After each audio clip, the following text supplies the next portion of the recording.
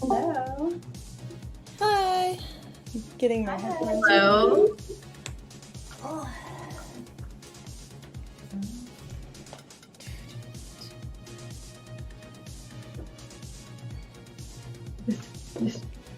Welcome, everybody. Hi guys. Hey.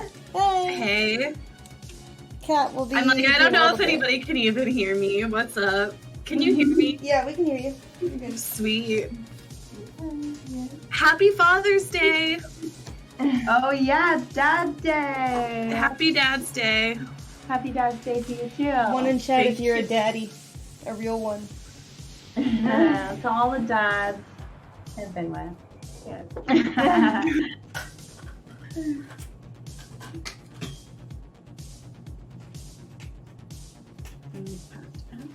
Oh, no, it's not. Are they? No, he just closed. Oh. Yeah. You have mockingbird? Yes. They're bitches. Every day. Mm-hmm. And Switching it over. Let me switch my Discord audio. There we go.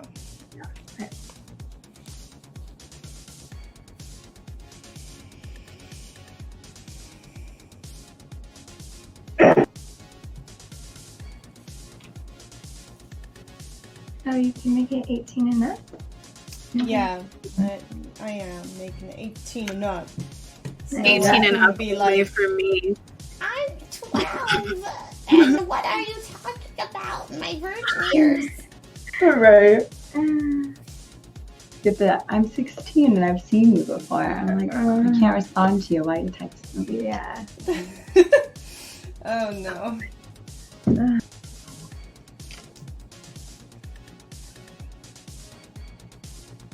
Should I shut the door? Maybe. It's freaking out, right? I know that. It's like, yeah, he's like, where's my mate? Yeah. Fucking bird. Uh-huh. 'Cause I don't think they're gonna stop anytime soon. Yeah. Brilliant. I just feel bad when I know that God can't get in and Yeah. he's like at the door. So, yeah. Yeah. Did you guys look over the topics today? I did. I just started reading them. Christie is, I pulled her off the workout bike, so she doesn't know. Just barely. I just got done with like a Peloton workout.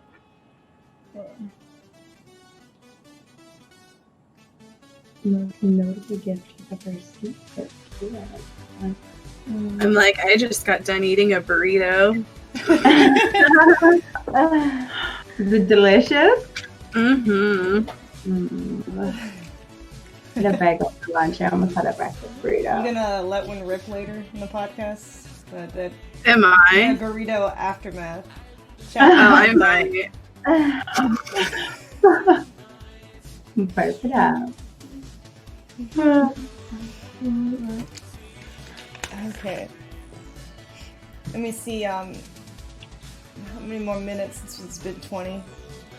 Okay. If she's like about to come, then we can wait. But let's see.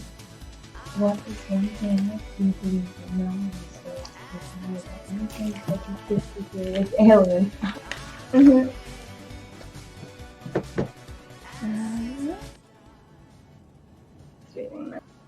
Yeah, do you want me to scroll up too? Sorry, they're halfway covered. No worries. So I'll start at 1 is up here. You read it and then I'll scroll down. Okay. I mean, you're super passionate, interesting. Remember, chat, if you join my Discord, there is a section where you can ask us questions. There's podcasts, ask us anything, where you can submit topics to, and every sub-goal that we hit for it, I look there, and if there are good ones, then I'll choose them.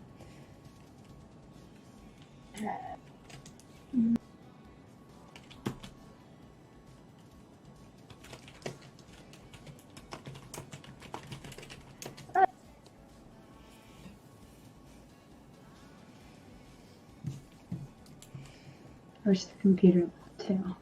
The computer what? First this would light up too. Oh yeah. And like the computer. Uh-huh.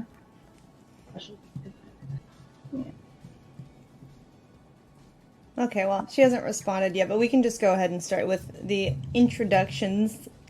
Since we've all met Kat before. She's been on my show several times. She can just catch up when she gets here. All right, so first off, talk about what content you guys make on social media, where people can find you, and what's something that you do 100% for fun, non-productive. Oh. I know. If you want to think, I can go first, unless you want to go. Yeah, you can go first, Okay. Amouranth. All right. Hi, guys. I'm Caitlin. My screen name is Amouranth, and I make content on Twitch, Instagram, Twitter, and I have 3 YouTube channels. I do a bunch of variety here on Twitch. Podcasts are on Sundays. I also have a dating advice segment on Friday for people to improve their dating profiles like Tinder or Match.com. I also cook. I also do exercise on stream, whether it's gym or dancing. I do ASMR. I do art. We were painting this week too. And I also make content with my dogs, training, tricks, and walks sometimes, IRL streams. So I do everything. I live online. I do sleep streams. So yeah, it's all over the place. But yeah, you can follow all my social media. There's a link for all of it. And you can also follow my dogs on Instagram too if you want. They're cute. But yeah, that's pretty much me. And for 100% for fun, what do I do for fun? Ooh, that's difficult because all the things that I do as a hobby are productive. I guess painting is something I 100% do for fun. It's not my main source of income. It's just fun. So yeah, paint. That would be me. Does anybody want to go next? I will. Okay. Hi, guys. I'm Adriana Chechik. I make content. I'm new to Twitch, so hi. And gaming. I've just gotten obsessed because of quarantine, so I create content here now, which is pretty much gaming or talking, and really bad like how-to streams. So like one of my streams was up. So if you want to learn something, you can watch my chat help me out, which is always great. And then I'm also on Instagram, and I do adult, so I've got a lot of cool content if you just Google search. And then things I do for fun would be hiking. I have 2 crazy dogs, so we pretty much go anywhere we can. What dogs do you have? What kind are they? They're Patterdale Terriers.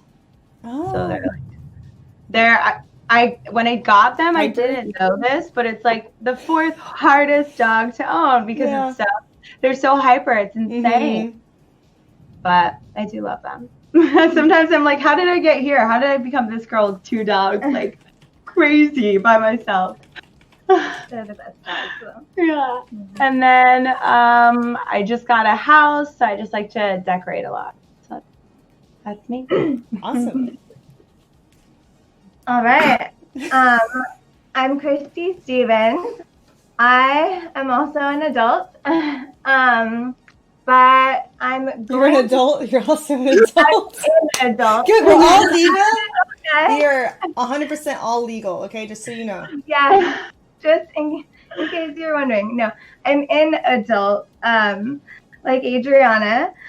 But I have recently been coming on her streams a lot and playing like Degrees of Separation and Call of Duty. So I'm going to be starting Call of Duty. Yeah, I have a Twitch channel. I just haven't like done my own live show yet. I'll probably do my first one after this today.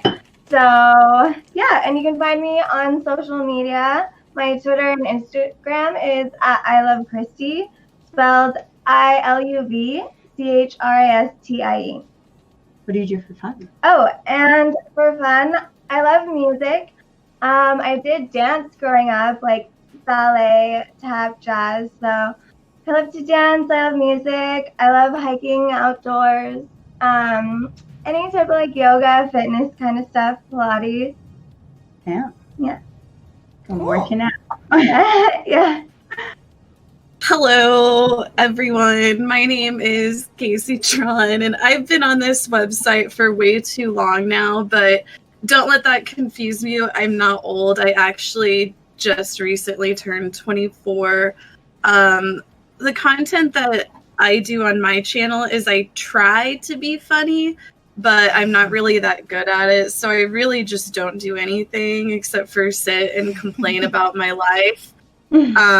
And things that I like to do for fun are, I also like to go out hiking. I went on this bike ride yesterday for like an hour. I like biked like 10 miles and my ass still hurts from it. So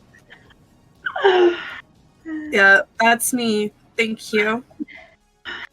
My back is sore. That was beautiful, Casey. Thank you for that fantastic introduction. I also do nothing. It's great. And bitch about my life. Right. Yeah. Okay, Kat. Hey, Kat, join me. She just said hey. So hopefully she's going to get in here in a second. And then she can go. Oh my gosh. Anybody Wait, have Kat's any, almost here? Yeah, she's almost here. Oh, so we can like stall for like a few minutes while we like wait. Yeah. I have a question for Adriana and Christie. So what do you guys think of like the Twitch culture so far? Like what are your first impressions on like what the Twitch people are like? Okay. I'm a person, right? I'm very honest. So I love Twitch, and I can see why it's obsessive, because it's like, I don't know, you just get so enamored with sharing your life, and then these people like become your friends and you're like, you start having drama with them, but or just like friendships with them. But I do think that it's a very funny culture. Like I couldn't make sense of it for the first week. I was like, so like people like subscribe and like they just want like clout, is that what it is? And like it took me a while to figure out what like the Twitch and the gaming community really was. But I think it's fun now. I definitely need to like log off sometimes because I'm already like spending way too much time on it. It's addictive. And then, Do you just like the culture too? All the different emotes and the memes? Yeah, you know what's crazy though? Does your chat ever just like make you laugh your ass off? Oh my god. Yes, I think that's why I stay on so long, because I'm like, you guys think I'm entertaining you, but you're entertaining me. Right? Yeah, totally. Don't let them know. Shh. Also, like trolling. Like I had no idea. I still like, I'll read stuff that people type out loud, and like then like later the next day, someone will tell me that I said like ICUP, and I was just like not even thinking. But I'm like, I've never experienced people do things like that, so I'm kind of an easy target for like funny like 8-year-old comedy. Yeah, there's a lot of that. Yeah.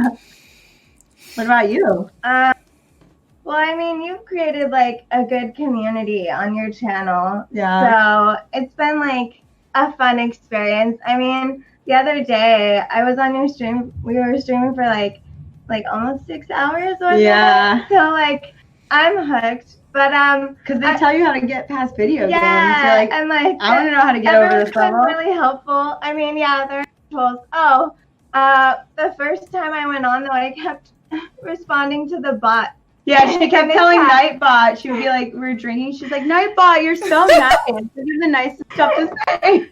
All of my Nightbot's friends the nicest one out of all chat. It's true. All of my friends that first start streaming always get like trolled by like the /me has donated like $500 whenever people like highlight a message. Like, oh my god, Casey, I think I got $500. I'm like, no. Oh, Kat, like, damn it. Let me reorganize.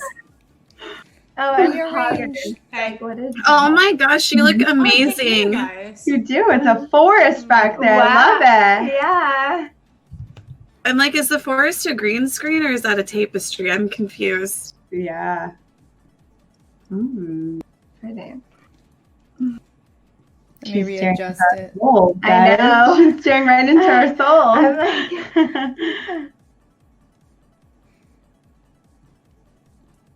Hello? Hello. How are you doing? Oh, no, come back. I was adjusting. She has to join Discord for voice. She poofed. Oh. Oh, whoops, I didn't, oops, caps lock. I yelled at her. God damn it. Come back! How many years have you been streaming, Casey? Me, I've been streaming since like 2013. Oh, dope. Oh, nice. What's your Yeah. favorite game? I used to play World of Warcraft back in the Yes! day. That was like what got me started, and honestly, like no game has came close since then. I just don't even play games anymore. Yeah. I It's love sad. that game too. When did you stop playing it? I haven't really played that much for probably like 3 or 4 years, honestly, but like for like I would say 5 years it was the only game I played. It was like my life. I lived and breathed World of Warcraft every day. It was my escape. Are you a Horde or Alliance? That's the question. I started out Alliance, but now I'm Horde. So Ah! Yay! You dirty horde. are you Alliance? Are you a night Yeah. elf? Yes, I was. I love being a paladin. See, I was a night elf druid. That was what I was first. Kat, did you play World of Warcraft? Okay, I have a really weird opinion on World of Warcraft because I know that it's gonna ruin my life. So like I feel like since I was younger, I purposefully didn't play it because I was really addicted to Diablo. And then I love yeah. Diablo too. Oh my yeah, God. yeah. Diablo 2 LOD was like my life for years, right? And basically what happened was one year, my dad was like really, you know, up my ass about homework, basically, in high school. So I bought him WoW. And then he just like, I didn't see him for like 6 months because he was just in his room playing WoW. So I was like, it runs in the family. I'm going to get addicted. I simply can't play. That's it. so Yeah, funny. I have that problem too. I get addicted to stuff. Yeah. It's too fun. You don't even realize where's the time go. Time goes by so fast. Exactly. Crazy. Sorry, I'm like setting stuff up still. It's okay. You're good. Okay.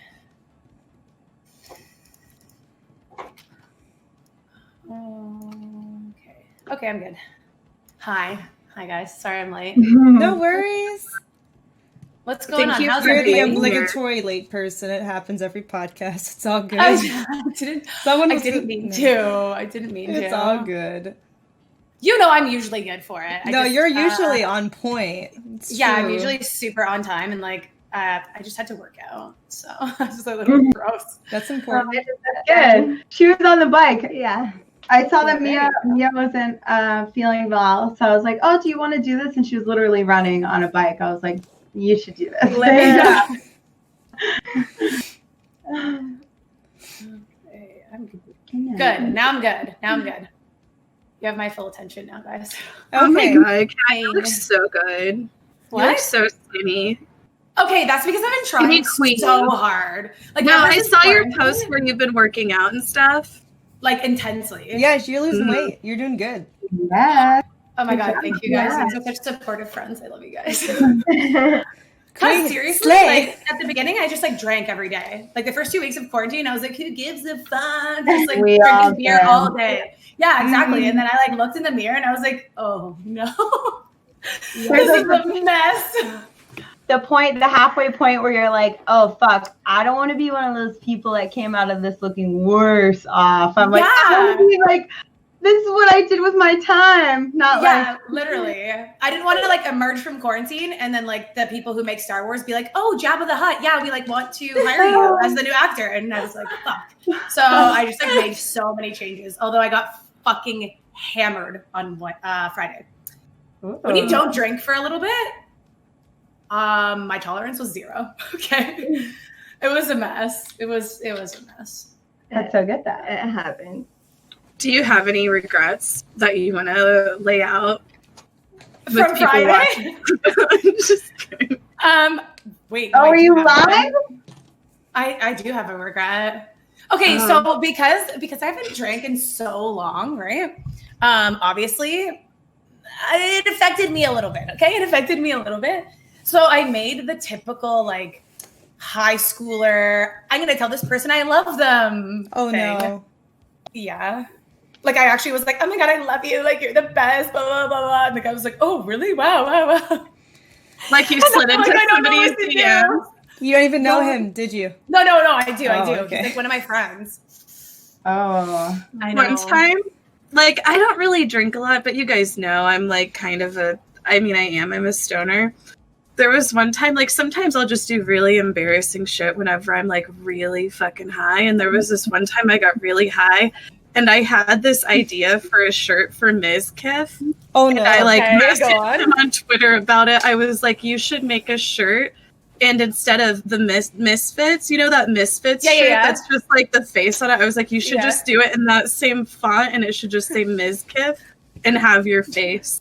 So I don't know. We'll see. I thought it was a brilliant idea at the time, but I don't know. He never took me up on the offer. He never responded. But I think okay, it's a good idea. Do the shirt and you don't get any credit. are you I guys know. Are you guys good, like, when you make plans? Because when I'm drunk, I'll say yes to, like, literally every plan ever. People are like, okay, do you want to fucking go around the world in, like, a 2-person plane? And blah, blah, blah. I'm like, yeah, oh, my God, let's do it. And then the next day, I just, like, ghost. I just don't talk to them anymore. Like, Whenever you're, like, out drinking with people and all of a sudden you're just planning, like, your next year of events with them and you're just like, what the fuck? I didn't mean any of that. I you know what the worst is? I always say yes to, like, breakfast and brunch the next day. I'm like, yeah, we'll go out and like keep hanging out, blah, blah, blah. And then the next day, I'm literally like a slug. Like I can't even move. I'm just like slug on my bed and I'm like, I can't fucking do anything. Please don't hold me up to this. What is your guys' worst drunken story? Go.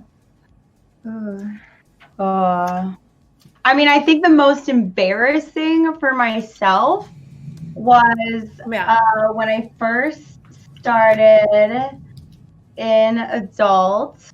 I was like going to New York and I was like a dancer. And I had this guy who was like, oh, I'm going to take you out to dinner.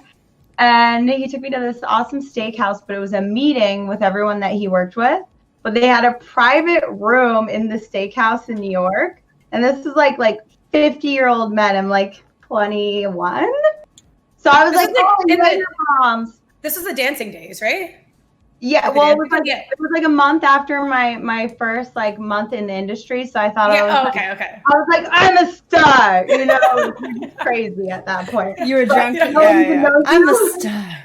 Yeah. So I was like ordering Jaeger bombs, and he had told everyone he worked with that I was there because I was his son's who was in college friend. But by the end of it, I had somehow gotten naked on the table, dumping Jaeger on myself, and the manager had to close the room off. And I gave all of them my number. Oh, so God. now to this day, 6 years later, I still get messages from random businessmen, like, you should come to another one of our business meetings. Like, it was the best business meeting we've ever had. I'm like, I bet it was. Yeah, honestly, it was probably the most entertaining business meeting. Yeah, I was like, what are you doing? Like a free show, guys. Like, come on. Honestly, Adriana just seems like the funnest person. Like she seems like the person that you want to hang out with whenever you're just ready to live it up and let it all out, right? I'm like, you're not wrong. Crazy one. And I feel like she's always like in a really good mood. Yes. Like I'm super fucking moody. Adriana's always like, yeah, like everything's great and amazing. Where I'm like, it's yerba. It's all yerba, caffeine, mass amounts of caffeine. She's just always tipsy. It's fine. She's like, let's drinks all around. Yeah. Well, yeah, Ammo, that's how you said you're always in a good mood too, right? Like you're just super caffeinated all the time. Because like Ammo says she doesn't sleep like ever. And I did sleep last night on my sleep stream, but normally no, I don't. I know. I was like, she does it, and when she does, it's on stream. It's working. Yeah, exactly. Oh my gosh. Some said Ammo is ADHD though. Yeah, I do.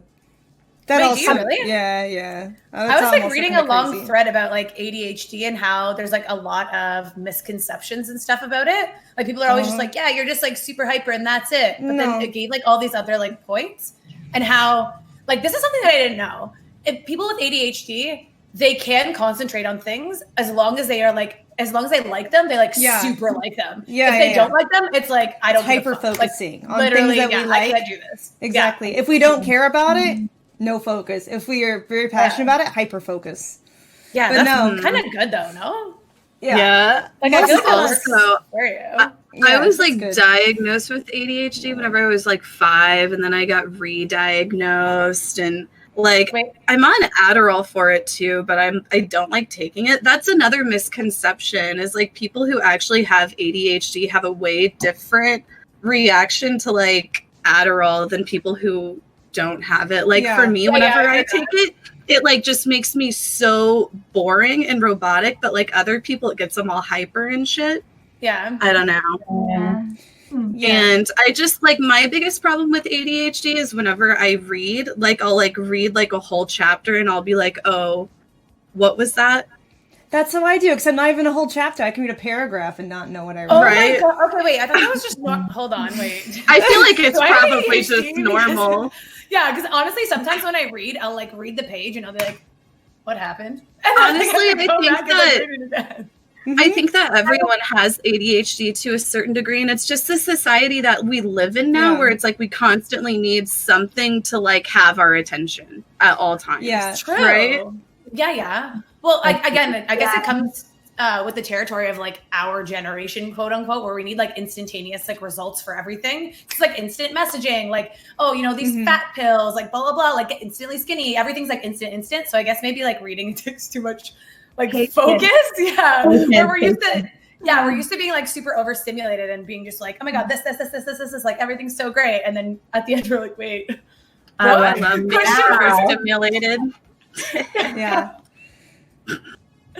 Definitely. But Social media also, like the constant phone notifications make people more distracted too. Yeah, as I'm like still trying to like update everything about this podcast. Oh yeah, you guys can, since everyone's here now, if you want, you can tweet about it or put it on Instagram story if you want to let your followers know where to find you, if they want to come watch you. Make sure I did. That's good. I just never update here. So weird. Now we're all just staring down. We're like, I know. We're like, wow, phones are bad. Yeah. Social media updates. Right? I like to just do this thing where I'm like, someone's like, you're ignoring me. And I'm like, no, this is my job. Yeah. I mean, I do that all the time. People will be like on stream on your phone. Like, yes, because that's where social media is. Yeah. Like, I have more than one thing I have to do on this job. Right. And like our generation is gonna have like neck problems. Doctors keep saying. I already have neck problems, and 1 year they were like, it's from selfies. Like my fingers hurt. Have you guys heard about like? Yeah. Have you guys heard about like that blue light shit? Like how like all of the light coming off of like phones and computers is like ruining your skin, or is that just made up? No, it's true. Okay, girl. So I wear really? these. So I started wearing blue light glasses. Like this is the first time in a long time I'm not wearing them. I started. I'm like, wait, them. will you put them on? Are they cute? Yeah, I have some. Oh wait, hers are actually really cute. Oh, I like those. Okay, those are cute. I would all the wear ones those. that I've ever seen are just like Cyclops ones, where they remind me of like dad glasses. You know what I mean? Like 1987 dad glasses with like a windbreaker, and like that's the look. Whereas yours are, of course, they're like cute. Dude, Amazon, it's all the Asian countries. And I like, when I started reading about it, I started reading like in Japan and Asia. Yeah. I wear them a lot because it's so true. So I actually started wearing them, and now I can fall asleep. If I'm on my phone, I can go to bed right away. Before I couldn't, and I'd be wired. Do you still, okay, because like Adriana, Christie's like, yeah, no, I don't sleep ever. Do you still get motion sickness or whatever? Because I know when you were playing like Warzone, right? You were getting really bad motion sickness. Oh my God, I have bad motion sickness too in games. She puked. She literally puked. I puke too sometimes. The other day, there's sometimes I cannot play. Yeah, I ran away twice and threw up right outside the door, like of my garage. Oh my God, that makes me feel normal. I'm like, I'm not the only one. No, okay, so I started, so the glasses, the glasses cut my nausea down 90%. Really? Wow. Maybe I should try them then. Oh my god. Yes. And then recently I started taking Dramamine before I play Warzone or something that's just like What's that? really, really. It's like anti-nausea medicine. I take Dramamine before I play certain games too. Oh Yeah, my it's the best stuff ever. I'm like, now I feel a little more relaxed because it's kind of like a drowsy pill. And I'm just like, there's no pressure playing this game now. Wow, I can't believe it made so much of a difference though, just the glasses. Yeah, the glasses helped a lot. Like I would say, I also don't feel myself squinting or straining, so it does help with wrinkles, I think.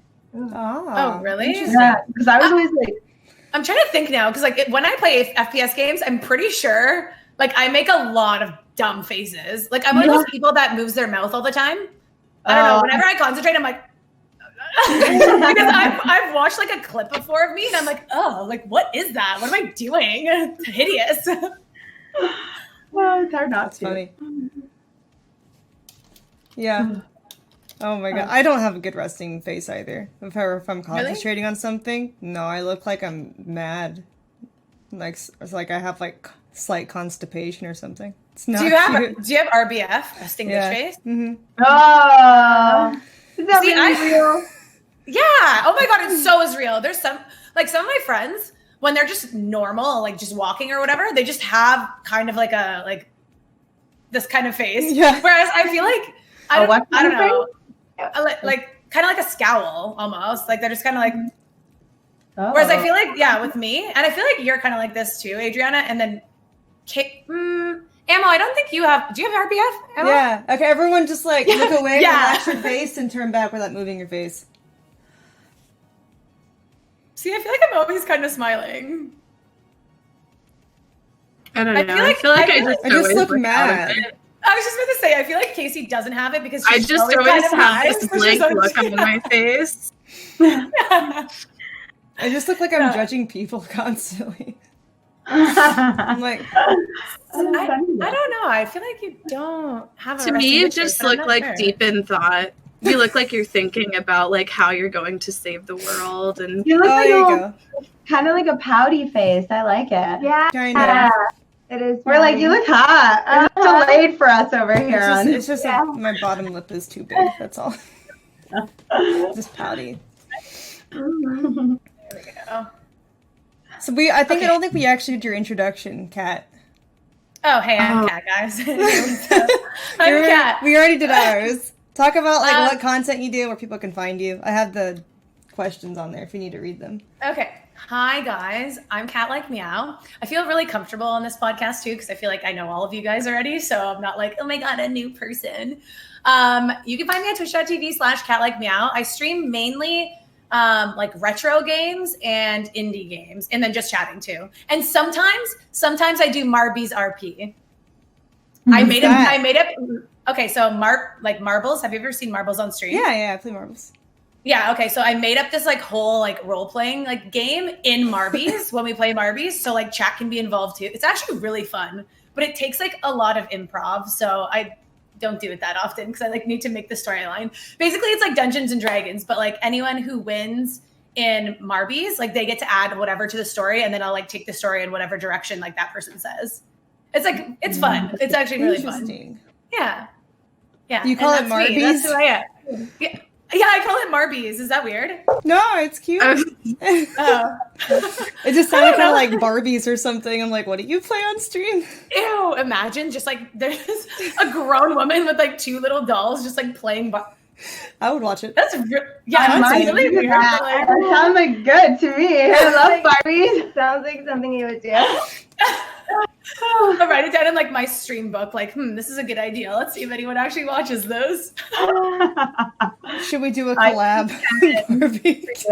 Role play? Oh god. Yeah, That's funny. it's fun. It's actually fun.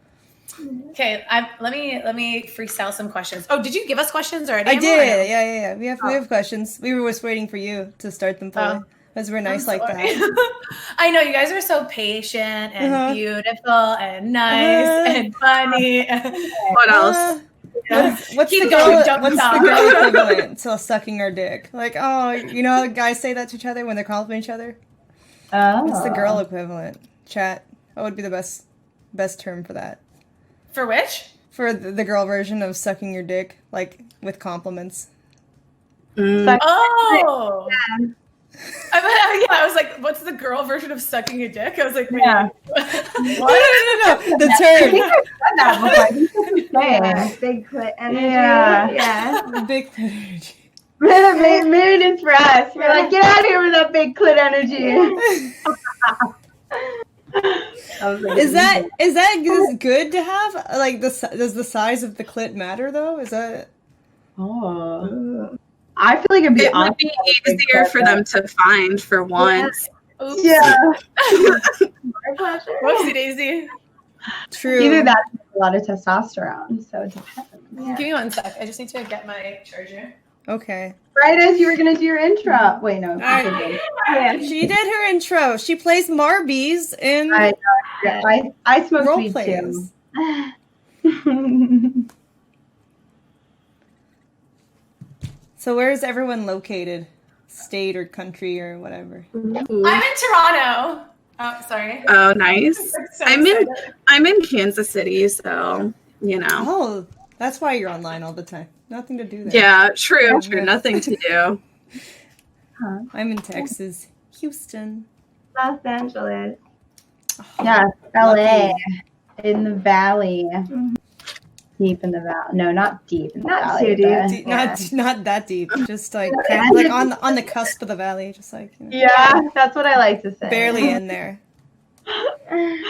It's funny to live here because like everyone here is like Instagram model or like adult model. So I remember when I first moved here, I went to Target and when I said I was like the girl that was like, I'm so cool. For the first year of my career, I really believed that I was like the cool. So Wait, it was, because you worked at Target? no, I went to Target after a shoot. Like I had like sunglasses on, like I looked like a mess. No, I looked like a mess. Uh-huh. And some guy was like, hey, are you a model? And I remember being like, oh, yeah, like this guy already knows who I am. And then years later, after living here, you realize like everyone here is like Yeah. naked for work or Instagram and almost naked. Or like a pretty much. popular YouTuber, right? It's the only way you can afford to live in LA is be like some sort of celebrity to a certain degree, right? Right? Yeah. Yeah. Whether it's Or like like a some new trust fund celebrity, baby or something, right? right? That's why Yeah. everyone moves here, Yeah. I think. Yeah. There's like a communal YouTube and like TikTok apartment buildings. Yeah. You go there, it's Oh, like yeah. crazy.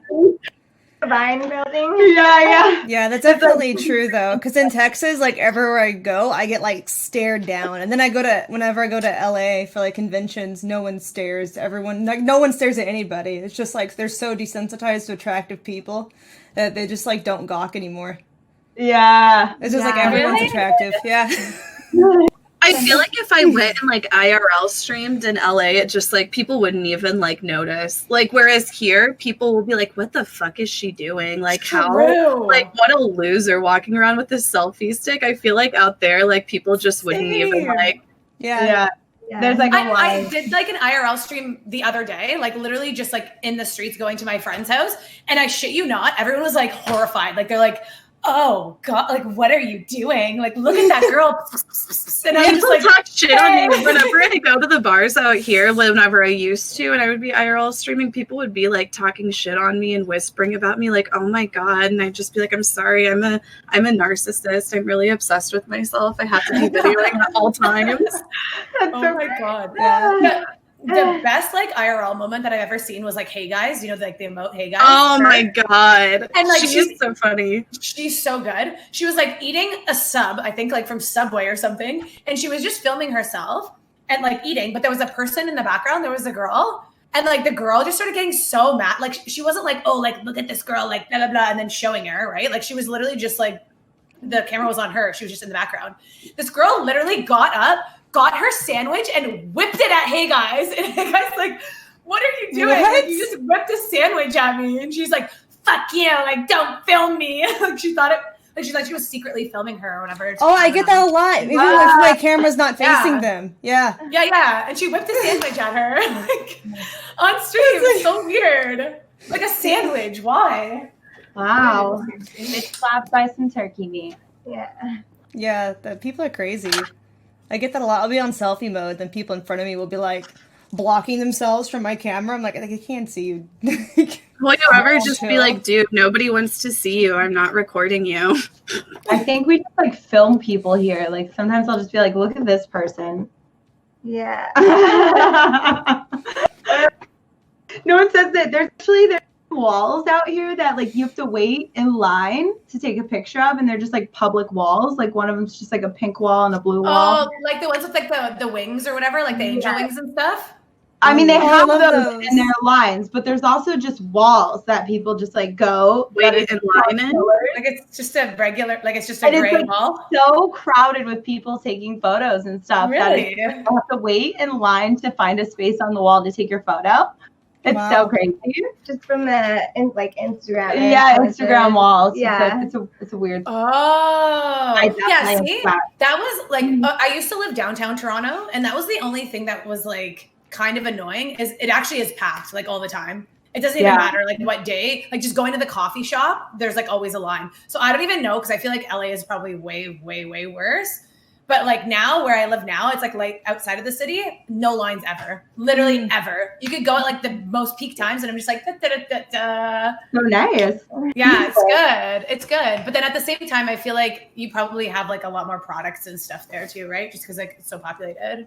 Yeah, I think so. You can find anything you want, I think, for the most part. But it's weird. Everything still closes early here, like 7, 10 o'clock. Yeah. So it's weird how things operate, but I will say that I don't even notice. People are like, how could you live in traffic? And I don't even notice traffic now. I can sit in traffic for an hour and I don't even notice. Like I'm just so unfazed. You're used to it, yeah. Listen to a podcast. Yeah, just listen to a podcast. Listen to the Amouranth podcast. Yeah. There we go. Yeah. What's something that you guys are super passionate about that you would never think people would guess about you? Or super interested in? Doesn't have to be a passion per se. I really like deep sea. I think deep sea is really cool. Oh, like me too. any blue planet or anything where it's like, oh, look at this bioluminescent fish that's like 800 million meters underneath the water. Like I think that's really, really interesting. But then I also feel like I get really attached like when I watch those animal shows too.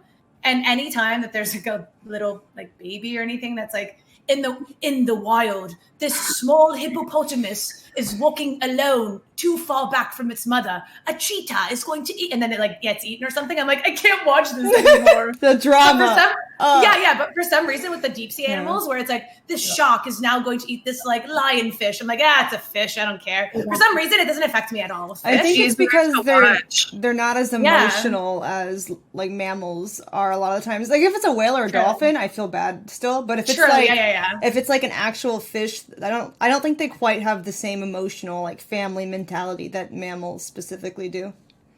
Yeah, I don't know. And I just feel like because it's underwater, it can't make sounds and stuff. Whereas, the other ones, it's like when they're getting eaten and stuff, they're like, I'm like, I can't watch this. It's traumatizing me.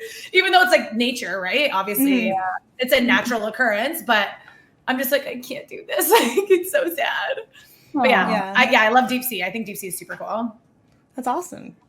Yeah. What about you guys? I feel like everyone knows the only thing I'm really passionate about. Someone else go while I think of something no one's heard yet. I feel like lately I've been getting like a lot more into, nature and just like wanting to feel close to nature, I guess. So I've been really into like camping and outdoorsy stuff, like hiking, just anything that'll put me outside. I think it's because I'm always on the computer so much. I'm like, I need to get out. But I've really taken to camping and just being out in nature a lot lately. Oh, I feel like also too, because we were in quarantine, you probably appreciate it more now because like you were forced to stay inside. Whereas before it was like, I stream every day, 12 hours, whatever. Like you usually stream quite a long time, Casey.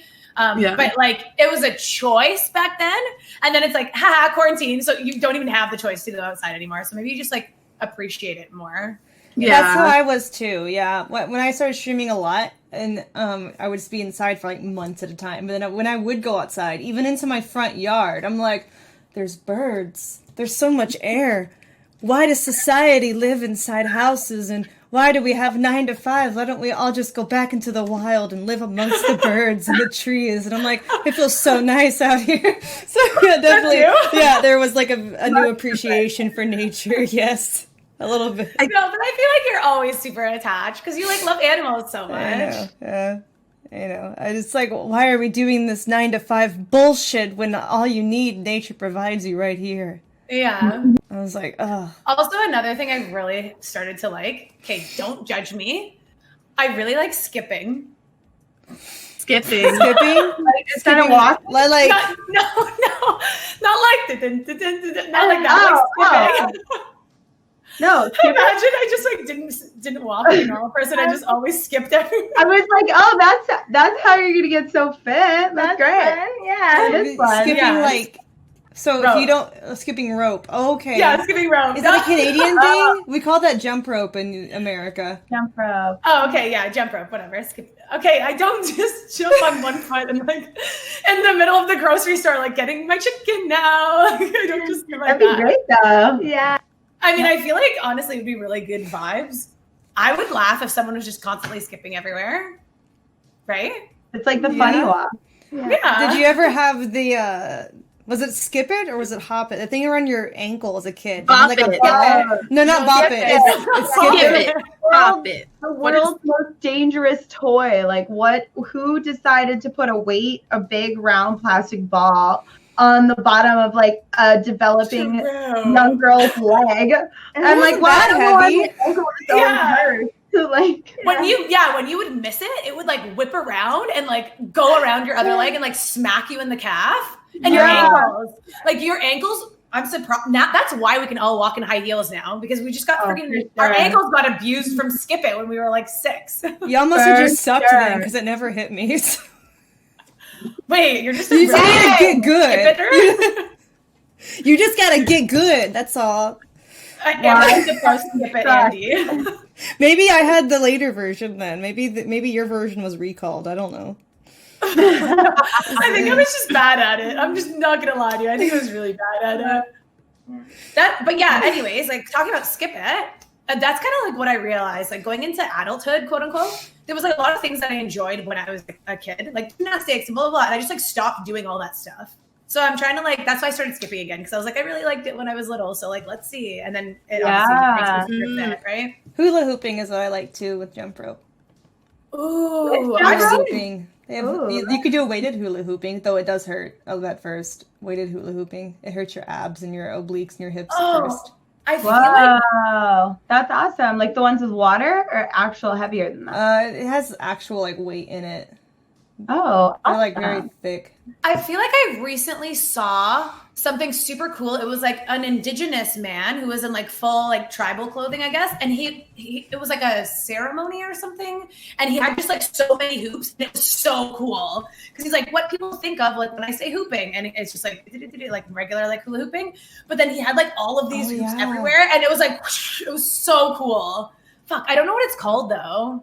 It's like the is that like what they do in like, I don't know if it was Hawaii where I saw stuff like that, or if it was maybe the Polynesian Philippines? I don't know. Polynesian. Oh, yeah. maybe it was Polynesian then. I think they also do stuff like that in like Mayan culture too. Yeah. Cool. I don't know. It just looked really fucking sick. And I was like, this is awesome. What Yeah. about you guys? What's something that you guys are passionate about that people don't know? Christy, Adriana?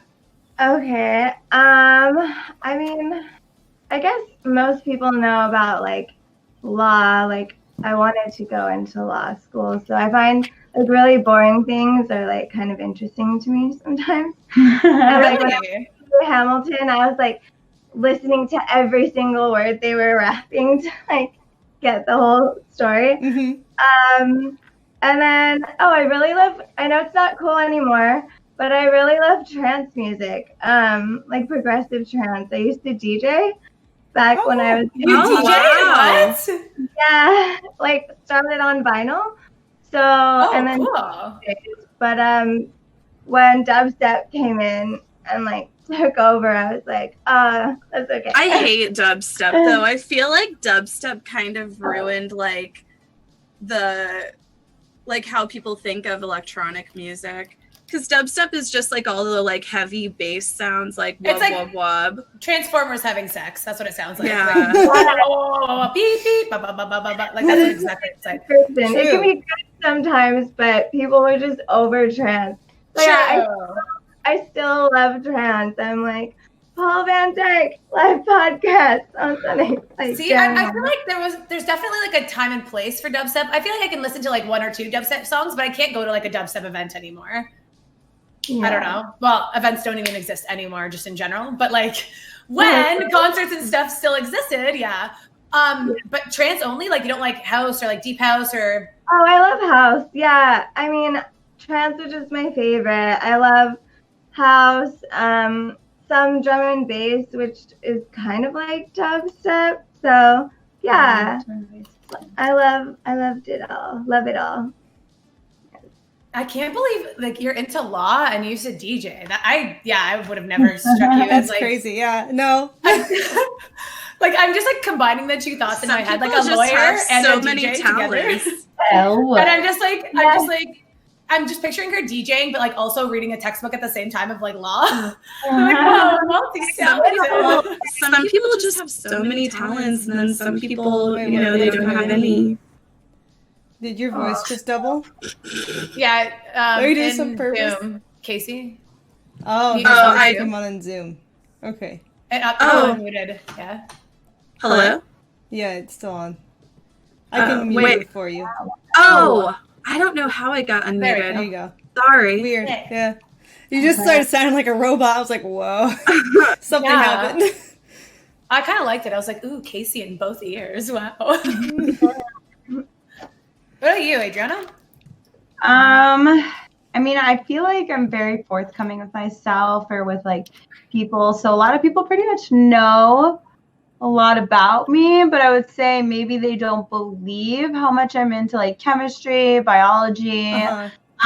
And then they don't want to believe that. That's not sexy to them. And like they're like, oh, she's smarter than me. I can't do it anymore. Totally. People will be like, whoa, you're actually smart. That's like so cool. I'm like, it ruins it for them. Yeah. So like that, I feel like that's like something. And then also people just don't believe I'm like an empathetic person. And sometimes it actually like hurts me to my core, pisses me off. I'm angry because people just think they have like a really weird opinion, you know, but I think I'm just like empathetic. I care about things. I care about people. I care about like grass. I don't know. So like, yeah. I could so see that really about nice, you already. Like I could tell that you were like Some people that. don't believe that. So that's Really? yeah. I'm totally sold. I like, and you're very like you like Disney and stuff too a lot. I love Disney. Yeah. Look at her face. I love Walt. That's the problem. Like if he is frozen somewhere, I would bang him for sure. Let's unfreeze Walt right now. Yeah. I'm ready. I don't know if he would like the way that 100. it is now. True. Disney That's is crazy. It is magical. Yeah. Disney is kind of cult-like too. It's like It is. you go and you start getting obsessed with things, and then you start learning the history behind things, and you get even more crazed about it. I feel like I go to the park and I'll like point out like, obviously there are cool light bulbs and stuff, but like light bulbs or tiles, and I'll be like, this light bulb was put here because of this in 1961. Did you know that? And then everyone's like, it's like a weird. Yeah. What's your favorite Disney movie? Everyone, go. Lion King. You like Lion King? Yeah. Kate? Always. Lion Honestly, King. I don't know. It's hard to like. I feel like mine always changes, but right now I would have to say Fox and the Hound. Oh, Fox. I'm feeling Fox and the Hound. That one's sad. It's like It's sad so though. sad. Yeah. What about you guys? Your favorite Disney movie? Oh. I mean, I think we might have the same one. Well, I'd say Maleficent as far as Really? live action. Oh, the live action. All right. And I mean, I don't want to say my favorite because I think it might be yours. Go. The live action Cinderella was really good because I love how they made the stepmom like empathetic, like you could relate to her kind of. Yeah. Like they gave her some depth. That's why I liked Maleficent too, because no one person is like all good or all evil. So yeah. But You're like deep into the Disney fandom. yeah, You're like, Yeah. you're like the deeper meaning of this film. it's a Disney movie. Yeah, it's crazy. We dress up like as we do. It's like where you dress up like the character, but you're the unofficial character to Disney. Yeah. Yeah, like Disney bounding type of thing where you're like, people like come up to you and be like, "Oh, are you playing Indiana Jones today from this movie?" And like, it's just really really fun. There's a bunch of other people that do it. It's Disney bounding, but it's kind of weird. Yeah, I love that. It's fun. Yeah, basically, for those of you who don't know what Disney bounding is, it's where you wear like a casual outfit that's just inspired by the character. So like either like pieces of your clothing will kind of look like the style or be in the same color, and so it's just like a thematic modern wardrobe. Yeah, because you can't wear an actual costume except like on Halloween events, or else they'll kick you out because they don't want kids confusing you for the real character and then have pedophiles steal kids. Back alley and stuff. You don't want that. So, but Mom, he said he was Peter Pan. Exactly. I have two favorites, but like I feel like they're very like people don't usually choose them. I really like a Goofy movie. Like I love a Goofy movie. So many people don't even like think about that one. Like they're always like I feel like the top ones usually are like Lion King because Lion King is sick. Like I love Lion King too. And then I feel like they're I feel like Lion King is actually the number one choice usually. Yeah, because it's like best. A great movie. I know it is. It's super good. And then my other favorite is it was kind of newer, Emperor's New Groove. Oh, that one's good too. Yeah, good. Emperor's New Groove because I just like the guy. I think he's like so funny and like Cusco. Yeah, Cusco. Exactly. Yeah, those are my two favorites. Yeah, Emperor's New Groove is good. There's actually some cool, like, the Emperor's New Groove was one of Disney's first stories where they officially didn't have an evil character. So Yzma's cool, but look at her with the facts. Oh my if you read, there's some cool history about the story for the Emperor's New Groove, and it was Disney's first like movie where the character never was truly evil and was actually at the end, she kind of turns like good even though she's a cat. But I don't know. You should read that. It's cool. I never really thought about that because everyone else has like an evil witch or like like Scar, like the evil uncle. Like Yzma is not good though. I wouldn't say at the end. She's just a cat. Yeah, but I guess all cats kind of act like that anyway. So it's like fitting, right? True. Well, I mean, can you blame Yzma? She's so old and hasn't gotten laid in a long time, probably. True. So I mean. She hung out with Kronk all the time. Like, he's pretty good looking for her. I don't know. I don't know if Kronk actually would ever go for Yzma though, because Kronk's like actually like a good guy, He's too stupid. He like makes cookies. Yeah. He has no idea. He wouldn't know what to do with her. I don't think. Yeah. He wouldn't be able to pick up on the fact that she's wanting to do anything either. What about? Do you guys like Studio Ghibli movies too, or no? What is that? Yes, that's like Spirited Away. Howl's Moving Castle. They're anime ones. Yeah. See, I'm not gonna I don't watch a lot of movies. Like I know the Disney movies, but as far as like seeing newer movies and stuff, I see like maybe 2 or 3 movies a year. I feel like. Ponyo's good. I like Ponyo for an animated, but I think that's Studio Ghibli. That's Studio Ghibli. It's like the same studio. Is this anime? Yeah. It's anime.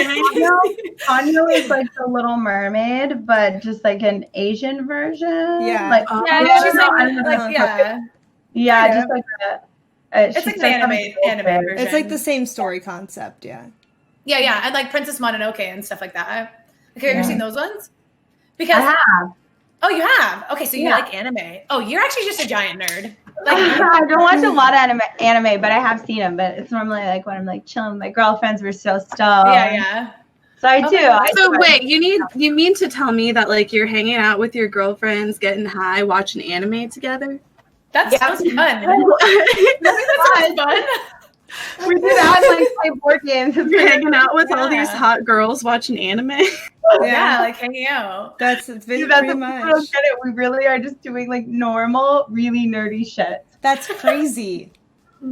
Or like building something or something. But it's so fun. I'm trying to think, like, what's the nerdiest thing about you guys then? Oh God. I have to think about this one as well. Because like I feel like, yeah, we all kind of do really nerdy shit.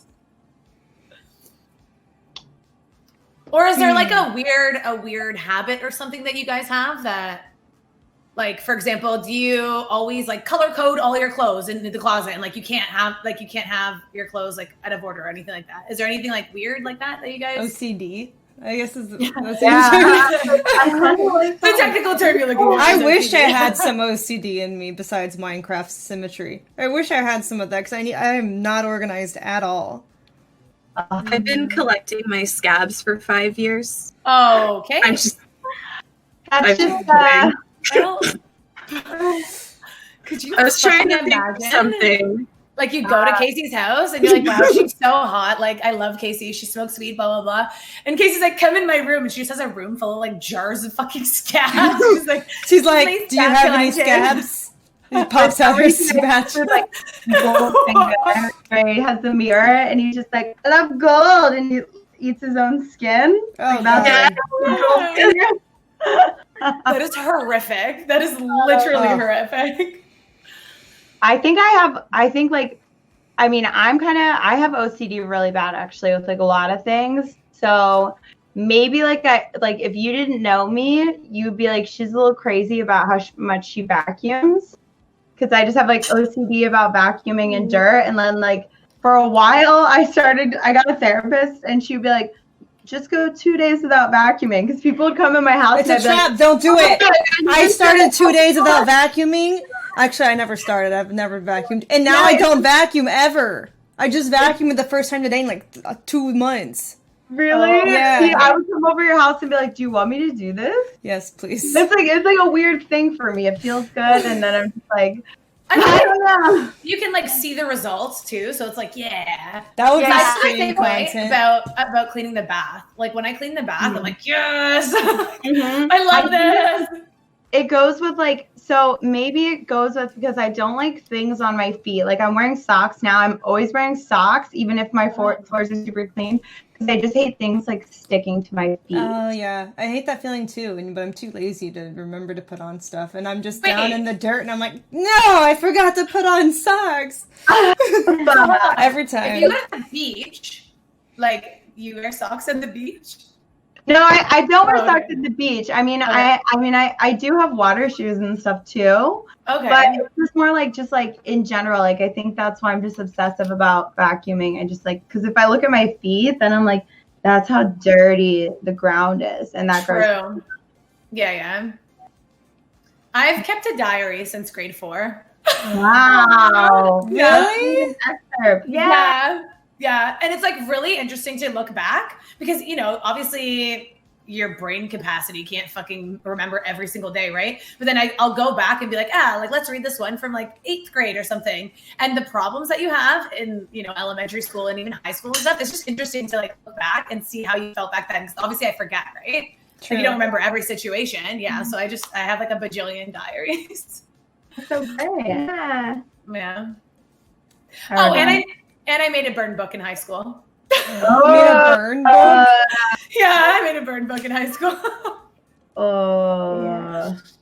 Evil. No, it was just people who were mean to me, and then I was like, I'll never forget this. Like, blah, blah, blah, blah. And then I put a picture.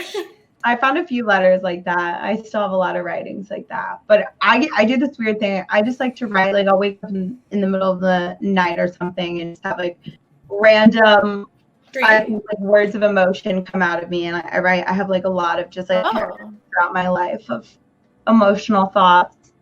But do you track your dreams or no?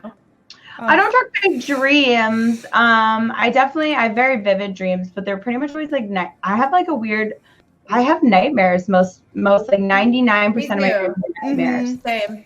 Yeah, my nightmares increased when my social media usage increased. Really? Wow. That's weird. Yeah, that's super interesting. Like I started wonder streaming why. a lot, and now like everything I dream about is like some different form of getting banned. Do you think that? Yeah. Wait, but hold on. I feel like when your social media presence like increased, you also stop sleeping as much because you're like busy all the time. So do you think it's because you're like when you actually do go to sleep, you're just super exhausted, so you like enter REM faster? Maybe? No, I remember my dreams. They're just not good anymore, and I can't control them either anymore. I used to be able to lucid dream. I used to be able to lucid dream, and now I can't. Maybe you just like maybe you have my anxiety. I think it's just like the mind spends too much time focused on a thing and it becomes like consumed by it. You can't like control it when you're dreaming now because it's like I don't have like breaks from social media. I don't have like a balanced, I guess, lifestyle, and so it just is constantly like I can't turn it off even when I'm sleeping. You know what? The first week I started playing video games, I would dream Warcraft, but be stressed out while I'm dreaming it about like playing the video game and like not doing well. Yeah. And I found out I was tired. I was like, I'm not really resting, even though I'm asleep. My brain wasn't at rest. So how did you fix it? So now I make sure to get up 2 hours before I need to go to sleep, and then I'll just like read a book or listen to music or something that'll just kind of like change my thought process. Oh, okay, yeah. Just like not being in front of a screen or whatever, and like letting yourself just fully relax instead of falling asleep, but not being fully relaxed when you're asleep, I guess. Yeah, totally. I mean, I won't do it just fall asleep, but I think just like music or like dancing, because then my brain is just like thinking about like something completely different, and it can change your mood. So. Yeah. Interesting. Yeah, for me, it's either I dream about doing streaming or like a photo shoot, or I'll dream about like stalkers coming to my house and trying to like do stuff. Yeah. Didn't you have a stalker recently, Adriana? With like everybody has stalkers. Yeah. I was like, I have one stalker that's pretty bad, but I have a restraining order against him. It took me 4 years to win my court case. It's so hard to get a fucking restraining order against a stalker. It's actually insane. No, you can't actually until they're. You would be so surprised. Yeah. I had a cop tell me when there was one incident where he actually tried to run me over in a car. Wow. Oh and my God. A car chase because I jumped into someone else's car. What the fuck? As he tried to run me over, I jumped into this other guy's car. He got out of his car and tried to break the other guy's window. And then I told the guy, I was like, drive off. So we're driving off and we get on the highway, and it turned out him trying to hit us and kill us on the highway. So with 8 cop cars had to surround him, then me, and then pull him off, and I had to follow them. And this fucking guy straight up was like, I don't even know how I was just driving fast. And I had to convince them to look at his phone for them to take action.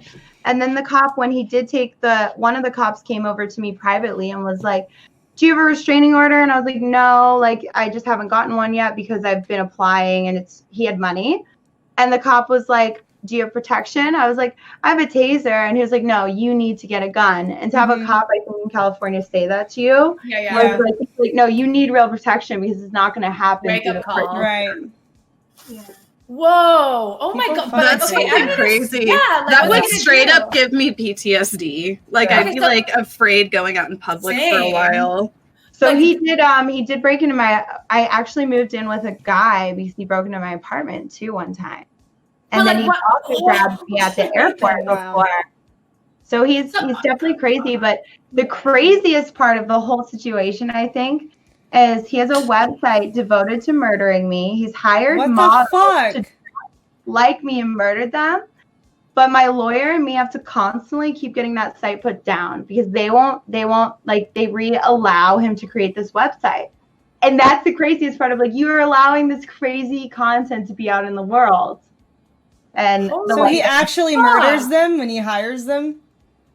Oh yeah, right. He Yeah. doesn't actually murder them, but in the video, he makes like weird snuff videos where he's like pretending, and he calls himself the creator, and just it's very, very bizarre. It's very So like, okay, at the beginning, like when you guys And you said this guy has money too. How the fuck do people this crazy like end up with money? Oh no, the people can hide it in their corporate life. There's Yeah, so many yeah. crazy people who like harass me for years who have like high level jobs. They're like scientists, they're the government jobs, whatever. They're crazy. You never know. People are because they know they can hide it the best. Mhm. They're calculated thinkers, you know, for sure. Yeah. So like at the beginning, like when he first contacted you, because like did he start off right off the bat like, "Hi, I'm a psycho, time to die," like, or was he like a little bit normal at the beginning? And did you guys ever have like any interactions or anything, or he just like was like, "Knock knock, I want to kill you"? like, You're like, "Ah." I think for like 2 months he was normal, but he They always start off normal. He pretended to be a director, but I have an agency. He made a whole website and made it look so legit that my agent actually booked me to him. So it started out as him just hiring me for shoots, and that's how he met me and got into my life. And then I figured out he was crazy literally like 2 months later, because he started to try and go around my agent, reach out to me personally. And then I found his the old iPod Nanos he would put in my bags and stuff. And be like, "Where are you?" And then be like, "I know you're here." Like he'd be at a music tracking concert you. too. So then we found out it was like a bogus website, and he just went off the rails. I guess because he got caught and he was like, "Well, I'm caught now, so fuck it." Like, No, I told him he was crazy. Like I believe that if somebody has a problem, it's better to tell them, because maybe their brain doesn't see it and they need to. Like, I think sometimes people are like, just don't have people don't know that they're acting irrational sometimes unless you tell them. Even if you Like, tell them, most of them who are that irrational don't believe you. exactly. Yeah. So I just told him, I was like, "You're being crazy. This is crazy." And then he just went fucking nuts out. That's actually so weird. And you were 100% right about like people hiding stuff. Because I went out with one of my girlfriends on Friday, and she told me too that there was this person that she was talking to, like they were friends, and one of our other friends started to like whatever, they became friends, blah blah blah, and he invited her up to this cottage. So they went up to the cottage, and he was like, "Oh, okay, like let me set up your room, blah blah blah, like you have a spare room in the cottage."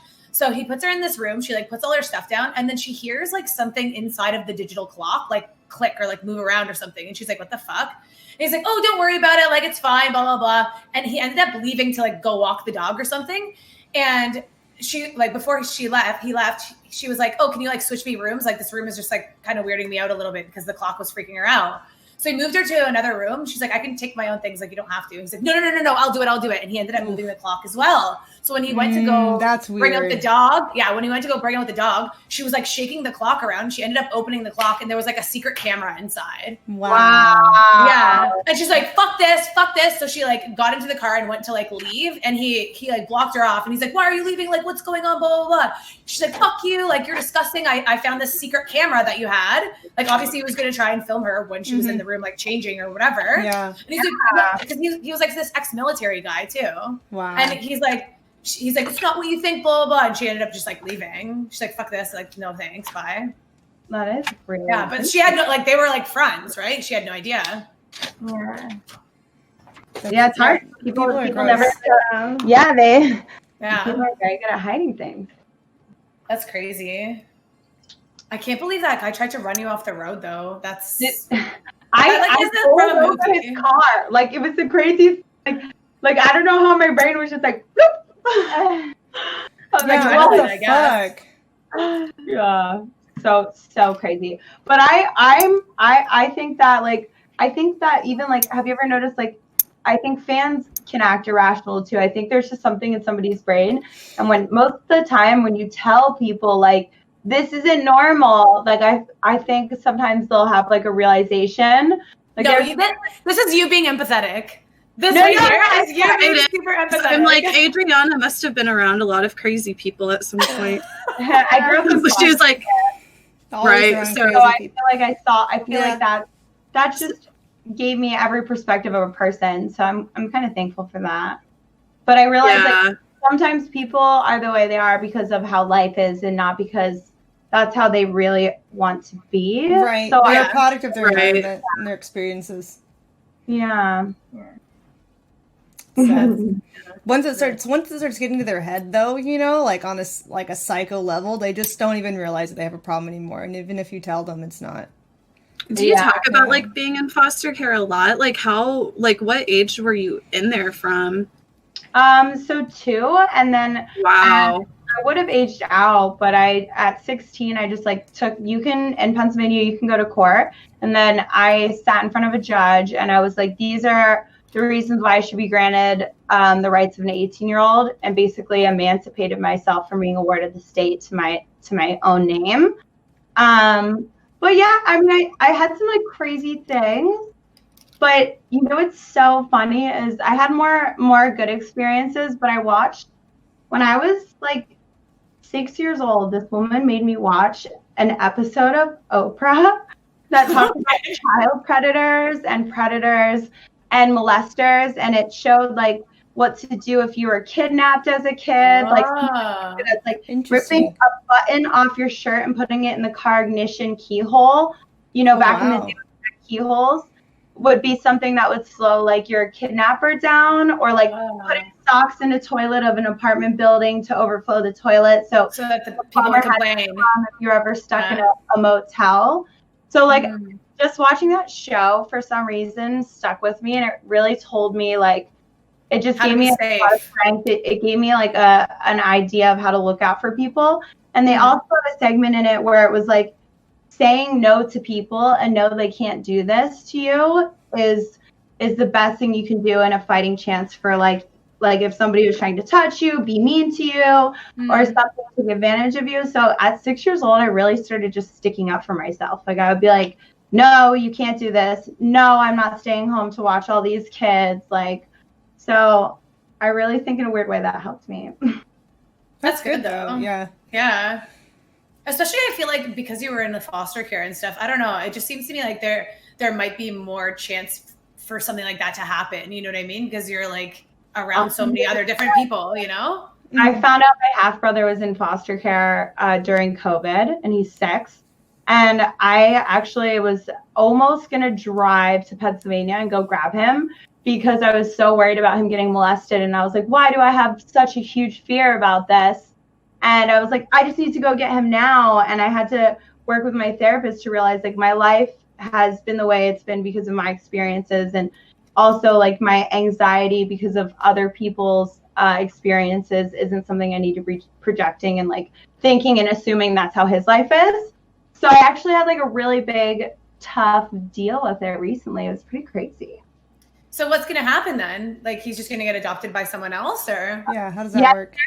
He's actually already with someone else, so it worked out very, very well. Yeah. Oh, okay. Okay. Yeah, I was like crazy. I never even met him. I was like, I can have a kid. I'll take care of a child. Yeah.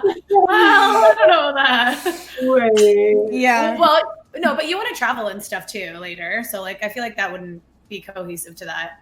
But like, how do you bang yourself and then put it online when you have like a 6-year-old in the other room? That's what I always worry about too. Is like that would be the problem because I love my job. Yeah. That's like one of the reasons why I don't know if I would want kids while I'm doing social media, because I don't want kids to be exposed to all the creepy people online. True. You know? It's like I don't want some fuckers seeing my child, or like if I had a little sibling and then like fapping to them or something. You know? It's like okay, I find it really weird. Nasty. Tell me, Kate, if you agree, because I know like I feel like haven't you done profile like judging or whatever, like Tinder profile judgings and stuff on your Yeah. I like tell them how to improve it. I always feel like it's really weird when they have their child in the photo. Like, I don't care if you say like, hey, like I have a kid in your profile, but I feel like just like putting it on display, it just weirds me out because I just feel like, like on some dating profile, there's like a lot of like creeps and stuff. It freaks me out. Yeah. But maybe I'm paranoid. I don't know. I think that's true. I think a lot of people, especially guys, don't think about it. Because usually it's the guys who put their kids in the profile. Women never do, from what I usually see. They don't put their kids in it because they're used to that kind of reaction from guys. But a lot of guys don't think about it because they don't receive that kind of attention on a daily basis, you know? They don't receive all the perverted insight. Some do take precaution, but I think a lot of guys just genuinely aren't thinking about that. So, yeah. always kind of worrisome, though. So how did you guys end up doing content or becoming like an online personality? Was it something you planned out, or did it just happen to you? For me, it just kind of happened to me. Like I said, I started streaming back in like 2013. And I don't know. I was like, I guess I'm going to start streaming on Twitch. I never really expected anything to come of it. And then, like here I am 7 years later. I don't know. I still just kind of can't believe it. Whenever I first started streaming, I never even thought I would get like a subscriber button, or let alone be able to like make a living off of it. Right. But yeah. It is a very strange concept. Yeah. Right. To like be able to like show up online and people will watch. It's like back in the early 90s and 2000s even. I don't think anyone would have ever imagined it'd be as big as it is. No. Yeah, exactly. Definitely. Yeah. I feel like, Christy, you were going to say something too. Like, how did you get into what you're into? Well, I mean, I graduated college like during the recession, like of 2008. So there weren't really any like job openings. Mm-hmm. So I got into doing adult, and with that comes like social media and all that kind of stuff, and creating your own content so you own it and can keep making money on it. And then as far as Twitch, I just like would be hanging out with this girl, randomly like hop on her streams and be like, oh, this is really fun. Guys, I couldn't get her to play a video game for like 2 streams of like 2 hours each because she was so embarrassed. And I was like, but that's the point. They are going to teach you how to play. And that's the best part. Like, and now she's like played Warzone really good the other day. I don't know if it was good, but thank you. That was good. That was really good. That too. Like, remember when I rated you that time? It was like the very first day or something that she was streaming, and one of my mutual friends with her, I guess, was like, "Hey, like, do you know Adriana Chechik? Like, you can host her," because I was looking for someone to host at the end of a stream, and I hosted her. And like all my people just came in spamming emotes, and she was like, "No!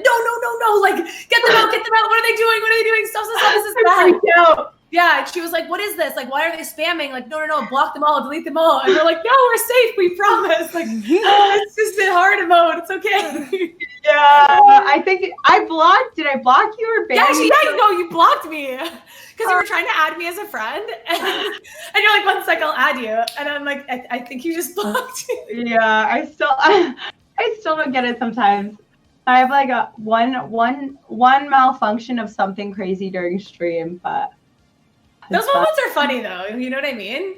Like as long as it's not like something like super like ban worthy or whatever. Like I feel like those little moments, especially when you first start, it's like, aw, because then now like look how far you've come. You know what I mean? And it's been like what, 2 months maybe? Yeah. That's what everyone said. They're like, when I first started, people would be like, this is gonna be so cool to watch your stream get better. Get a better camera. I'm like, damn it. That's funny. What made you start streaming though? Like on Twitch especially because you're new to it, right? So I actually, I've been on Mia Malkova's stream, and did an interview, and I just had a few fans from there that just kept like, hassling me in a nice way. I would say hounding, I guess is a better word, to get on. And then one day, the guy that I kidnapped to stay quarantined with me was playing Warzone. And I was like, video games. And then I watched him get in a helicopter and just like fucking blow something up. And I was like, blowing something up during these stressful times sounds really good right now. So I just took the controller from him. And then he was like, well, you should stream. You have an account. Because I made one when Mia went. I was on her show. So I did. And then as soon as people started telling me like how to beat video games, I was like, I'm in. Like, and I often yell at my chat, like, what do I push? Like, what the fuck? Help me. Like, as I'm dying. So you didn't play video games before that? No, bro, I never played video games before that besides World of Warcraft. That was the insane. only video game.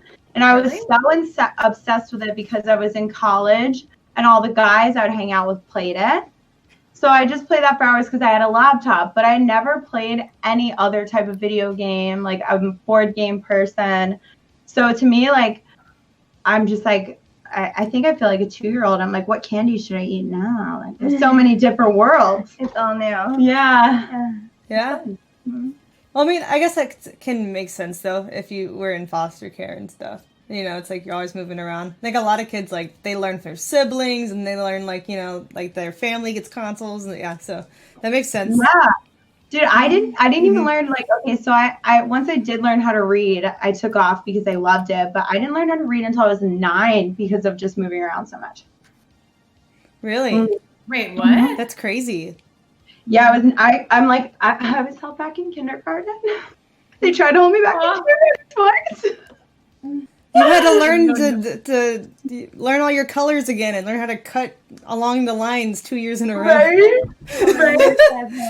What else do you learn in kindergarten?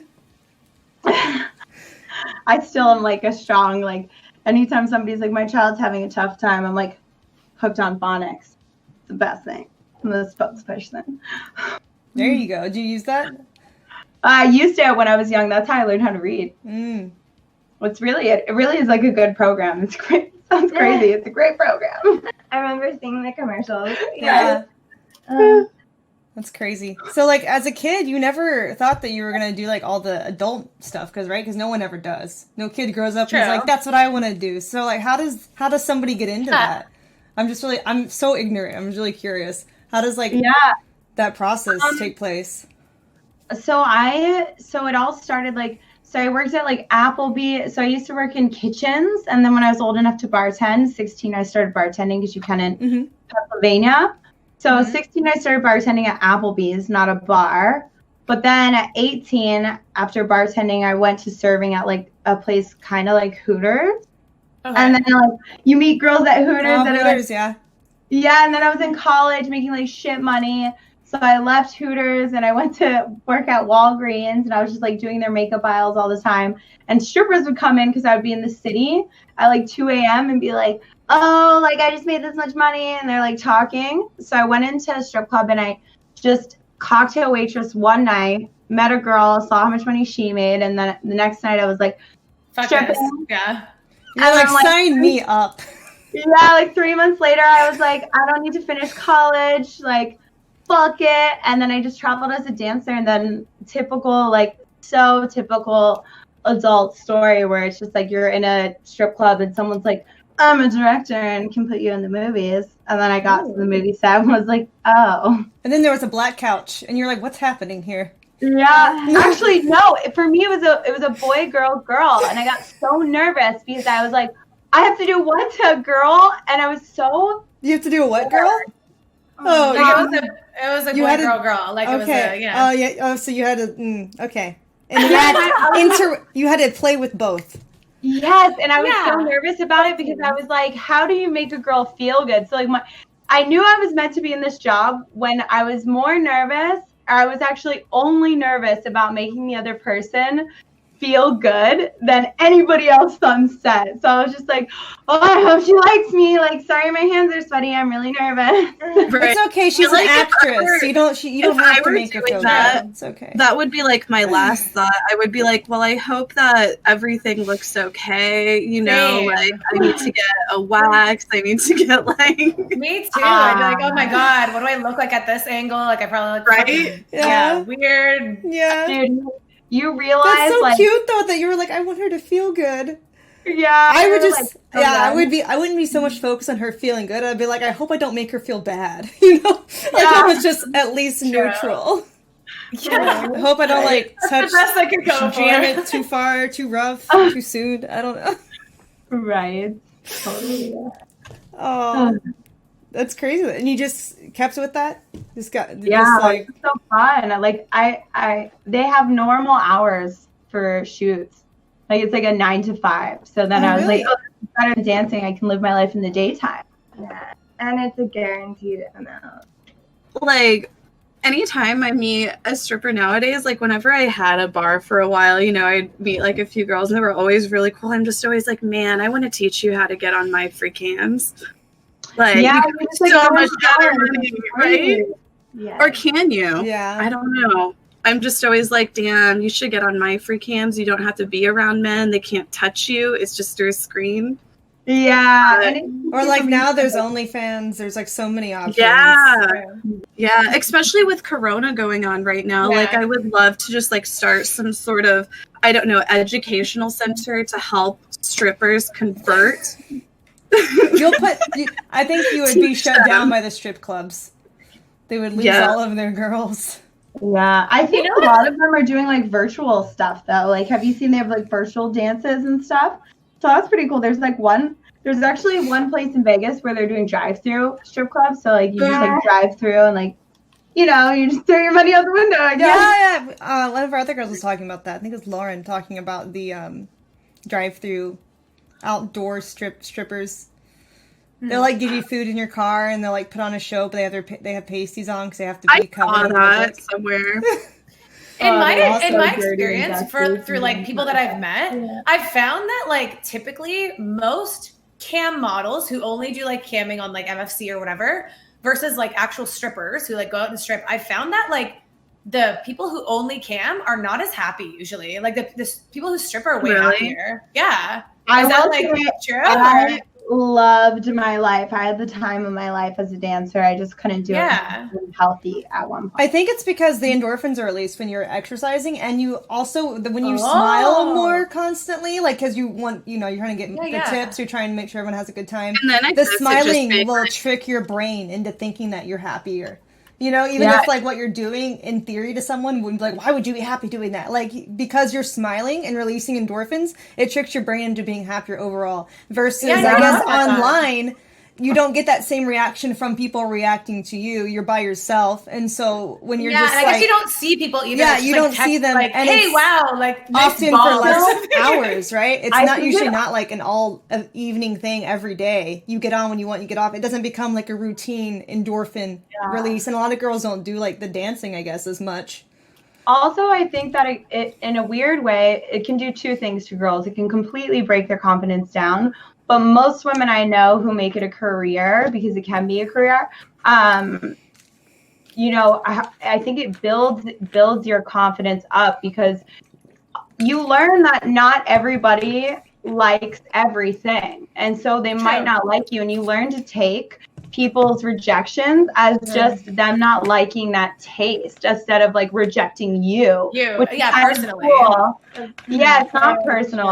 And then you also like, I feel like I felt hotter when I was younger because I didn't get to like look at myself and be like, oh, my hair looks like this. Like, well, also you look at other people less too. Yeah.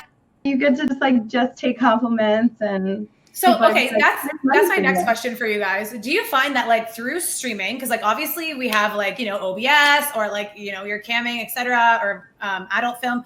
Do you find that like looking at yourself all the time has made you more secure or less secure? Because I found that like looking at OBS and stuff all the time, or like having my stream open, I'm like, oh fuck, like this like tooth is a little bit weird, or like blah blah blah. Whereas before in like normie life, I'd just be like, whatever, like because you don't look at yourself as it's much. A double-edged. I think there's two sides to it for me, because it's like I'll notice when certain things like, oh, I could improve on that, like if it's like the way that my hair looks, or like makeup on a certain day or whatever.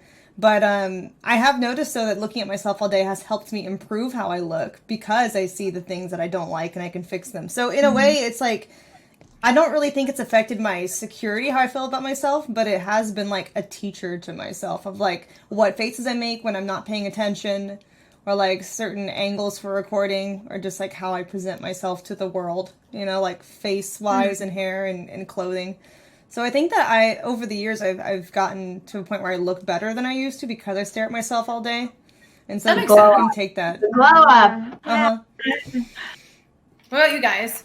I guess for me, like confidence-wise, I feel like I'm far more confident with my stream than I would have been like not having a stream, because I guess it just makes me feel like, oh, I guess some people want to listen to what I have to say, or think that I'm interesting, or think what I say is funny. So that gives me confidence in itself. Yeah. But yeah, I feel like streaming has given me a lot more confidence than what it would have normally. Or than what. I feel like streaming has made me feel more comfortable in being weird. Whereas before, everyone would be like, "You're random," or like, "You're blah blah blah." Whereas now, I'm like, "Nah, whatever." No, they still call me cringe, but I'm glad. Like, I've always been weird, but yeah, I will say it has made me more comfortable talking to people.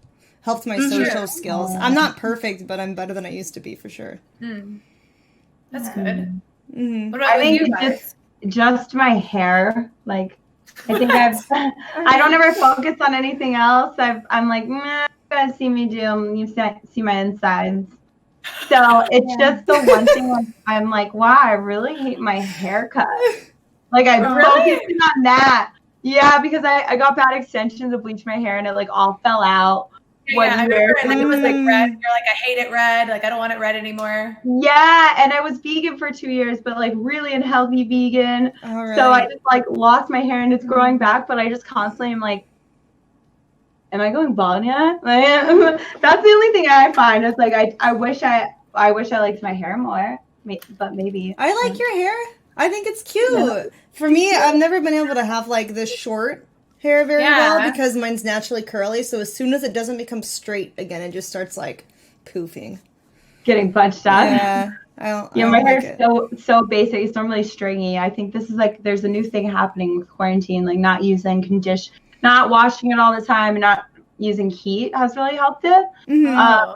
Also, I think I just am eating more properly. Like before this, I didn't eat as much because I like to operate. I feel like my brain and my neurons fire off faster. Like if I'm they do when you're not full. Yeah, they do. So I just don't think I was like giving myself enough nutrients, and I was so used to like dancing too, where I would eat one time a day, and as you go over, your body's like we're not like young and healthy anymore. Like you can't.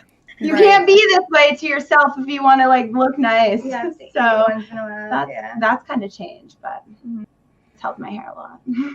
I'd say I just noticed like small little things, kind of like to fix, like you were saying. But yeah, for me it hasn't really changed, good or bad. I'd say. Yeah, like I'm a hobbit. Not all the time, but more just like learning to like block out the negative voices, I guess, and also like the positive ones, like don't listen to them too much because it's like, if I feel good, then yeah, that makes sense. Yeah. You're saying don't listen to the positive voices too much?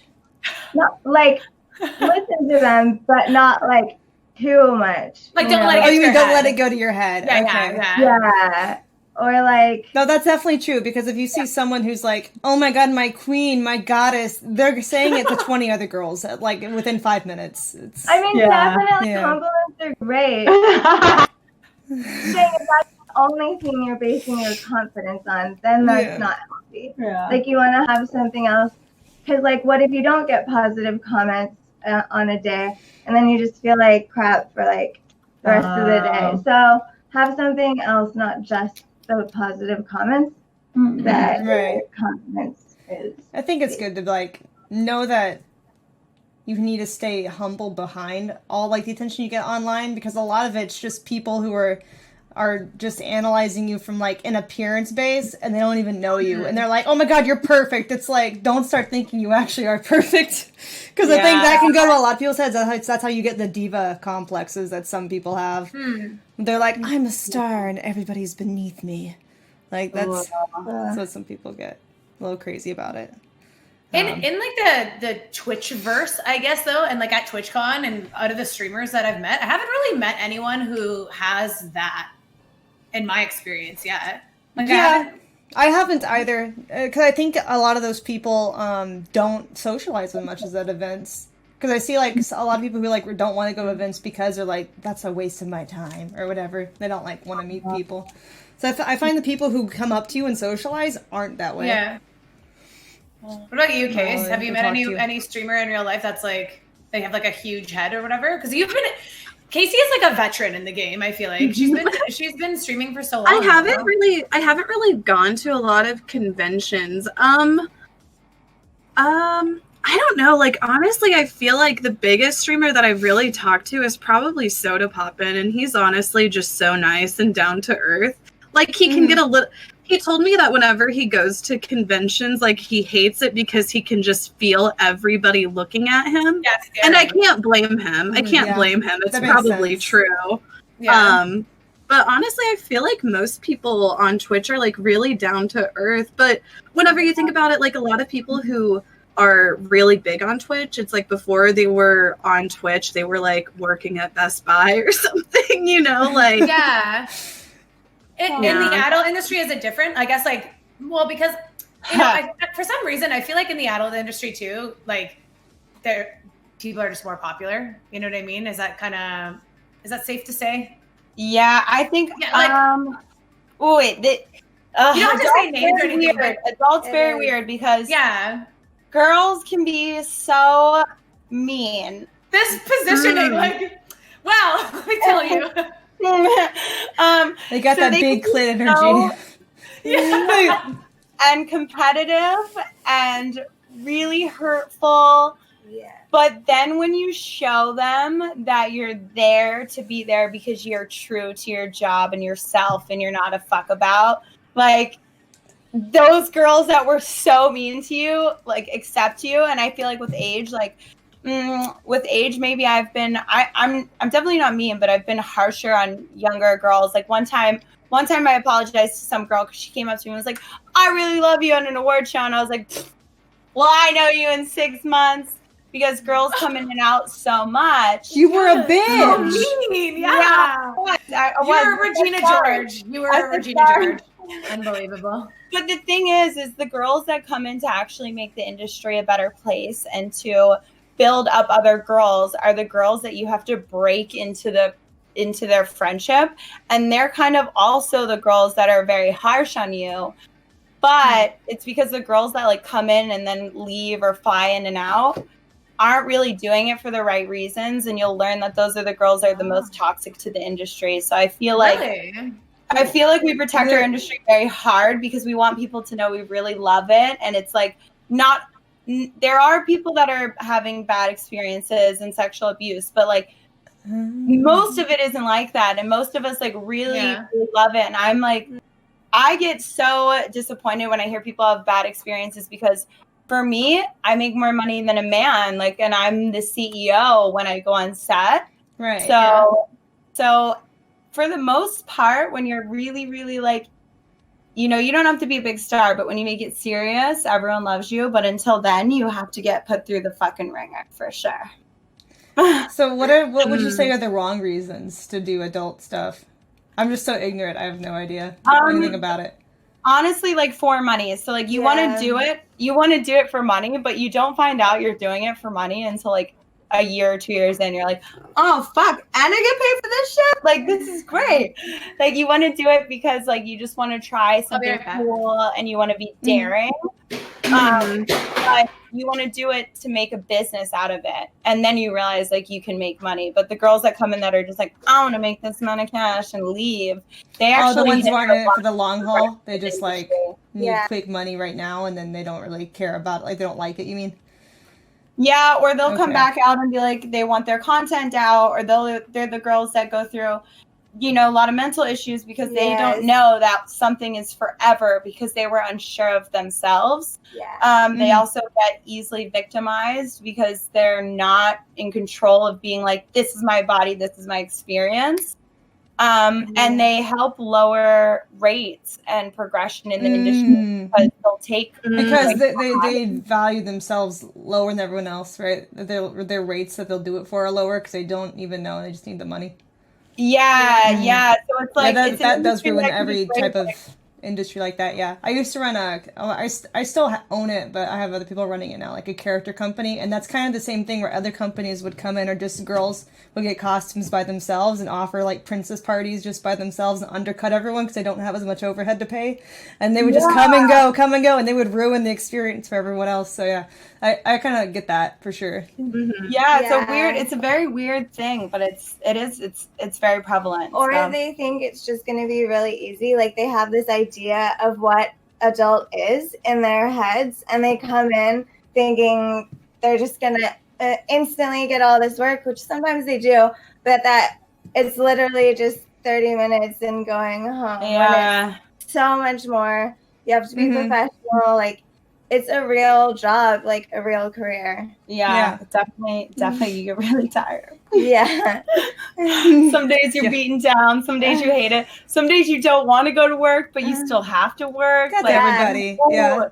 That's and then you every have job. to remember that even because you don't want to go to work, there's a line when doing something obviously you don't want to do. Yes, but also there's like you can't just have a sick day in adult because there's 6 other people that work that day that are making $100 or $200 in LA. That's nothing.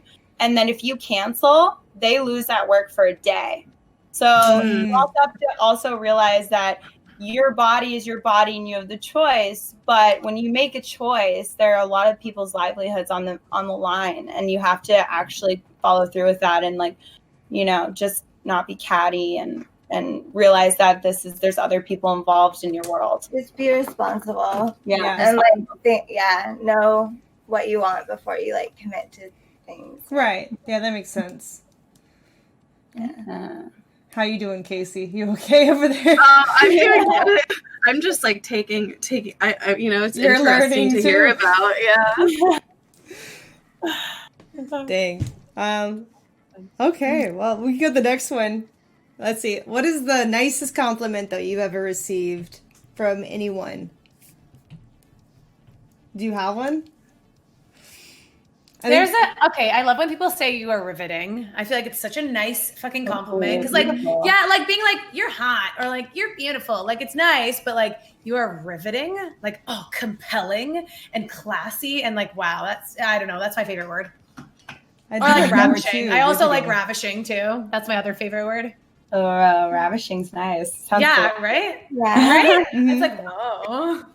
It's shocking. I don't have a favorite word, but I do. I think my favorite types of compliments are when someone had a bad opinion of me, and then they actually stuck around to watch a stream, whether I was on my own or if I was if I did the collaboration with Miss Kiff and Austin. Wow, I used to hate Amouranth, but this is the first time I've actually watched her. She's actually pretty chill. I don't feel like I hate her anymore. True. I'm this is such a nice thing to say. Can I gift you a sub? That is really nice to hear, to change people's opinions of you, because I feel on Twitch people just kind of some people have a bad opinion of female streamers in general, and it's nice to hear something without different. even watching them. They'll just bandwagon on what they assume, what they hate on, Right. I guess my favorite compliment that I ever get is just whenever I feel whenever somebody says that I'm funny or I made them laugh. You are funny though. Oh, thank you. Yeah. I think you're funny too. Thank you. Thank you. I just like how Casey, you're just you and you don't give a fuck what anyone else thinks. I love that. Yes, my favorite. You're just And I would say the same for all of you though. No, but you're very unapologetically yourself. You're I don't give a fuck. You'll go to war with people on Twitter. You'll say whatever you want. You'll make jokes. I look up to that. I think that's very admirable, I guess. Oh, thank you. Welcome. Yeah, I don't know. I think it's just cool.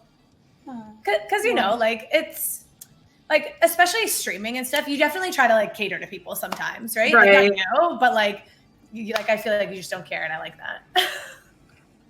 True. Thank you. I'm blushing. Yeah. What about you guys? Is that the What's your best favorite compliment you've ever received, Casey? Just now. Yeah, that's one of the top. That's top 10. What about you? Okay, one of the best compliments was probably I went to set and the makeup artist was like, "Oh my God, I'm so glad you're here. You have such a calming energy." And when I found out it was you today, I just relaxed and it would be okay. Something about me was calming because her friend had just been shot. So Whoa, Yeah, that was definitely a quick change. yeah, and she's my presence was just calming. So Wow. I think that's been the one that touched me the most. Yeah. You're very calming, though. Thank you. Very relaxing. Be good at ASMR. There you go. Honestly, yeah. Like I feel like I have like crackhead energy where I'm like loud and stuff. Adriana, you're pretty loud and stuff as well. Oh, Casey, yeah. I feel like you're always high, and then Ammo, I feel like you can switch it on and off. Yeah. I can. You're I think I'm more you're calm with yeah, animals. And then ASMR time, and you're like, Yeah. guys. And then Christy, yeah, like you're very like relaxed person. It seems like. Yeah, she's very chill. Thanks. Yeah. Yeah, that's definitely true. I think my best compliment, I think there's two things, is when people tell me they like my charisma, because I think that shows like the way I carry myself and just on my outward, what I put internally outward. And then I think that, like, other than that, one time I had, this sounds so crazy, but Asa Akira told me I was like, looked beautiful and had sex like a woman. And that compliment like just changed my whole life. Like I had never looked at myself as a woman until she said that, because she's my idol. Like I love her. Yeah. So she said that to me and I started crying on set. And I was like, I've never pictured myself as a woman. But it was after I did have like intense stuff. But I was like, I've never viewed myself that way. And just to have somebody tell me that. Like you look up to too. Yeah. I remember like looking in the mirror and being like, she's a woman now. fucking woman, bro. Like, all right. And I feel like I got like a lot of myself in that moment. It's pretty weird. What about you, Miss Kate? I already went. Oh, wait, what did you say? So when people were haters and they're like, you're actually not that bad. Oh, yes, yeah. I know, it wasn't very memorable. It's okay. No, I think I remember. I know. They're fleeting moments. But those are the best ones for me. Let's see. So have you ever clicked with someone, though, just from like the moment you laid eyes on them? Romantically speaking, maybe? Or even just like friendship? It can be friendship, either. yeah. Friendship? Oh my God, yeah. Yeah. I feel like, honestly, for the most part, like talking to anyone, it's like the first like few minutes you can tell, right? Like if you're going to click or not. Yeah. You have those moments where you're like, after 5 minutes, you look at that person, you're like, I want to be friends with you. You know? True. Yeah, I have a lot of those moments. Yeah, I do too. Mostly like girls online, though. Not really guys so much lately. But, like, not romantically. Just like my podcast. There's, like, certain people where I'm like, yeah. Like, I feel like... Friendship! I feel like, Kat, you're one of them, because that's why I always ask you. I feel like you help conversation flow, and I just feel really comfortable talking to you. Thanks. Yeah. Thanks, guys. Stop. What were you going to say, though? I totally, like, cut you off accidentally. No, I totally feel like the same way. Like, there are certain people where I'll meet them, especially face to face, and I'll just know, like, it'll be like, yeah, what Christie was saying earlier about that other person, where like I could just tell by their energy, where I'm like, yeah, like I fuck with this energy or I don't fuck with this energy. You know what I mean? And like that's how I met my best friend. Like we just like instantly clicked, and it was like the second that I talked to him, I was like, this person is going to be in my mouth, in my life. I was going to say in my mouth. In my life. Damn! I did not make my best friend. You clicked with them for sure, right away. No. Okay. How do you unlock that kind of reaction from someone? The chat needs to know.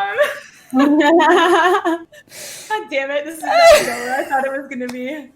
I could just tell by like the energy that we were gonna be really good friends. Actually, Adriana too. Like as soon as like we started talking more, and like I saw you on your stream, and you were like the same kind of like hypery, like laughing all the time. I'm like, I want to be her friend too. Yeah. You know what I mean?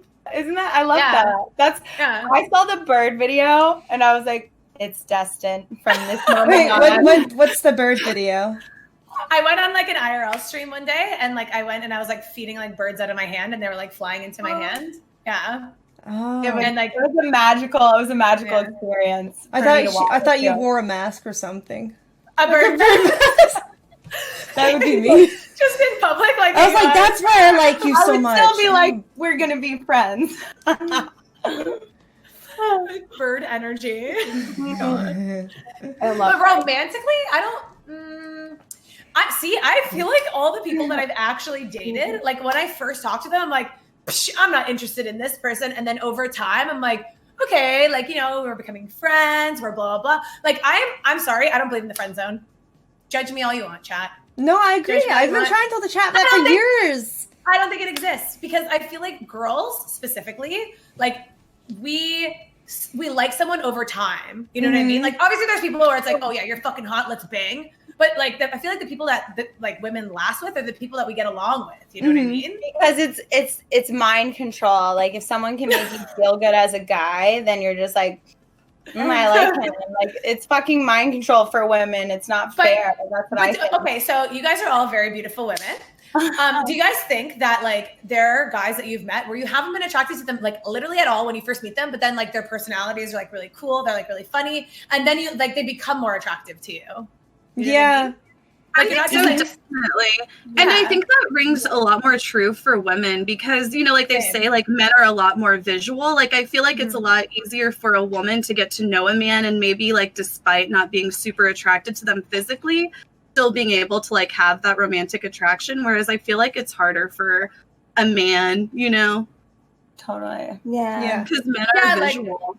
Well, based on like my experiences with like asking this question or having this conversation with like men, a lot of men are like, yeah, no, I've never had that experience where like I meet a girl and she's like I'm not attracted to her at all. And then over time we like become friends and then I become attracted to her.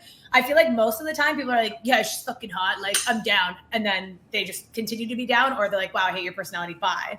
But I've never really, but like, I guess maybe chat can like say, has that ever happened to them? Cause I mean, none of us are men, so I feel like we can't say. But like, yeah, is there a way that you would want to word that for the poll? I could make a poll about it. Let's see. Have you ever liked a girl you're unattracted to over time, or you don't even let it last that long, or something like that? Maybe. Yeah, something like that. Something like that. Yeah, or like have I'll you just ever say, met a girl yeah. that you? Yeah. Sorry, go ahead. No, it's like I'll just say because I have a restriction on like how many things I can write. Yeah. So I'll put have you ever liked a girl over time? And the context for that chat will be like you weren't attracted to her initially, and then later after you got to know her personality, you became attracted to her, even if you didn't think she was hot per se. Yeah. So that's what we'll do. I also answering that question, I am not attracted to men for looks. Like I don't find men attractive or unattractive for their looks. I don't even view that. It's so weird. Like I find women, sorry women, but I find women like attractive for their looks too, because women are beautiful creatures. But like for men, I'm just like, I just like you if you're not necessarily successful and being like, I make $1 million, but I just like you for being successful and like, do you own your car even if it's a shitty car? Do you know how to open a door for a girl? And do you like keep a job or have good values? And that's what I find attractive in men. So I don't even look at them like that. See, I find that really weird because like in my head, at least this is what I was thinking when you were saying that.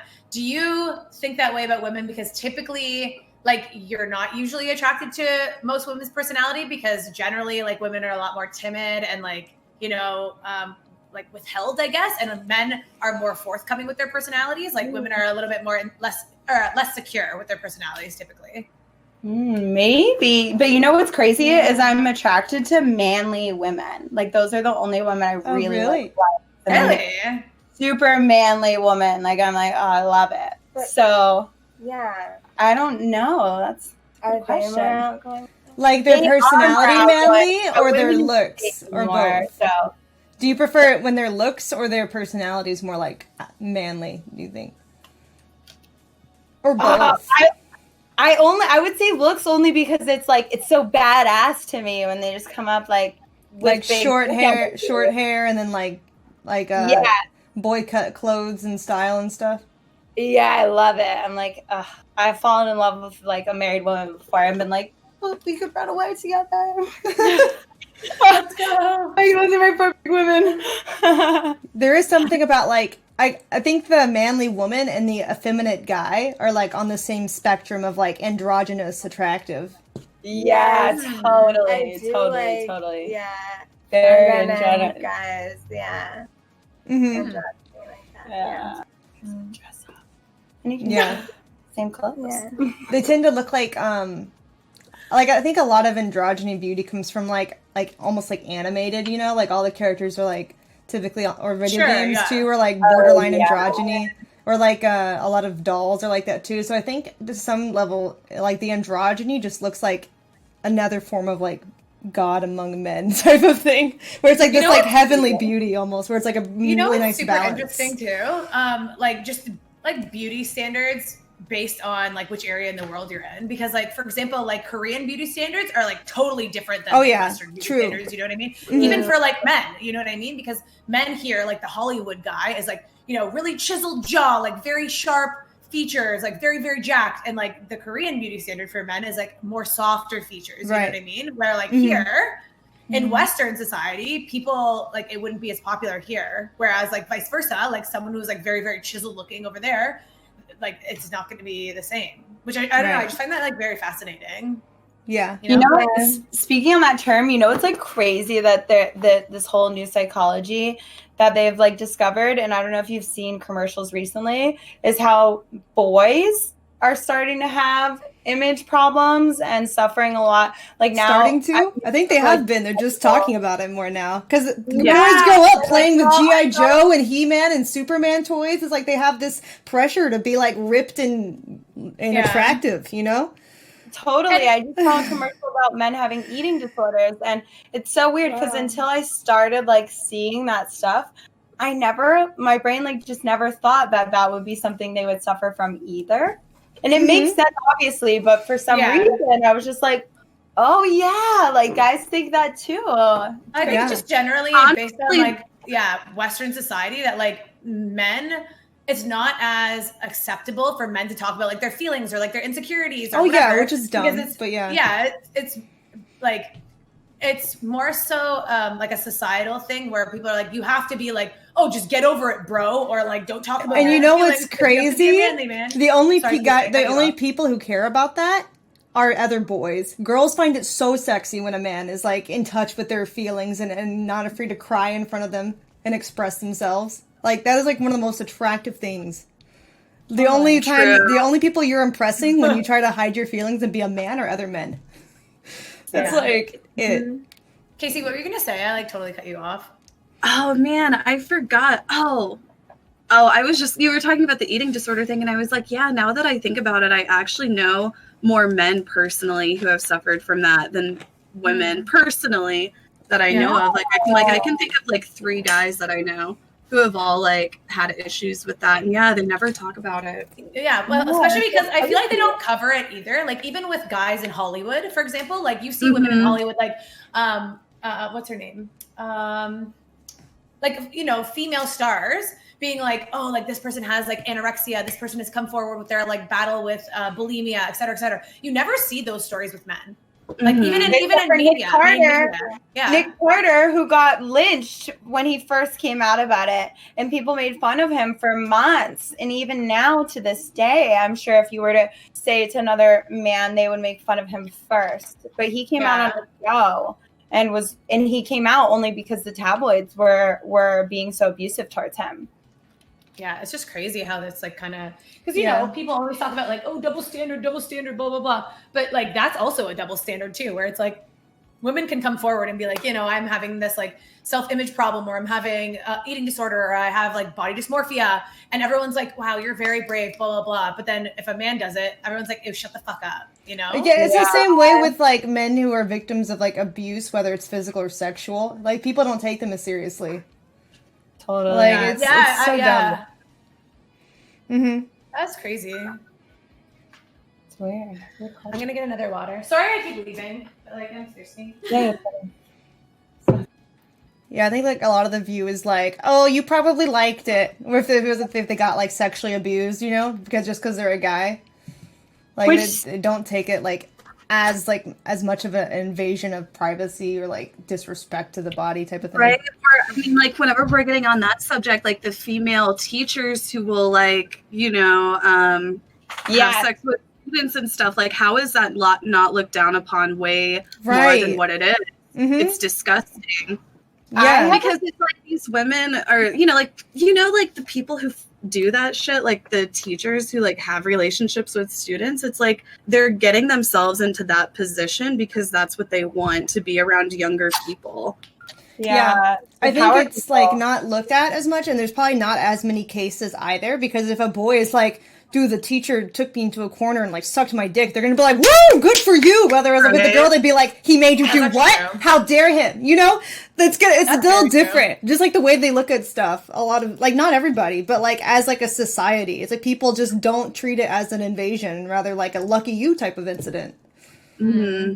I have a friend who was like, whose babysitter like hit on him when he was younger, but he was like 11 and 12 and 13. And he's an old babysitter, and he's friends with her on Facebook and told me about it. And I was like, she's molested you. You know that, right? And he's like, no, she didn't. I was like, yeah, she did. What she did to you was very wrong. And you're friends with her. She babysitted other kids, maybe younger than you. Like, she was over 18. She was older. So I'm like, it's crazy that you don't see that was wrong because you were a boy and she was a female. Yeah. It's bizarre. I feel like we are making a lot of progress, though. Like, do you ever like see like whenever you're looking at like shit from the 90s, like with Britney Spears, like whenever she was super young, and Christina Aguilera, and how all these like young stars were so sexualized, and it would have just been so taboo now. Totally. Like, I feel like we're definitely making a lot of progress as a society in so many different ways, but still a lot more work to be done, obviously, with everything that's going on in the world right now. Yeah, for sure. The man who more at 14 was crazy. It's just crazy to think of like how far the world has just come in general. You know what I mean? Like, I wonder what it's going to be like in another 100 years. It could be totally 100% different, right? Yeah. Like, because 100 years ago, there was still like slavery and shit like that. And now, like, look how far we've come with that. And like another 100 years, I wonder what like our just society in general will look like. It's kind of just like a crazy concept to think about. What if from now on society just like gets worse? That's like really bad. Have you seen Idiocracy? I have so much hope for us. I do too. You just gotta have a little spark. It's the few that make the world better, for sure. So I just feel like, I don't know. I think that it's a good turning point, and I think that the kids that are being born now are going to just like be beautiful people, because they're going to be like, look at all these dumb fucks. Also, this is how the internet affected their life, so we'll like be better and not let media affect us this bad way. Yeah. I hope. So if you guys had the chance, would you have gone on that like space trip or whatever? Like if you guys got a chance to be like, okay, like we're selecting you, would you go to space? Like, I would be an astronaut if I could be an astronaut right now. Like, if I would have known that when I was younger, anything I wanted to do, I would do, I would go back just to be an astronaut. And I say that all the time because I would be on the moon. That'd be fucking awesome. I love rockets too. I'm like on the fence because I really would like to go to space someday, but I also don't want to risk dying before I'm ready to before I've accomplished what I want to do on Earth. So I'm like, I feel like, Kate, you wouldn't be able to do it because like you have such a big connection with animals, and you can't just take like a fucking Noah's I can't risk. I know I can't take the risk. Exactly. You can't just have like Amouranth animal space camp and just like have all your animals just in space with you. Is it just alien animals? We find them in the future, maybe. Realistically, yeah.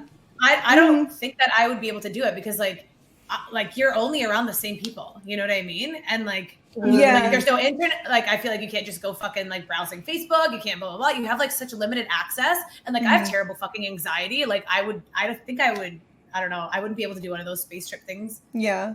I think about the things that you don't really think about, like the sounds. Like, I wonder what space sounds like or like feels like, but because it probably like even feels different to a certain degree, like the pressure that it has on your body and stuff. Well, there's like no gravity. And then how dark it is. Like, I was listening to this interview with astronauts, and they were talking about how one of the things that they didn't realize would happen whenever they first went into space is whenever they were in deep space, like if you put your arm out in front of you, you can't see your hand because of how dark it is. Oh, see, that is a nightmare. Stuff like that. Literally a nightmare. Could you imagine? You can't even see your hand here. Wow. No, Right? that's terrifying. That is so scary. Like when they're It's just outside the you're ship. in the void. Like Yeah, when whenever they're they're outside the ship, like floating around. That's crazy. And then That's so and then they were scary. talking about how like from space you just see like the Earth like constantly like rotating in and out of like day and night. Wow, that's so cool though. Yeah. I feel like I'd- Superman. I'd probably Right? do that like towards the end of my life when I'm like old. Just to like, yeah. I feel like you would become very like I feel like I would become very smart because when you're up there, like, what do you have to do besides like internally, like process things, think about things, just like Well, you're supposed to be gotten researching even space. more and weight, stuff. spend like, less time moving your extremities and like less time thinking about your extremities. So like, I feel like maybe I'd be like, I'm gonna be psychic by the end of this because I'm just like sitting up here thinking by myself. I don't know. Wait, so like, when you're in space, is like a time perception change if you're seeing the Earth rotate? 'Cause I feel like it'd be too slow to see it rotate unless they just mean like throughout the days they can see it turn. Yeah, like throughout the This is days so they can scary. see it turn. Oh, because it'd be like really slow, right? It's like I think they said it's like day and night lasts about like an hour and a half in space, like watching it from whatever state they were. Wow. Or however far No, out they that's were. scary. So time Like- moves. so scary. Your perception of time Yeah. is different. That's crazy. Yeah. Have you guys ever been in one of those like floating pods or whatever? Yes. Is that scary? Because that is like my nightmare. Basically, what it is, if anyone doesn't know what I'm talking about, it's like a mini pool almost, and you like close the door on it, and you're all submerged basically, and you're floating in like this Like a pod of, like, sensitivity, salt sensitivity water, deprivation. but it's 100% dark, and all you have is like your thoughts. So how was it? That's like my nightmare. It's They literally my say nightmare. that whenever I've never you do tried that, like them. one of the main things with doing it is like because you really have like nothing to connect with because it's like completely dark and it's like you're at room temperature. Like it gives your brain the ability to like it because it's not using so much of your brain to process like what you're seeing or feeling or thinking. Like it gives more room to your brain to like imagine other shit. I don't know, something like that. So they have like so here in LA they have float LA. So I've gone to the hyperbaric chambers often, and it is like you really do come out like they give you like a little suite, and then like they do have a light. So if you're new to it, you could like have a little bit of a light on. But when you go in there, you do feel super super calm, and So what I are have these called never, exactly? like, What's the name? Scares me. What is the name of these? I want to see if they have any where I am. Sensory deprivation. Oh, Okay. so the Pod the or one chamber or you're looking something. though is for a Chamber. hyper deprivation tank. Yeah. So the floating at the same time. Yeah. But so scary. Mm. no, it's not. Like you can even have music on. Like some of them have music. So like, but I will say, like you go and you experience it. The first time is not like what you think it is. A lot of people don't like their first experience because they do feel like closed in and can't fully relax. It's not until your second experience, I think, or your third, to where your brain actually learns to shut off. And I did feel. I went when I had an injury, and I did feel like I've felt better every time I'd get out of there. Or if I had like a breakout on my face, or I have a breakout like pimples, I'll go and I feel better. Like the next day, I'll be like, "Whoa, I have nothing that's swollen or anything like that." Really? Because Mhm. a lot of it's mental. But I will say, if you go to one, don't shave your bidet, don't shave your arms, your armpits, nothing, because the water is so salty to make you float that you have to put ear things in because the salt getting in your ears will burn your ears. Wow. No, So, like, see, I that's shaved scary. my I'm scared bidet, again. and I was like, "Oh my god!" for like an hour. Oh, It's crazy. Ouch. like going to the beach with like Yeah, shaved legs. they don't tell yeah. you that. They do tell you if you have any type of cuts to like wrap them up real good. But. Yeah. Yeah, I don't know if I would do that. Because like Crazy. also like the claustrophobia of like just being in like basically a coffin to me. Ugh. They're big. Yeah. They have they're big big. ones. Yeah, they have like 5 by 7 feet. So you don't feel like you're in a coffin. That's like most of them are big ones. They're like little. They're like each individual little rooms that you go into with So a shower. are go you into. floating like treading water or floating on your back? No, you're floating on your back, so the Okay. room itself is big, but there's like this much water that you float in. Oh, so it's not that deep. Okay. No. It's like an air mattress of water only, like Yeah. thickness. Okay, Totally. Mm-hmm. interesting. Yeah, they're That's great. crazy. Have you ever tried like acupuncture or something? So I'm looking. I want to try that. I looks would try relaxing. that. That I would try. I have really bad migraines, and I've thought about trying it for my migraines because I've heard it's really good. But I don't know. I'm just at a point where I'm like, I'll try anything. Same. I've me tried too. it and it didn't really work for me, but I didn't like keep going back because I What didn't did you feel What better. did you go to it for? It was after I got my boob job Oh, okay. to like help with like relieve some of the pressure in certain areas and some of the pain, and it just Didn't work at all. maybe the guy wasn't like experienced in that one. Well, it might have been because you're going for like a muscle soreness, right? It wasn't just like holding your body too tense, relaxing kind of thing. It was tense too. Like when you Yeah. get a boob job, like everything is like tense, joints, all kinds of stuff. But it could work. Like I think you have to do it a few times for it to like Actually work, yeah. Final Destinations ruined it for me, so no fucking way. Oh yeah. I'm like, ruined it? Oh, yeah. Final Destination. Oh, I haven't seen that. there's just like a lot of like weird clips from horror movies where someone's like in the middle of getting acupuncture and they like roll off, or like Chucky comes in and is like, "Rah, ha ha." And I'm like, Oh. you know, I'm like, I'm not getting little needles impaled in me. But the needles aren't like they couldn't even like they can't like impale you. I know, but I still feel like they would. Yeah. In my brain, I'm like, no. Yeah. I'll never watch that movie then.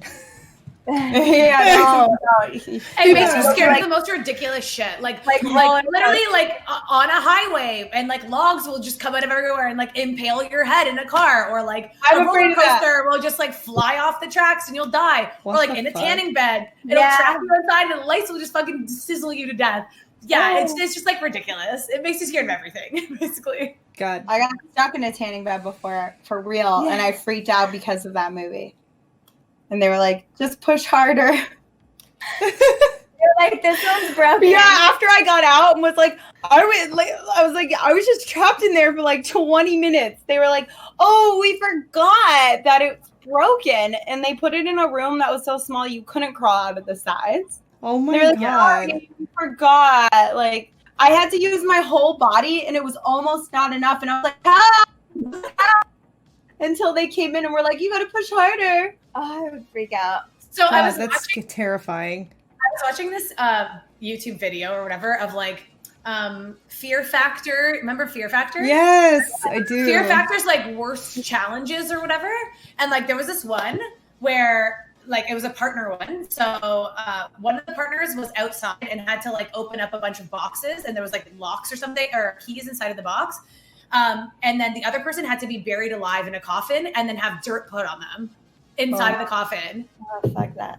And then like there's a lock or whatever on the side, and they have to, the person on the outside has to dig the person out and then get like whatever the correct key is from the boxes outside and then unlock them, and whoever does it in the fastest time like wins. I'm like, there's no way I could be that coffin person. Like actually physically very I would be afraid I would suffocate. I'd be like, I'm gonna suffocate. yeah, and like crazy. they had like a phone or whatever, I guess, to like be like, hey, like I'm fucking dying or something. Yeah, like did they have EMTs like or you know They definitely have people around, I'm sure, but like just the thought of that, even though it's like very temporary, like it was a minute or something that they were actually inside of the coffin, that is absolutely terrifying to me. There's no way I can do that. What about how much money would it take for you guys to like do that? Like it's just it's a minute. I feel like it sounds a lot easier than what it would be because of the claustrophobia. Like I feel like I would get really claustrophobic and start panicking. I don't know. I would do it for like 10,000, 5,000. I feel like I would too. If somebody egged me on too, I would probably do it. If they were Yeah. If it's like a minute and I'm not actually gonna die, I don't have a claustrophobia problem, so I think I'd be okay. Just take a nap. Yeah. When I was a kid, I used to climb in boxes that big stuff came in and just like chill out there with the cat. So, I feel like it'd be like, whatever, this is cozy. Collect my money after. It's a good day.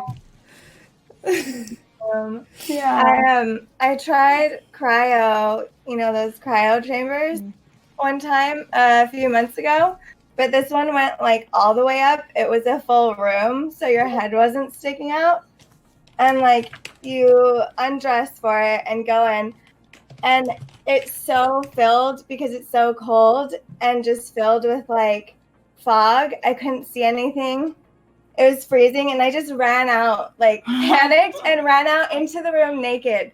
Like my body just went into fight or flight. So like the waiting room, I'm just like running out naked to everyone. What does it do? Is it like just really cold, like dry ice type stuff, or what? It's shocking. It's like, so I forgot how cold it is. It's painful, right? Yeah, it's supposed to be really good for like your muscles and injuries and stuff, but like, Oh, it's like a reverse sauna. yeah, my body just went into fight or flight, and I just didn't even I forgot I was naked. Like, yeah. That's So funny. yeah, I'm very claustrophobic.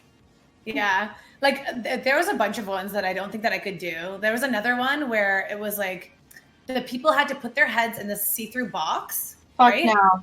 I know that one. And there's all the bugs, and then they had the marshmallows. Fuck no, I would never do Yeah. that. So basically they put like a bunch of little tiny flies, like literally so many inside of this thing. And they have to put their heads inside, and then they have to eat these marshmallows that are like dangling. While bugs are flying on their face? And like bugs are like going on top of the marshmallows and gross. shit. Yeah, I can't. So they have to eat Anything- bugs, basically. Anything, yeah, basically. And like even if you open your mouth, they all just like go inside. Ugh. No, I'm sorry. I don't think that there's any amount of money that I could do any like bug I related couldn't stuff. eat a bug. No, I'd rather I don't just think I Twitch could eat a bug stream. too. This is too much for me. Yeah. I have like a fear of putting No. something in my ear and pinching my earlobe, like a bug in my ear, and just being like petrified. I watched this They Live Inside Me episode where this guy just shows up to the ER and he's just like screaming like bloody murder, and his wife couldn't figure out what was wrong with him, and they had him in the ER for like days, and he was just like and no one could figure out what was wrong with him. Finally a doctor looked in his ear, and he had like a bug that was attached to his eardrum, and it was just causing him paralyzing fear. So like that was like I saw that, and I was like, I could never do any, like that's my biggest fear in life, is just being like, Yeah, Get it Adriana, done. just gotta check DM. Check Huh? DMs. Check DMs. what? Check your DM. Oh, check my DMs. Oh, Yeah. Just check the group chat.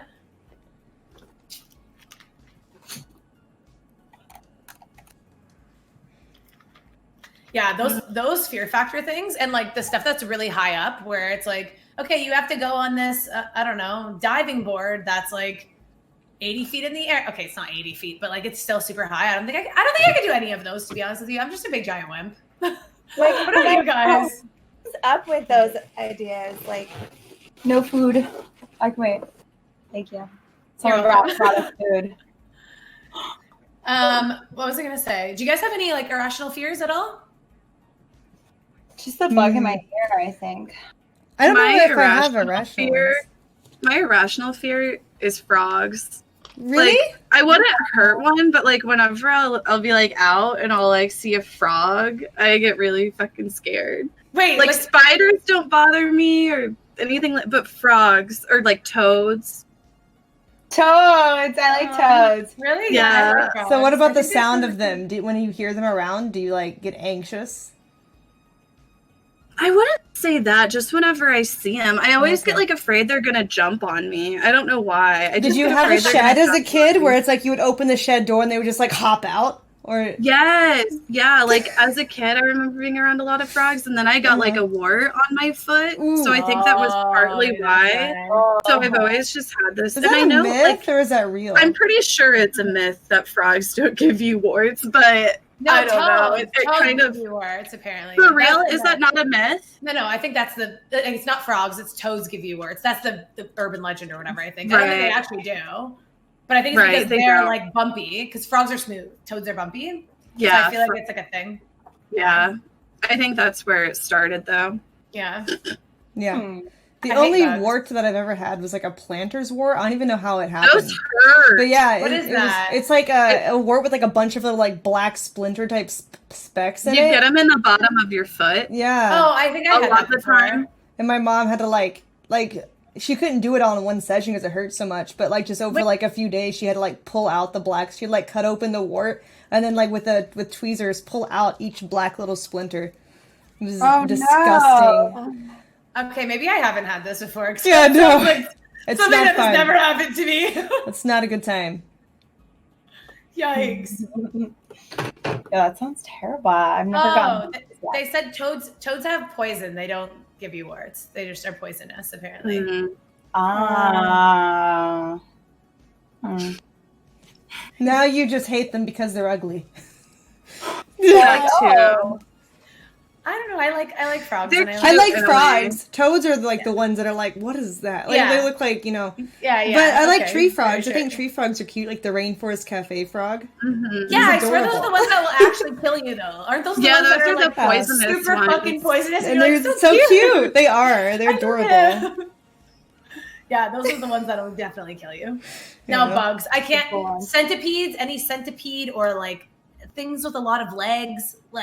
Actually, octopuses are cool, but like any bugs with lots of legs, I feel like I have the same thing as her, where it just like reminds me of where it'll like crawl places where it's not supposed to be. That's what it is, yeah. Yeah. I'm that way with like crickets too, because I recently tried feeding crickets to my lizard and I just couldn't do it. It was just Yeah, I was like, gonna say, don't have a lizard. I'll stick to the worms. I can handle worms. They move See? slow. I can't Okay, handle. same. Literally same.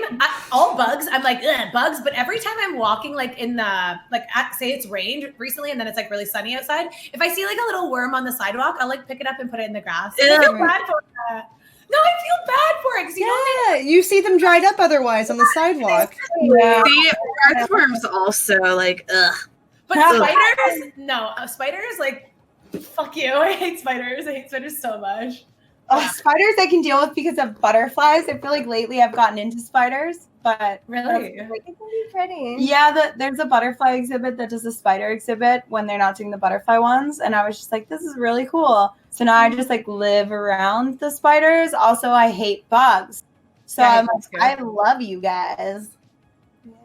Yeah, because they eat all the bugs. Yeah, I'm okay with spiders unless they're like the bad ones, you know, like the black widow Right. or like the brown recluse and stuff. Yeah. I have a lot of those here. Yes. Yeah, I video them. I just live around them. I'm like, Really?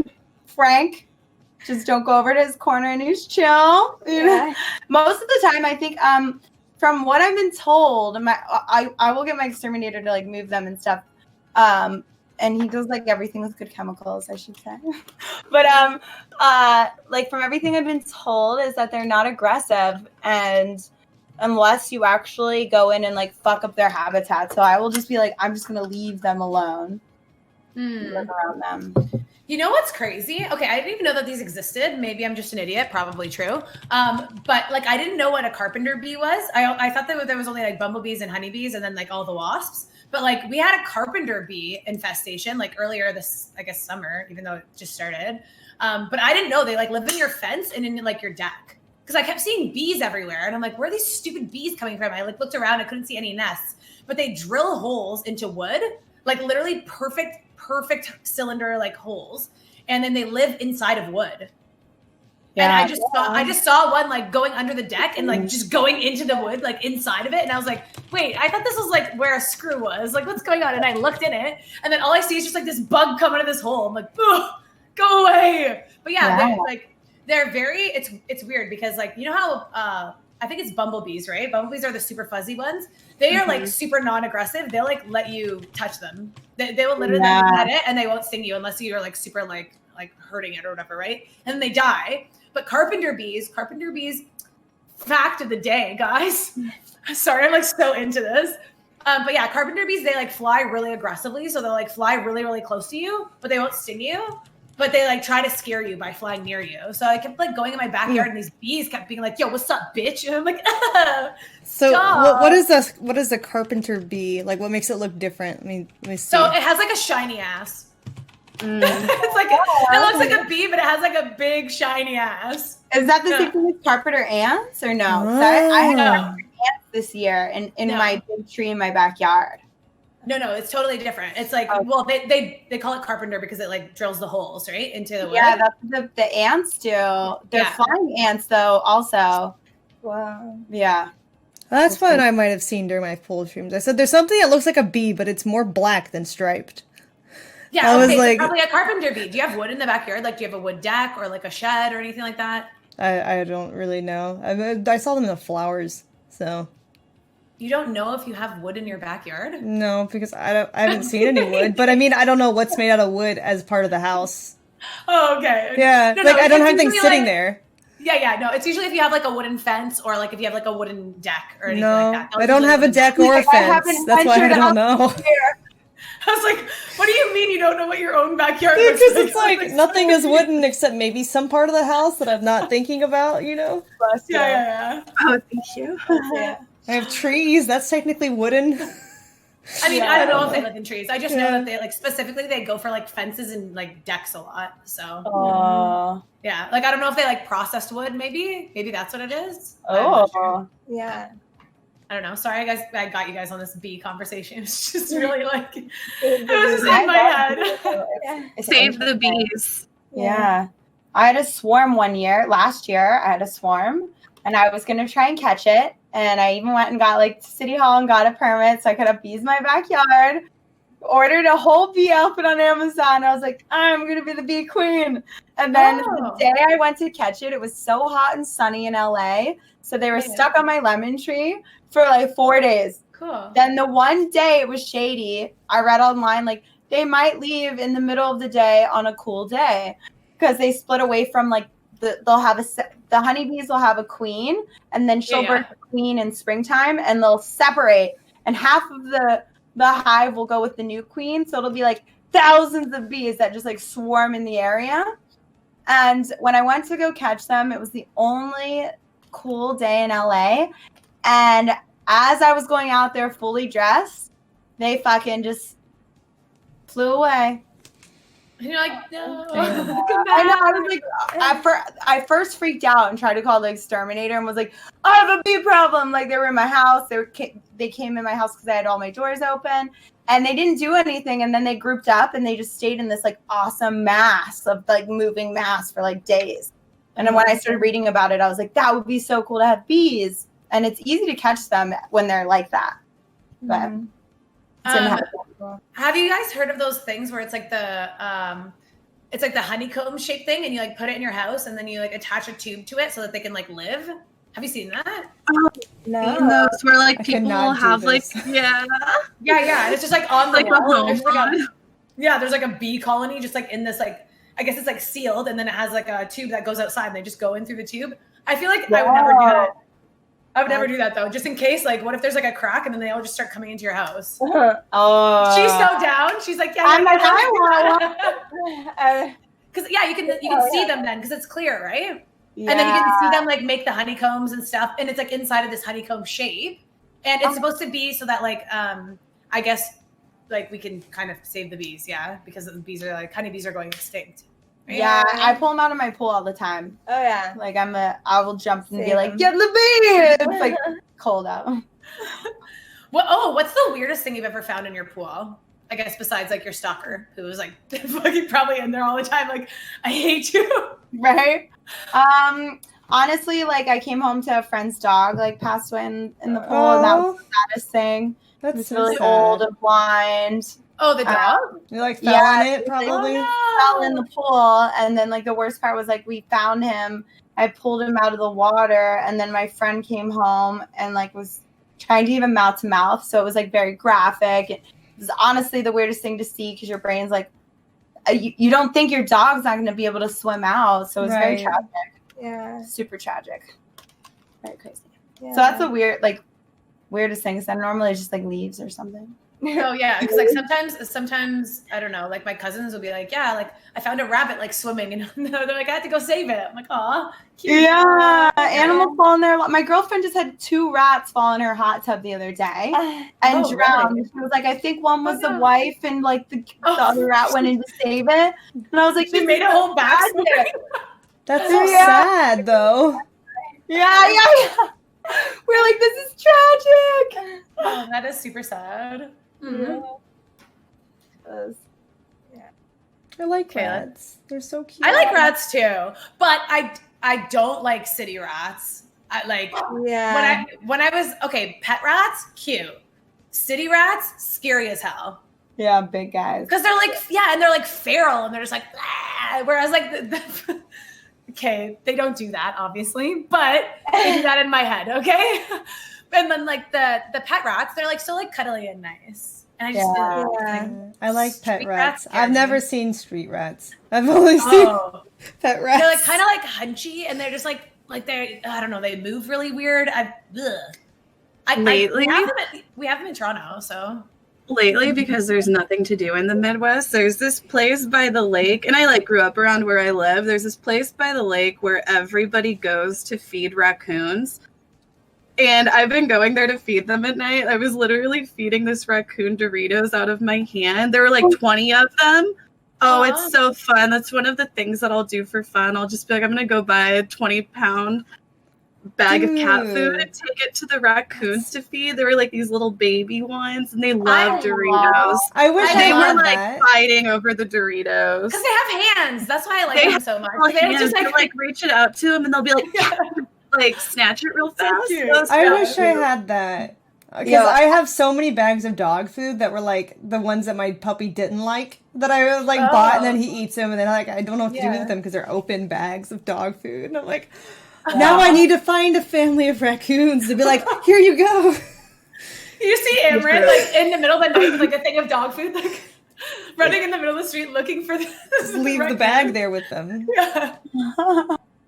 In LA, if you feed, I don't think you could feed the raccoons. They're like little gangsters here. They're mean. Like they're mean. They're They'll fight you. Okay, so I had 4 dogs with me and friends, and this raccoon like was like across the street, and we were walking the dogs to go to the park, all on leashes, like labs, 2 terriers, me, my girlfriend, and her boyfriend, and this raccoon just like crosses the street as we are, and he's like, oh hell no, and he like puffed up the size of a mini bear and ran at us like this. And he just like fucking grabbed the dog's neck and just was like ripping him apart. And like all of us are yelling. 3 other dogs are trying to attack this raccoon. And it took the guy. The guy had to literally like, because my dog started to get hurt. I had to go to the vet and get stitches. He had to step on the raccoon. And the raccoon just like stood up, looked at him, and walked away like no big deal. And I was like, that raccoon just like literally was looking for a fight. It was insane. Yeah. That is actually crazy. Yeah, and my friends have stories of their like cats getting in fights with raccoons here, and the raccoons are just like fucking nuts here. They're just like They'll chase you. Yeah, they'll chase you away. Like they just like don't give a fuck. They're like, we were here first. Yeah. It sounds like rabies almost, but like Yeah. I don't know if it was foaming or not. Like just like unprovoked aggression. You do have to have your dogs like super strict with rabies shots, so that could be why. Yeah. Because the raccoon's fucking nuts out. Yeah. Yeah, That's crazy. Yeah, I feel like raccoons can get very like aggressive, and I feel like there was possums. Ugh, possums are like scary looking. Possums are super aggressive too. Yeah, because they're like have you seen an angry possum before? Their like eyes are like really like small and black, and they have like really really sharp teeth. Possums are scary. Possums can get like really. I don't know. Like, every possum that I've seen just plays dead. Right? I'm like, why do possums like being ran over so much? It's just like they like to walk out very slowly in front of a car, like just right as you're like getting close to them. Yeah, I think they get a bad I mean, rap. I think possums get a bad rap too. Yeah. Really? I love them. They don't harbor any bacteria. They eat all the ticks and things that carry Lyme disease. They eat a lot of viruses, and somehow they don't manage. They're not able to catch them. And then normally they don't necessarily play dead, but they do a freezing mechanism so they don't get attacked. So it's kind of them just being like, oh shit. But we use a lot of stuff about possums and medical like vaccinations and stuff. So you should check them out. They're really nice. No, the best are good. Yeah. The best are skunks. The best are skunks. Skunks, so cute. I love skunks. Yeah. Have you seen? There's like people that have them as pets. Do they No. de-skunk them like the Yeah. They glands? like de-smell the gland or whatever. I don't know what the Yeah, otherwise what they're the cute. correct terminology is for it. Yeah, but they're so cute. I follow a lot of those pages where it's like people who have like foxes that like I got follow injured or the whatever. fox page. Yeah, that they got injured and then they like have them in I guess like a conservation type area, and they are so cute. So foxes are the best. I think that's my follow favorite. this woman on Instagram who's like, this is why other people who aren't prepared should not make them pets. And this fucking fox is just like, "Ah," like just destroying her house and like Yeah. her pillow. Like this. I is feel not like I might my follow this pillow. person too. Yeah. And like I love those pages. They're so fun. They give me life. Well, yeah, because like the people who have those weird exotic quote unquote or like feral animals basically that are not supposed to be domesticated. It's like an actual full-time job. It's not like they go to work for 10 hours and then they come back and it's just like sitting there like, like the cute moments that you see on Instagram, right? Like what she's saying happens a lot too, where it's like, you go to the bathroom and you come out and it's like destroying something and you're like, well, this is what I signed up for. Yeah, So. most of the, like, when I see people owning fox, most of the response people have, like, a whole outdoor, like, environment for them with, like, fenced off and stuff and a roof on it. Like, a whole enclosure. Yeah. That's, like, more wild looking. Yeah, and they, like, keep it outside. Yeah, Right? most of the time, yeah. Mm-hmm. Yeah, that makes sense. There's a lot of people, though, that, like, have these animals that live in the house, I think. Though, like, I'm pretty sure that the fox lady has it just, like, living in her house. She does, yeah. It's I would crazy. totally get a cow and like figure out how to let a cow live cohabitation with me. I feel a cow. I love Actually, the sweetest animals. You would be like, if you Cows were are actually adorable. around cows, you would not want to eat them. Like I my would- sister yeah. moved out to the country, and she said that it's like so hard for her to even like think about eating cows That's what I now because thought, she'll too. see them, and they're so friendly. And I think that cows are actually one of the animals that are capable of empathy, like elephants Yeah. and whales and And dolphins. dolphins. Yeah. Mhm. I went to a sanctuary, so I went to Wisconsin to shoot, and the people at the company I shot for were vegans in Wisconsin, which is like the biggest meat farming places for the Sure. U.S. Yeah. So I went to this conservation and I went vegan for 2 years after my experience at the conservation that day, specifically because of the cow. Like this cow. So what happened? This cow just like ran up to me and just like, I was like, wow, like you're so beautiful. And she just literally put her head in against mine and licked me when I complimented her. And we just like stayed there for like 20 minutes, like just being like, wow, this is an awesome experience. I've heard that they're basically just like having a really big dog. Yeah. They look like it. Yeah. That especially like have you seen the super fluffy ones? There's a fluffy cow. Oh my gosh, look up fluffy cows. It's gonna make your day. It's the best thing I've ever seen. It's Fluffy they're cow. so cute. Oh my gosh. Right? Like they're so cute. Wait, I want to see. I'm looking them up too. Yeah. Look them What up. is that? It's like a little Ewok or something. Right? It's adorable. Cow. Fluffy miniature oh my cow. God, what the I heck? want one someday. Right? I'm obsessed with these. Why is its body so like small looking? Right? I mean, like its legs look really short. Like, have you ever seen those really short-legged cats? Like they like have really stumpy legs. Oh yeah. I know what you're talking about. Yeah, I don't remember what it's called though. I love guy. they're munchkin cats. Mm. Munchkins. I love those. Yeah, Munchkin cat. Yeah. I wanted to get a munchkin, but someone talked me out of it because they were like, they breed their legs smaller and smaller. So then I looked into the back. I was like, damn it. But they do look like, have you ever seen, there's a cat that's called Potato. That's a munchkin that's even more deformed. So it only has I feel like I know. God. Yeah. and it's like a personality called Potato. and it's so Potato. yeah, it's like potato munchkin kitty. But I don't know if it's he or she. It looks like a potato, like a little potato running around the house. Yeah. That's awesome. Oh, they're so cute. But yeah, they're like Potato. Oh, Potato the cat. Okay. Yeah.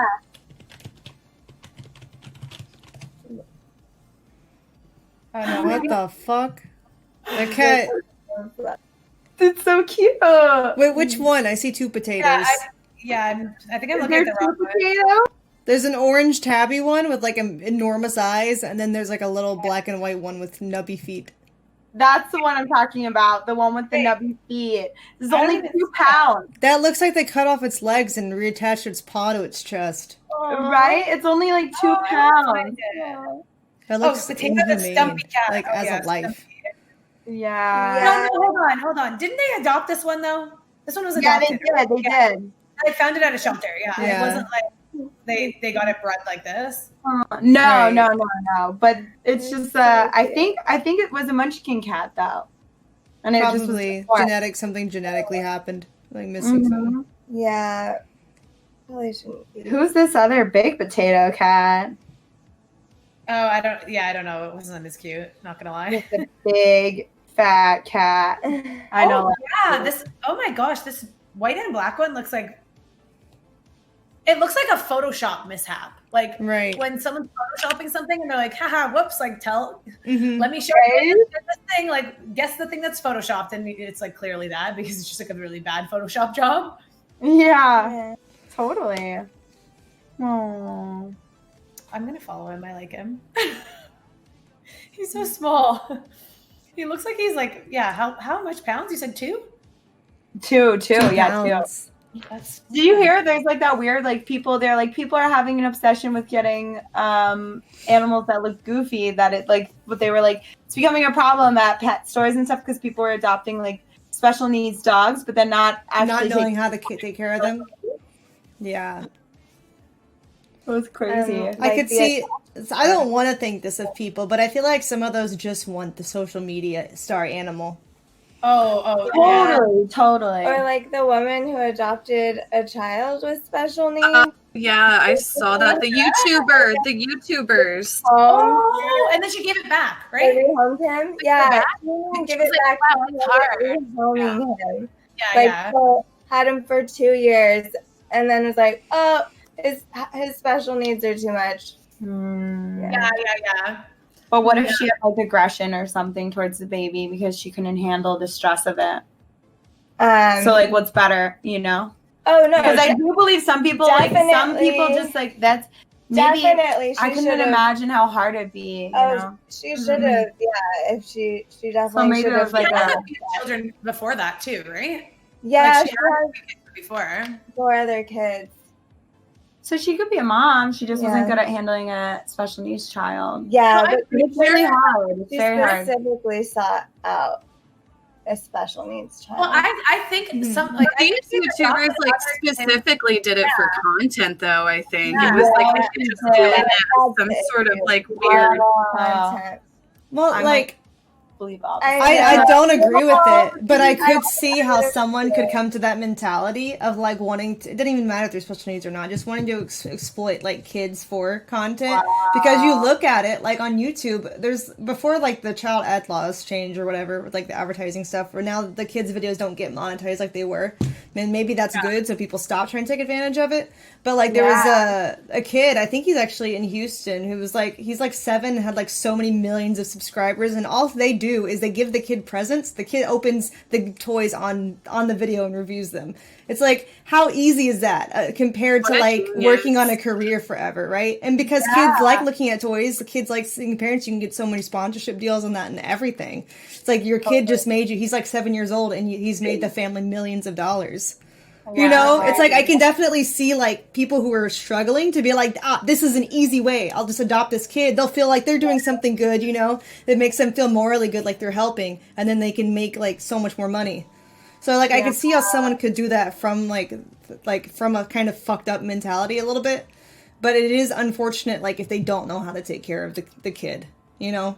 Yeah. So You want to know what it's crazy to think about? You're saying how like these little kids or whatever made a lot of money because they open, I don't know, like the certain toys or whatever on YouTube.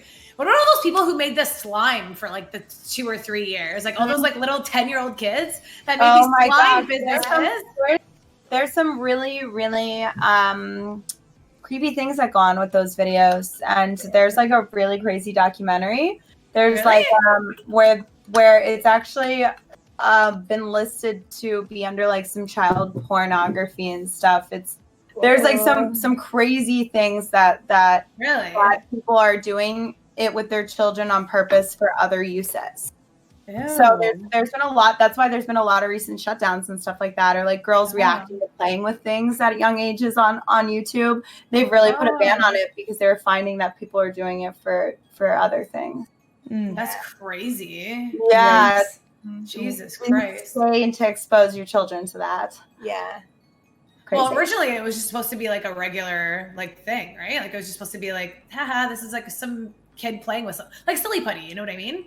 Maybe, right? I know their child is being sexualized. I think that's what it came from. Right. Know that people are using it and subscribing to be sexualized, not like it's not other kids being like, wow, this is cool. Yeah. When they look at their following. Yikes. Oh yeah. So that's why I've never even thought about that. I just thought it was all like little kids that were like, hee cool, like this has sparkles in it. And I'm like, fuck. That makes me wonder, like, how many perverts hang out like at ice cream stores to watch kids eat their ice cream. Like if they're sexualizing like playing with slime on a YouTube video, like just imagine how many real life perverts there are just around you. Don't ever squish anything weird in public. That's like, people are crazy. There's this girl that I follow. She's like from Toronto, and she said that too. She's like does mukbang or whatever. Kids. Like she does like the eating videos, and she does it in her car. And she's like, yeah, I saw this guy literally pull up right beside me, take off his pants, and start like, wow. And she's like, what the fuck? So she like drove away. Yeah. She's like, I literally like looked at him, and he was like, like here we go, and I'm like. That's insane. Like, that is fucking insane. Culture. I'm so glad I don't have a kid right now. Yeah. That's mental. But the world is a scary place. Like, It's also a good place. But very true. Very true. It can be, yay. Of course. Oh, God. Should we go back to your question? Yeah, now? maybe like so. Before we go down this rabbit hole anymore. Okay, so romantically speaking, how does someone make a good impression on you? I'm also really curious to know how like dating works for adult stars. Like, how do your relationships work and stuff? Like outside of your like, I guess sets, you know, just in your daily life. Do they work? I've been with the same person for like 7 years because he's just like super open. I like live adult movies, so you can just like go do what you want. And I just want to make some of them in live movies, then it's fun, you know. But for me, I've been really lucky. I just found someone who's super supportive, but then also at the same time, now I've been in a relationship for 7 years to where I'm like, I'm single now because I just feel like I need to explore myself. But so I don't really know any bad aspects of dating in this industry, except for trying to go meet men now. They just want to bang right away, and I'm not. Wait, so and I'm confused. I thought you said you were in a relationship, or did you end it? Or I was before quarantine. Oh, okay. It was like the craziest breakup, and then quarantine happened, and then I was like, oh, I'm gonna need some dick. Like, you want to hang out during quarantine? I trust you. He's a really good person. Too, so he's like, so nice. It's not even his fault, you know. I'm just like, I'm just older now. I just want to I want to sleep in a house alone and experience like what that feels like. True. But did you guys live together before? Like before quarantine? 7 years. Oh, you were living together too. I knew you were together, but like I didn't know. Oh, that's why like wow, that's crazy. I realized like one day I was listening to music and I was like, I like this music. And then I played it in front of him and he was like, oh, I hate this music. And I was like, okay, let me change it. And then my brain was like, wait, this is your own thought, this is your own like you've never listened to this music before because you were so enamored with being with him and liking what he likes that you can develop your own woman personality, like to what you actually like. Yeah. So I feel like I need to explore myself more. That's kind of good though. I feel like honestly. So is that why you broke up, or is that just what started the breakup process? Process. I just like. Oh, okay.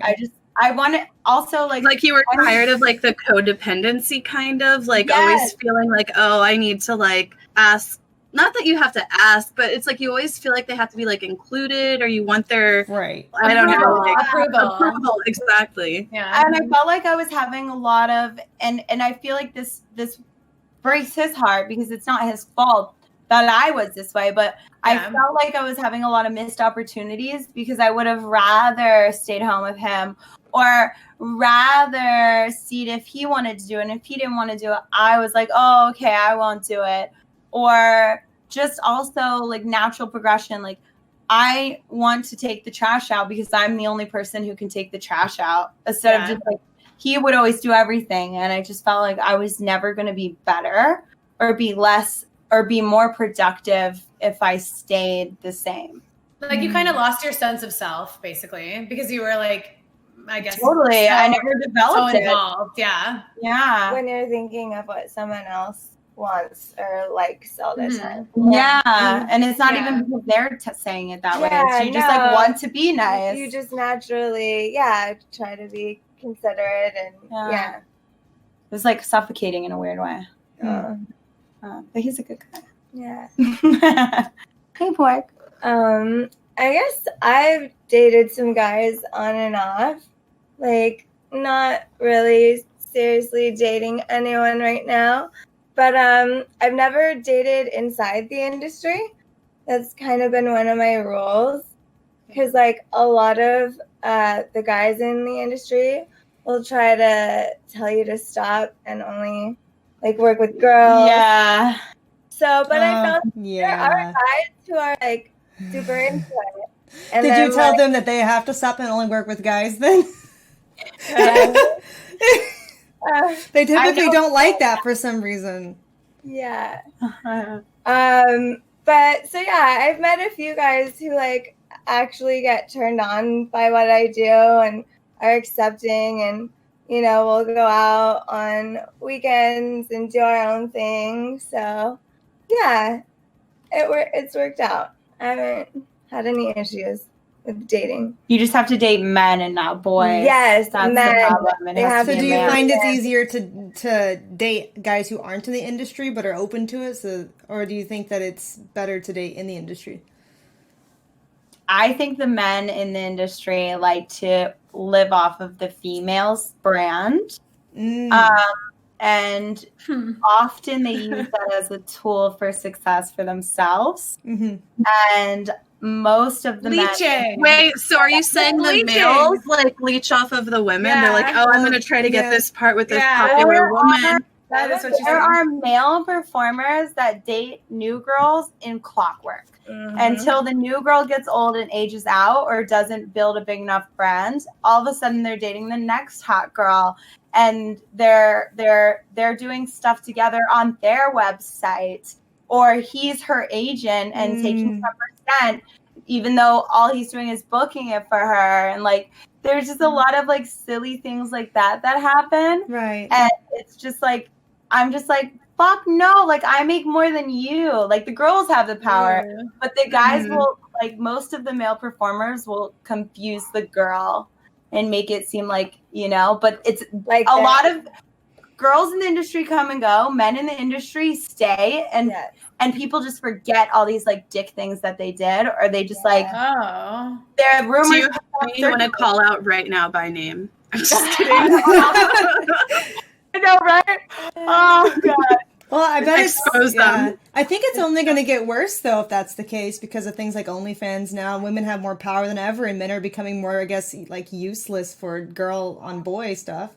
Yes, totally. Because the guys, they don't really care what guy is doing the girl. They just want to see the girl mostly. Yeah. So, I mean, it kind of removes their need in the porn industry. Well, they also will build like a it's kind of like, I feel like you build a little reality around you. They'll build that reality so the fan likes that and that couple. Yeah. And the guys are just so good at building that reality with my girlfriend. Like, be like, blah, blah, blah.com with blah, blah, blah for like a few years. Because and that's then more security. Yeah. So it's kind of weird. Some people, it's hard to explain. And guy fans will be fans of that guy, and they'll just come around because they have a new girl. Yeah. I don't know. Oh. I mean, there's a hard to select explain. few who have their own popularity, but that's like, But most of them ride coattails. That's kind of like living vicariously through the I'm guy, like, right? They kind of like- they're like, it'd be so cool to have an insight into that lifestyle, living vicariously through the guy. I think. Yeah. That kind of thing. Yeah. and I'm not Interesting. saying they're like assholes or anything. Like, they're great, to work with on set. Like, Yeah. they're guys. I'm not saying they're all I bad think maybe I'm people. just like super like, this is my money. None of you men get it. Yeah. I'm like, oh man. Yeah. Interesting. Huh. Yes. Well, that's I crazy. love it. What about the rest of you ladies, though? Yeah. Same question, I guess. Things are impressive. Yeah, I mean, they can answer too. They didn't really answer that part of the question. How does someone make a good impression on you romantically? Everyone can weigh in. I guess for me, probably just not seeming like controlling. You know, like I feel like that's like a trait that you can pick up on pretty quick. Like, oh, is this guy going to be like super controlling or like get jealous? And I'm not saying that just guys do that. Like, definitely girls do that too. But I feel like something that's always attractive is just knowing that the person that you're with, you can do your own things and be fine. They're not going to be mad that you're hanging out with somebody else or like you want to do something else. Your world doesn't have to revolve around that. Mhm. I think that's really important. Yeah. I don't know, but I guess that's not impressive. I'm like, oh. That's like self-control, and that shows somebody has a life and is like actually going somewhere. Yeah. Right. Totally. Yeah. Yeah, I like definitely. dependability. Dependability is like a huge thing for me because like I like knowing that if I need someone, then they're gonna be there. You know what I mean? Like there's a lot of my friends who are in very I want to say unstable, but unstable isn't the right word. Like Shitty. I'm just they just have like no dependability at all, and they're like, oh, like my boyfriend or the guy that I'm seeing, except my husband, said that they're gonna be here at this time, and like, oh, now it's 2 hours later, and like I don't know where he is, and like he hasn't like messaged me to say, oops, I'll be late or anything like that. I'm like, that fucking pisses me off. Like that pisses me off a lot. I need someone to actually like keep their word, I guess. That's really big to me. Mhm. And not be flaky. Yeah, that could be scary though too. If you don't hear from somebody, you start thinking about like all these bad things might have happened. Anxiety. Yeah. Okay. So like instantly I'm like, did you die? Like, are you okay? That kind of shit like makes me scared, I guess. And then also because like maybe a byproduct of my anxiety, like I need dependability for open communication because I feel like if you can't even be like, yo, like let's meet up at this time and actually be there on time, then I don't know. Like, I don't know what's going on, I guess. Is that controlling? I don't know if that's I don't think so. controlling. I think you just want to I think controlling would be like, you can't go out tonight, and you just want communication. Like, hey, I'm going to be late. Yeah. So that you don't think that Yeah. they're dead. Yeah, exactly. Because like I feel like I've also been in a lot of relationships where people have been very not dependable and like super unreliable, like in everything. So now I'm like, that's kind of like something that I need in order for it to actually work out because it like stresses me out, right? Being like, okay, I'm gonna like, for example, all of you guys are all super busy, right? And if someone's like, okay, like let's hang out on this day, I'm going to work my schedule around that day. Like, okay, maybe I'm going to move my stream forward or back, or like, maybe I'm going to not work out that day, or maybe I'm going to work out the day before. Like, it helps me like plan my life. And then if you're just like, JKs, I'm like, well, fuck you. Now I just like Right. I changed my whole Chat's schedule. misunderstanding. So, I see people yeah, being like, I know. that's like, what about trusting your partner stuff? It's not about trust. She's not mad where they go. She just wants to know that they are going somewhere. I think insecurity and controlling is when, like, you try to stop somebody from going or get mad that they're going. She just wants to know where they physically are so that if they need help, she knows where they are. It's not, or if they don't it's not even that. respond. It's more so like sticking to plans and stuff. So like consistency. I guess maybe it's consistency is the word that I'm looking for. Because like if I'm gonna plan my day and be like, okay, like let's go out on like a Friday night, and you're like the whole week you're like, yeah, Friday night, and then Friday comes around and you're like, JK's like, we're not going out on Friday night. I'm like, well, like I had all this stuff planned for me, and like I planned my week around that, and then flaky is annoying. Now, Yeah, that definitely is a trigger for sure. I guess for me, something that like really is attractive to me is like when they just show like empathy and compassion towards animals and kids, especially. I don't know. I guess it's like the paternal instincts, you know, like fatherly, like wanting to take care of something, and like just not being afraid to show those emotions or be vulnerable. I think that's really attractive to me. Yeah. Right, I just said that the animal in the back of Casey's things like coming out. I don't know, what is that? A cat? Dog? Oh, okay? It heard you. It heard you. It was like, This is Benny. She's a sweetheart. Oh my god, cute. Aw, she's so cute. Yeah. Oh, I also like when someone has a good relationship with their mom, like if a man has a good relationship with that's their really mom. attractive too. Because I've definitely dated people who like have really bad relationships with their moms, and it shows. Like it shows in how they treat me, you know? Yeah, definitely, I agree. Yeah. Yeah. Or maybe not even that, just like respect women. You know? Yeah. Like that's why I say the comment, hold the door. Because you know a man will just like I just think that they'll be considerate if they were taught to hold a woman's door. It depends. I've had experiences where a guy will hold a door only for me and then let it shut in front of like a whole family. So I don't know if like I have people right behind me. But I understand the concept. But in theory, it sounds great. In reality, not always consistently a good indicator. What about, what's your guys' ideal date? Like if I was going to take you on a first date, what is your ideal first date for everybody? Disneyland. Hell yeah, that would be fun. Disneyland's a good one. Disneyland, so I know how crazy you are, if you can handle crowds, what type of person you are. Did you have a childhood? Do you geek out? Do you have an inner child to connect with and have fun and totally. let loose? Also, if you let me eat all the food I want and buy me something. I feel like a theme park could be a good first date. Like, I feel like, honestly, like, dinner in a movie is way too awkward for a first date. Never invite a girl to dinner in a movie or anything like that on a first date. Dinner. See, I'm totally the opposite. I feel like it's awkward. I guess in Texas, that's like one of our only options is dinner. So, I do agree that just a movie is weird because like you can't really talk to them during the movie. But I would say if you have the movie between two different activities, like food and then like somewhere fun, like an arcade or drinks after, you know, if it's like dinner first to talk to them in like a place that has enough people to where they don't feel uncomfortable. Like you don't want it too empty, then it's just awkward. But if there's like enough people there, then it can be fine. And then maybe you go see a movie if there's something good out. And then after that, go somewhere else, like whether it's just to get like a drink, maybe like a tapioca place or something. Ice cream, whatever. Ooh, the zoo. Zoos would be good too. Mm-hmm. Good one.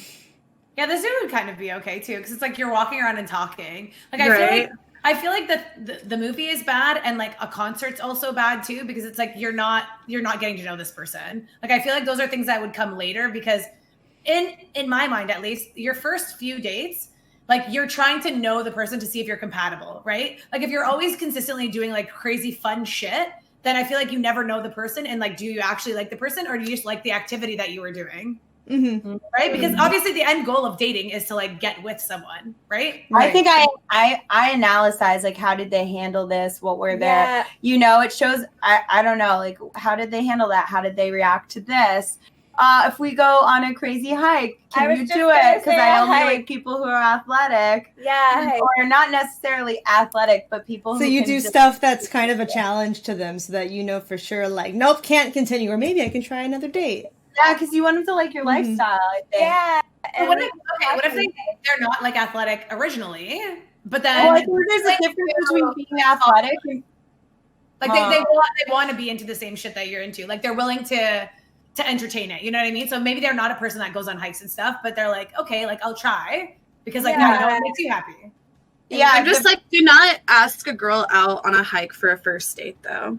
Yeah, I would just be like, he's trying to murder me. Same. I went on my first hike, and I actually went into the desert in this hot springs with the dude I stayed with like 7 years, and I remember like being like, yeah, I can hike, and then we went on this hike with no service or anything, and I was like, I cannot fucking hike, but I didn't think he was like murdering me. I don't know. I was just like, nature. It's very common in LA to go on hikes with people, though. It's like there's a whole hiking like. People here are crazy with hiking, I think. Yeah. I think if it's like where you are culturally, you wouldn't think about it like that because like everyone goes, you're not going to be alone because there's going to be so many people who are also hiking the same trails. And actually, the place we hiked to was like a nude, like a clothing optional hike. So like, it was the best too. Yeah. But I thought it was fun. That's funny. Wait, there's clothing optional hiking? What? Yeah, I've never heard of that before. Let's just hike naked here in LA too. People would just be like, "Good morning, have a beautiful day." Yeah. And they're just naked. Like I feel like is there like a designated like naked forest where like all the naked people just like go and It's like hike? a nude hiking trail. It's like even families are like hiking naked. You'll see like a woman hiking with like breastfeeding at the same time. I'm like, all right, girl, good job. Like personally, I would be like, I have to wear underwear though, because I would just be afraid. Like even whenever I'm like, what if a bug tries to like crawl up there, like or you know what I mean? Yeah. Like How giant is your vagina that when you're walking, it's gonna fucking get I don't know, just still like, Casey doesn't want to answer that question here. You Dirt. protect it. You're fine, Casey. You're fine. We're all silent now. Yeah. I'm just thinking about I'm just thinking about like if you just didn't know and you just go into a forest and there's all these like naked like people just like running around. No. The best thing someone told me, they were like, why do nudists like to find the highest spot in whatever area they are and just be like, and like work out? And I was like, they really do. Like there is always that nudist that's like, this is the best point for everyone to view my body nude. It's very freeing. Bro, it's like, Here I am, world. Yeah, freeing. That's so funny. Wow. Go hike the mountain nude now. Let's do it. Now I'm just too old. I'm like, I don't want to get sunburned, so I'm gonna wear a long sleeve, long pants, Protect my skin. SPF proof shirt.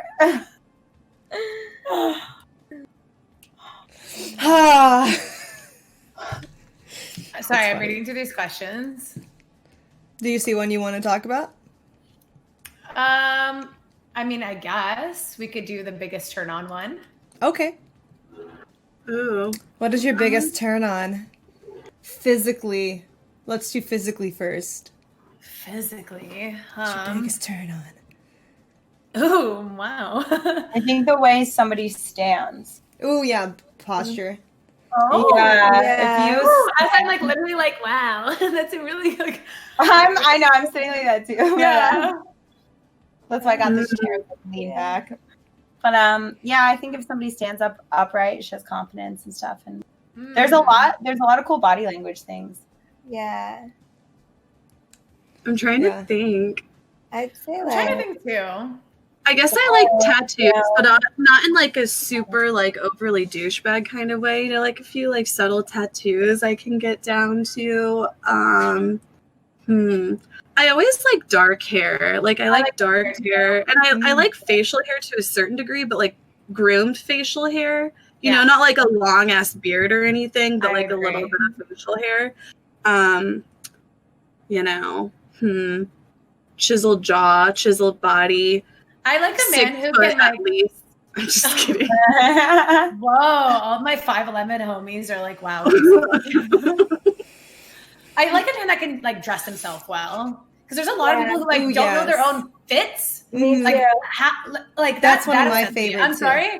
That really upsets me when someone buys like incorrectly sized items. Yeah. Like they're trying to look good, but like things are just not fitting how they're meant to and fit. you You don't know what I even mean? have to spend a lot of money on it. Just True. like, yeah, just some sense of style, and like, because style can reflect personality. Yeah. Yeah, because I have a lot of girlfriends too who are like, yeah, I love to like dress my boyfriend. Like, ugh, like no.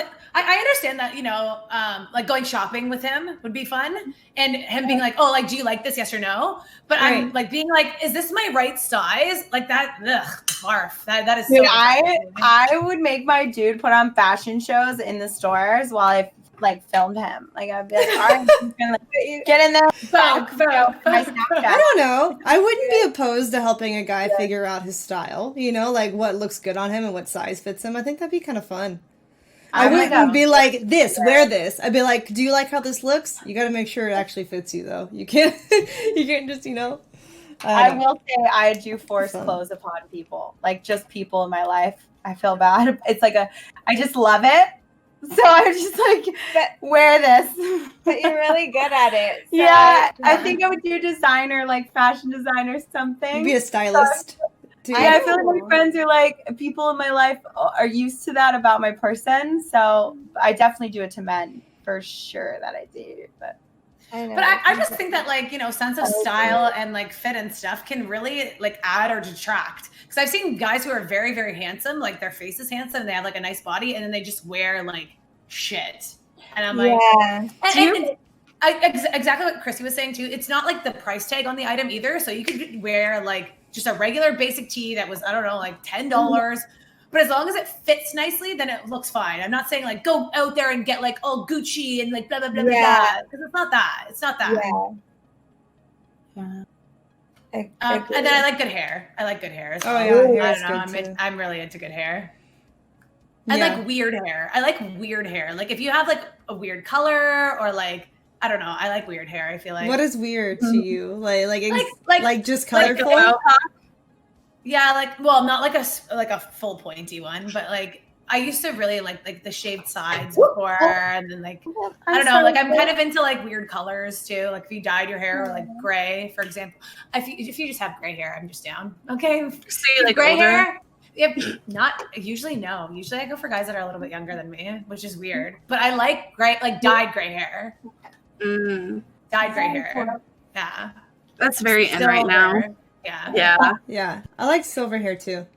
Yeah, and my dog over. I think maybe because it's like super anime, and I'm like, wow, like, you can like be an anime boy. There are certain guys who like look good as they age because like their skin tone just goes well with silver hair. You know? Yeah, I like older men. I love me an older man. Yeah. I like silver, gray. I just like older men. They're nicer. Same. I don't know. They've learned what not to do. Yeah, and I really love like someone who can teach me like health insurance and taxes too, without being like daddy, but just like have you ever heard of this? Because I'm older and experienced this. I'm like, yes, give me all these give me knowledge. Yeah. Yeah, wisdom. Yeah. I like dating an older man. Like I think older men are like okay to date as long as you're not changing their diapers, you know?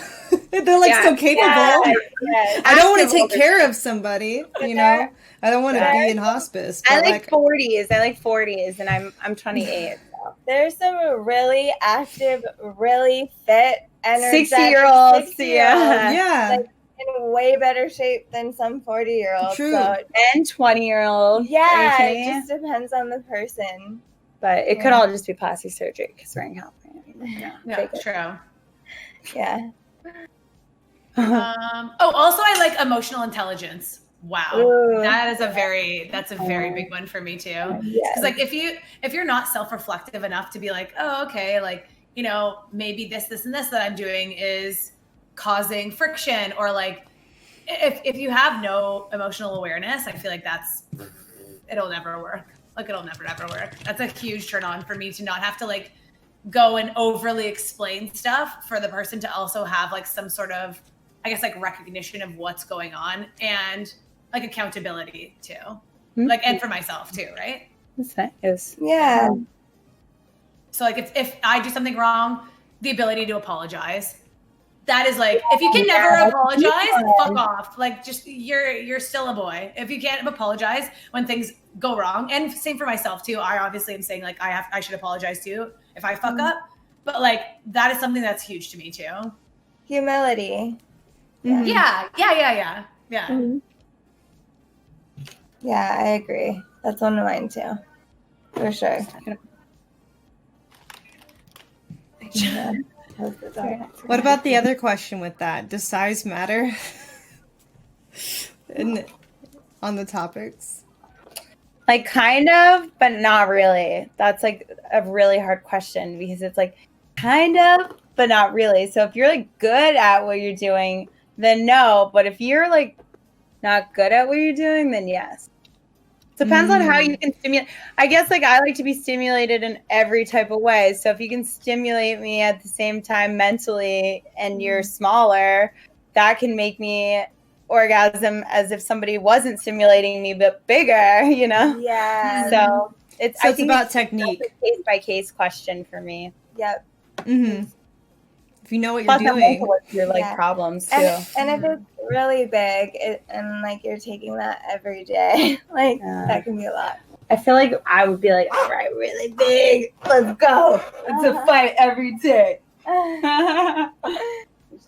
Love a I challenge. feel like when you asked Mia that question, like I feel like she was just like, I like a big or something. It was like super funny. It was super funny. I forget her exact wording, Ammo, but like I feel like we asked her that question too, and it was really funny, her answer. I totally see her doing that. Yeah. I'm pretty sure she does. Yeah. Yeah, I'm pretty sure she said something like that, and I was dying laughing. Bro, you guys. Yeah. I don't know. I I've had a sample size of 1, so I'm really not sure.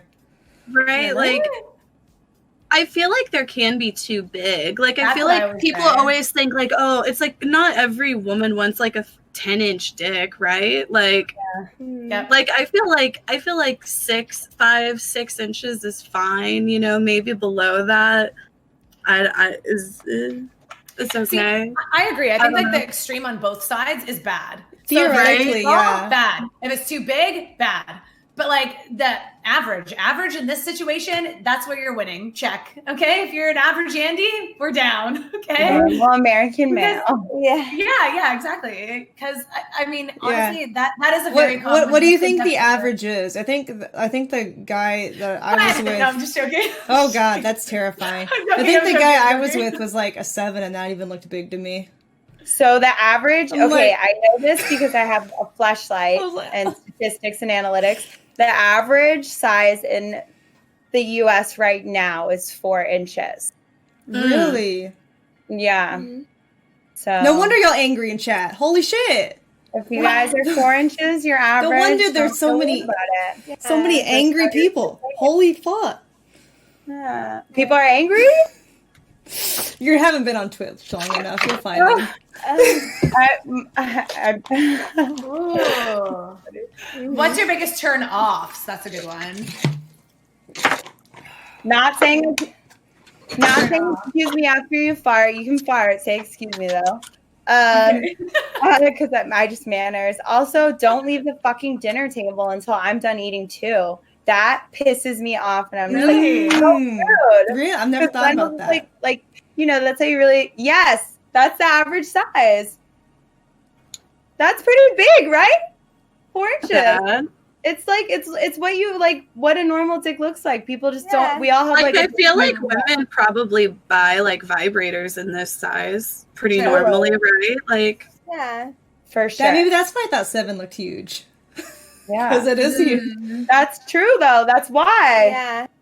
Oh no, you know what it actually might be? Actually, in America, that's not a good place to test because I think America's going to have one of the smaller sizes because they're obese. A lot of them are, and so like the fatter you get, the more that your stomach eats the base of your dick, and so like the less that it sticks out. I think when they measured it was from base. It was from base.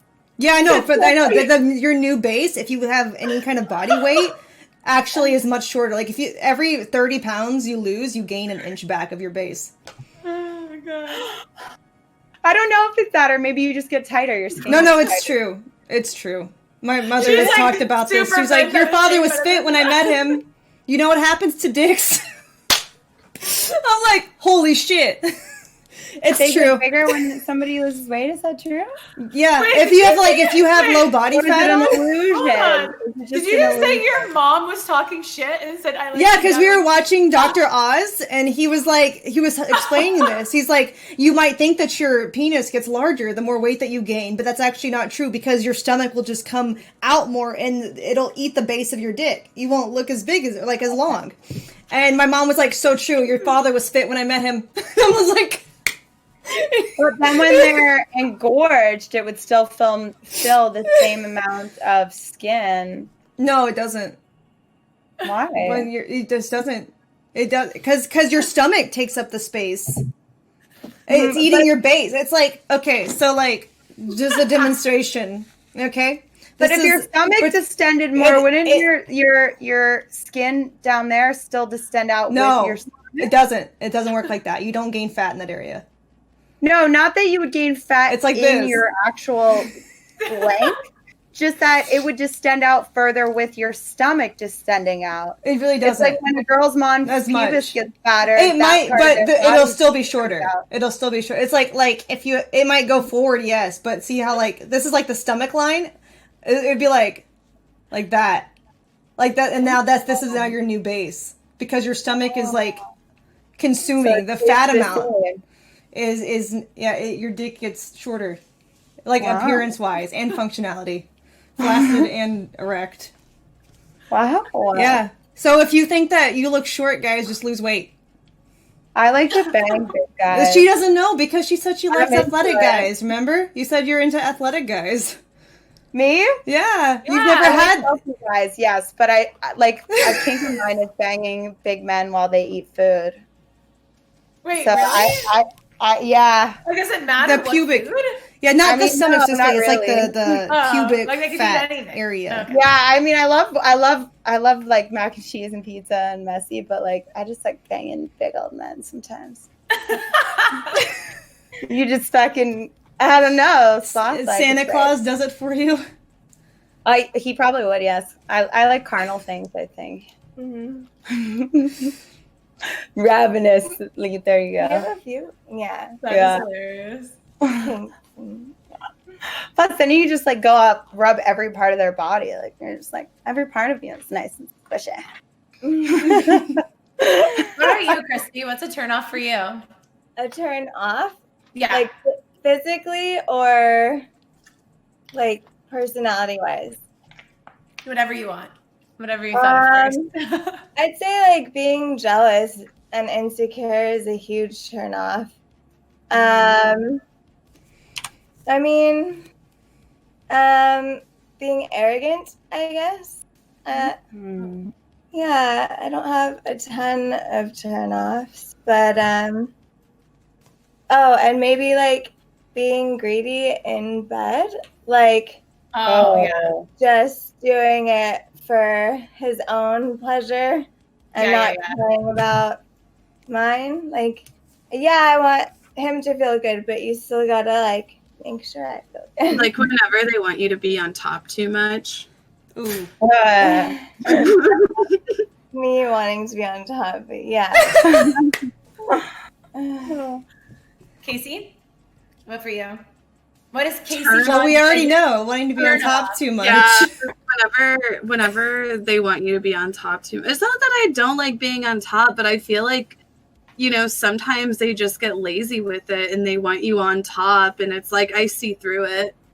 Yeah. You know. Oh, or if he doesn't like go down on you. Yeah, I hate that too. You know how there's some I guys that are know. just like against that are like, oh, I would never go down on a woman. Yeah. I don't It's understand. weird. The ones that are like, yo, this girl should suck my dick for 1 hour straight. And you're like, why? What? How does that make any sense? And they're like, oh, but I would never, ever touch. No. How do you suck a dick for an hour? Did they just like weren't good at it or what? No, it's just the same like mentality. Like I feel like those guys who like don't do it, guys who don't do it are always like, oh, I would love a girl to just like suck my dick the whole time and I don't have to do anything. And you're like, what? Like They say that, but if they had a girl who did that, they would be so screwed over. They wouldn't date them. They would be no, they would. But then after when she breaks up with him because he stopped trying, they wouldn't know how to make love anymore because they've been just used to being pampered and spoiled. Like that would like mess them up for future relationships if they actually had a girl do that for a long time. I feel like going down on a girl is probably a lot easier than going down on a man just because of the jaw strain. Well, I don't know. I disagree with that. You I don't know. disagree? Have you gone down on a girl, Casey? I haven't, so I wouldn't know, but I've just always thought like going down on a girl would be like easier. I think the tongue would get tired, right? It's I think it's harder because everyone's different. Like a man, they are different, but for the most part, it's like a similar motion. But for a girl, like you have to talk to them and they have to talk to you. And then a lot of women, I think, struggle like with having orgasms in the first place. Real life women struggle with orgasms in the first place. So I think that you have to really like touch a part of them to really get them to open up or vice versa and just like want to communicate to reach an orgasm. Because some people be like, one girl was like, smack me to death. Like, I was like, I'm afraid. And then like another girl's like, just blow, you know? So it's, I don't know. Yeah.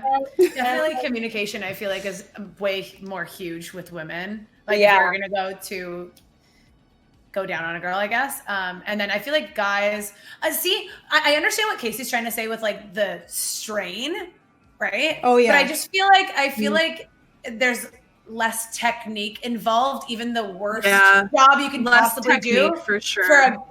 To do it to a guy rather than for a girl. I feel like you kind of have to know a little bit more what you're doing. Yeah. Whereas like the basic principle, I feel like if you're doing it with a guy, it's like, no teeth. Okay. Just like no teeth. All right. Which I feel like is really obvious. Whereas girls, what she was saying, like everyone's kind of different. Everyone likes different things. Yeah. Yeah. I feel like for guys, it's just like the pizza thing where it's like, even if it's bad pizza, it's still pretty okay pizza. You know what I mean? Yeah. Let's see. Oh, sorry. I'm like, unusual feats or traits that you find irresistible? Quote, armpits? Wait, did someone, where'd you get this from? Armpits last time. I said armpits last time. I feel like a nice male armpit, there's just something really hot about it. I don't know how to explain it. A nice male armpit. Smooth and lickable? Nice male armpit. Like it's no, hairy? not like like hairy is fine, but just like, you know, like not super muscular. Like a good example would be probably Hassan Piker. Hassan Piker has really hot armpits. Hold on, I'll show you. I'll find it. I bet there already is one. Just link a picture. Hassan has hot armpits? Yeah, he came out with like a super hot photo one day. I'm trying to find. I can't find one of Hassan, but I'm just saying armpits can be hot. They cannot be hot, but they can be. The hair is nice. Yeah. Did you put a picture? I'm trying to find one. Oh, okay. Did you? Hassan Piker. Hot armpit man. I mean, it's not that weird, like, considering that men, like, literally fetish size, like, every body part of a female in existence, it seems like. True. Yeah. Yeah. I think women do too. I think they're just less vocal about it. Yeah. Because women are, I don't know. I don't know. After I watch stuff, I definitely delete my history. I'm like, no one can know what I watch. Okay, maybe like a hot armpit. Oh, Right? you like hairy armpits? Yeah, like a little, Okay. I think armpits can be really hot. For And me, then, I feel like that armpits are contextual with the rest that of the body. natural male musk can be really hot too in a certain Yeah. way. You know what I mean? I do like man smell, not stinky smell, man smell. Yeah.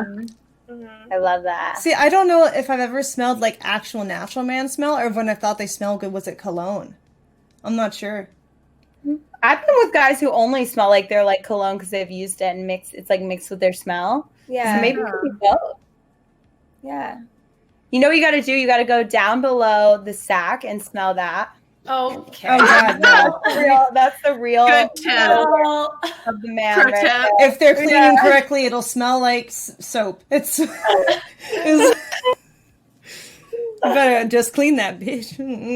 oh my god. Choke sniffing? Like, Jesus Christ.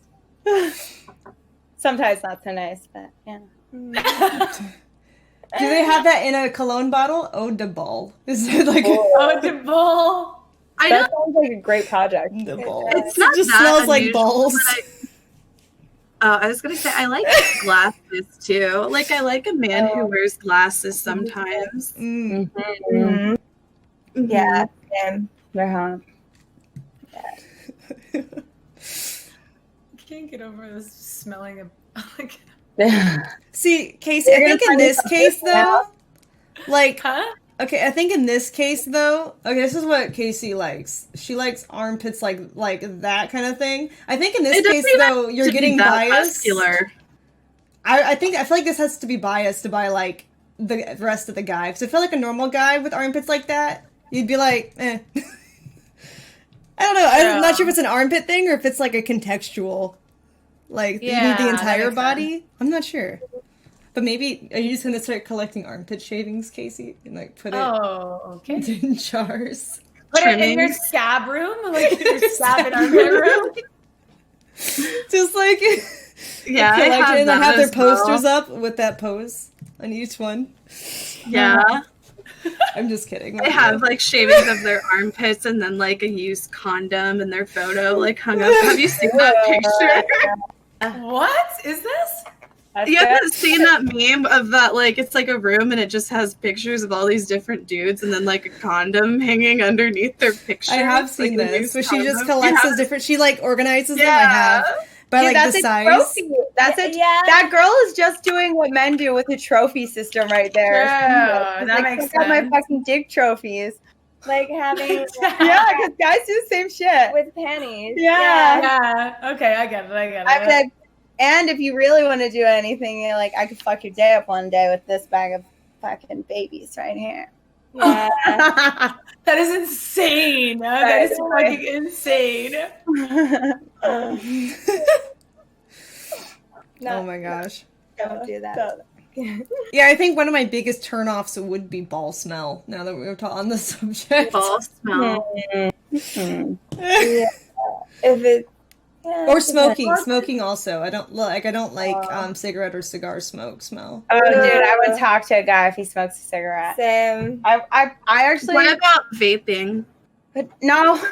I mean, like, I'll be around people that vape, but I go as far as to not even hang out with people that smoke. And I'm sorry if you guys, anyone's a smoker, but you could give me cancer, and it's just not worth it.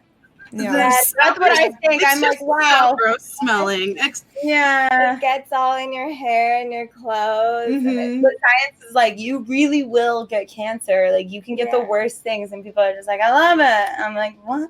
Yeah, I don't know. A lot of guys try to tell me that I've been around, because I used to do a lot of events at like golf clubs and stuff, and I was there like as a princess because the kids would be having birthday parties and the dads would be like talking to each other, and I would hear stuff like, "Oh yes, I love cigars. You want a cigar in the backyard?" And I'm like, that still smells bad to me. Like you can smell it out there. I don't know. It just that and cigarettes. I can't do it. Yeah. I don't know why it's considered classy to like smoke a cigar. Like, commercials. Is it any? Yeah, I guess like back in the advertising. day, like in the 1920s or whatever that shit first started coming around, you know, whenever they had those like long cigarette holders and they were like wearing gloves Yeah. and smoking in saloons and shit. They So, learned to use advertising to say it was American, so it got ingrained in just our culture. Yeah. Mhm. True. Just the same thing with French culture. It's a They part just of made me wanna They say that's vomit. why everyone in China is suffering through COVID so bad because of it's a lot of high smoking places that are really impacted, as well as just the bad air quality, but a lot of the smoking.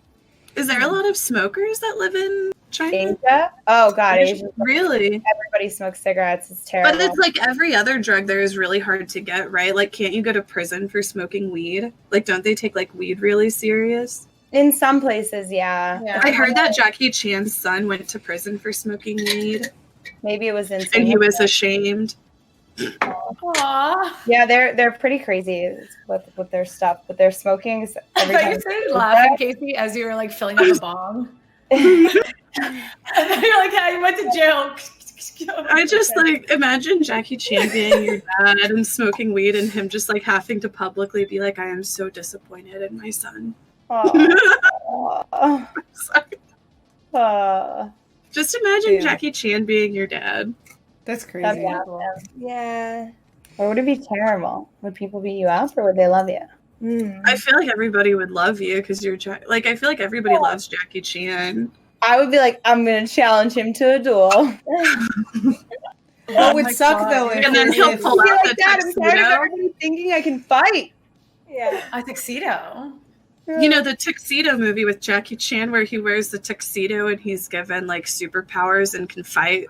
Yeah. No, I don't There's know that like enough. movie. It's just enough. There's so many weird Jackie Chan movies. True, not wrong, not wrong. that would be so terrifying though if like for the guy if you were Jackie Chan's daughter. And it's like you fuck with her, I fuck with you. It's like that would be so terrifying to be the guy trying to date his daughter.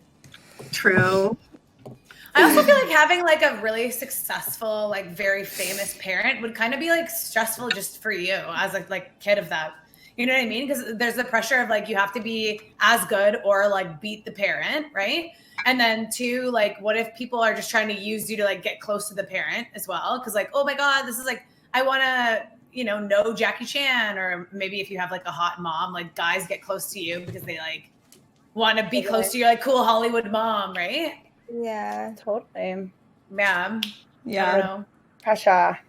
Pressure to learn to fight too if you were Jackie Chan's kid. Mm-hmm. Yeah, and like if you go out, I feel like you would always kind of be in the shadow of like your parent. You know what I mean? Like especially if they were like really famous, like Jackie Chan, for example. Like if your dad was Jackie Chan, the tabloids or whatever would be all over him, right? Like no one would give a shit about you. I feel like that, but maybe. And your friends would Right. come over and they'd Yeah. be like, "So how's your dad doing?" Oh, Yeah, cool. where's Is this your dad's? Oh my, yeah, wow. Like remember that movie? Like your dad did so many cool things, and you're just like, oh, like, yeah. Because like I don't know what his son's name is. Do you know what his son's name is? No. No idea. Exactly. But I His don't name is Jackie. his name is Son, right? Jackie Chan's son. His Mm. But you know what, too? I feel like a lot of the celebrities' kids go to like private schools with super wealthy, like rich people. You're right. Yeah. And they only surround their kids with like-minded people. So I think that helps. probably. Because even like-minded people like CEOs and stuff, their kids probably feel the same way. Yeah, like business, not just celebrities. I think wealthy. But I that's what I think. Like if you look at like when Kylie Jenner was young or the Kardashians, they always hang out with like the same people that are all rich and True. famous now. On their You know? same level, Yeah. Mhm. Mm-hmm. Yeah, it's definitely true. I feel like a lot of ways, the childhood environment affects who you hang out with and who you become Yeah. like Totally. networked in with. In most cases, if you don't go to a school where kids are more well off, like there's a higher percentage of kids getting to like bad habits and bad jobs and bad everything. That makes sense. Yeah. What about for you guys? Do you guys care about like when people recognize you and stuff in real life? Do you prefer when people come and talk to you guys when you're doing like normal stuff? Like, I don't know, like restaurant? I love it. I love it. I'm like, hi. Oh, yes, it's me. Sometimes I wear a shirt with my name on it. I really do. Wait, actually, no. Do you actually? Really? Yeah, I do. Advertising everywhere. And then they'll take photos with you. They'll put it on their media, makes you more personal. I also love it because I'm like, cool. Like you think I'm cool? That is cool. It feels good. I don't know. Yeah, so it's cool. I just don't like when they will tweet me like a photo of myself or like tweet and be like, I saw you here. And I'm like, okay, creeper, come up to me. Wait, he'll like take a picture of you and then tweet it at you like a candid. To be like, I saw you as proof. Yeah, people have do that a lot. Oh, that is weird. They're like too paranoid to come up to say hi, but they want to like I think like show somebody and they were in the same environment. They'll just like take a picture like. Yeah, I'm just like sitting on the phone or something. Yeah, that's annoying because you don't know like who they are. You don't know where it's gonna be posted. You don't know what you're doing. If it was bad, if it's gonna like compromise. Luckily, normally it's like it's like my website, and I'm just like on the phone. So in the photo, it's like go to the website. What about you guys? Like, because you guys get recognized, I'm sure too. Like Casey, Kate.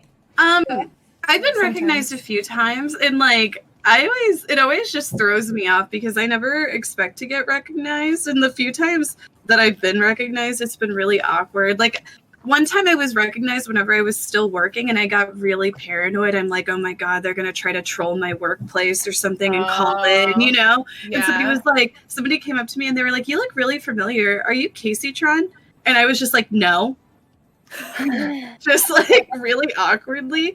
But like as far as like dating, I guess I would like for them to maybe at least have an understanding of Twitch, so that they could like maybe like have an understanding of what I do, I guess. Yeah. And the Twitch culture.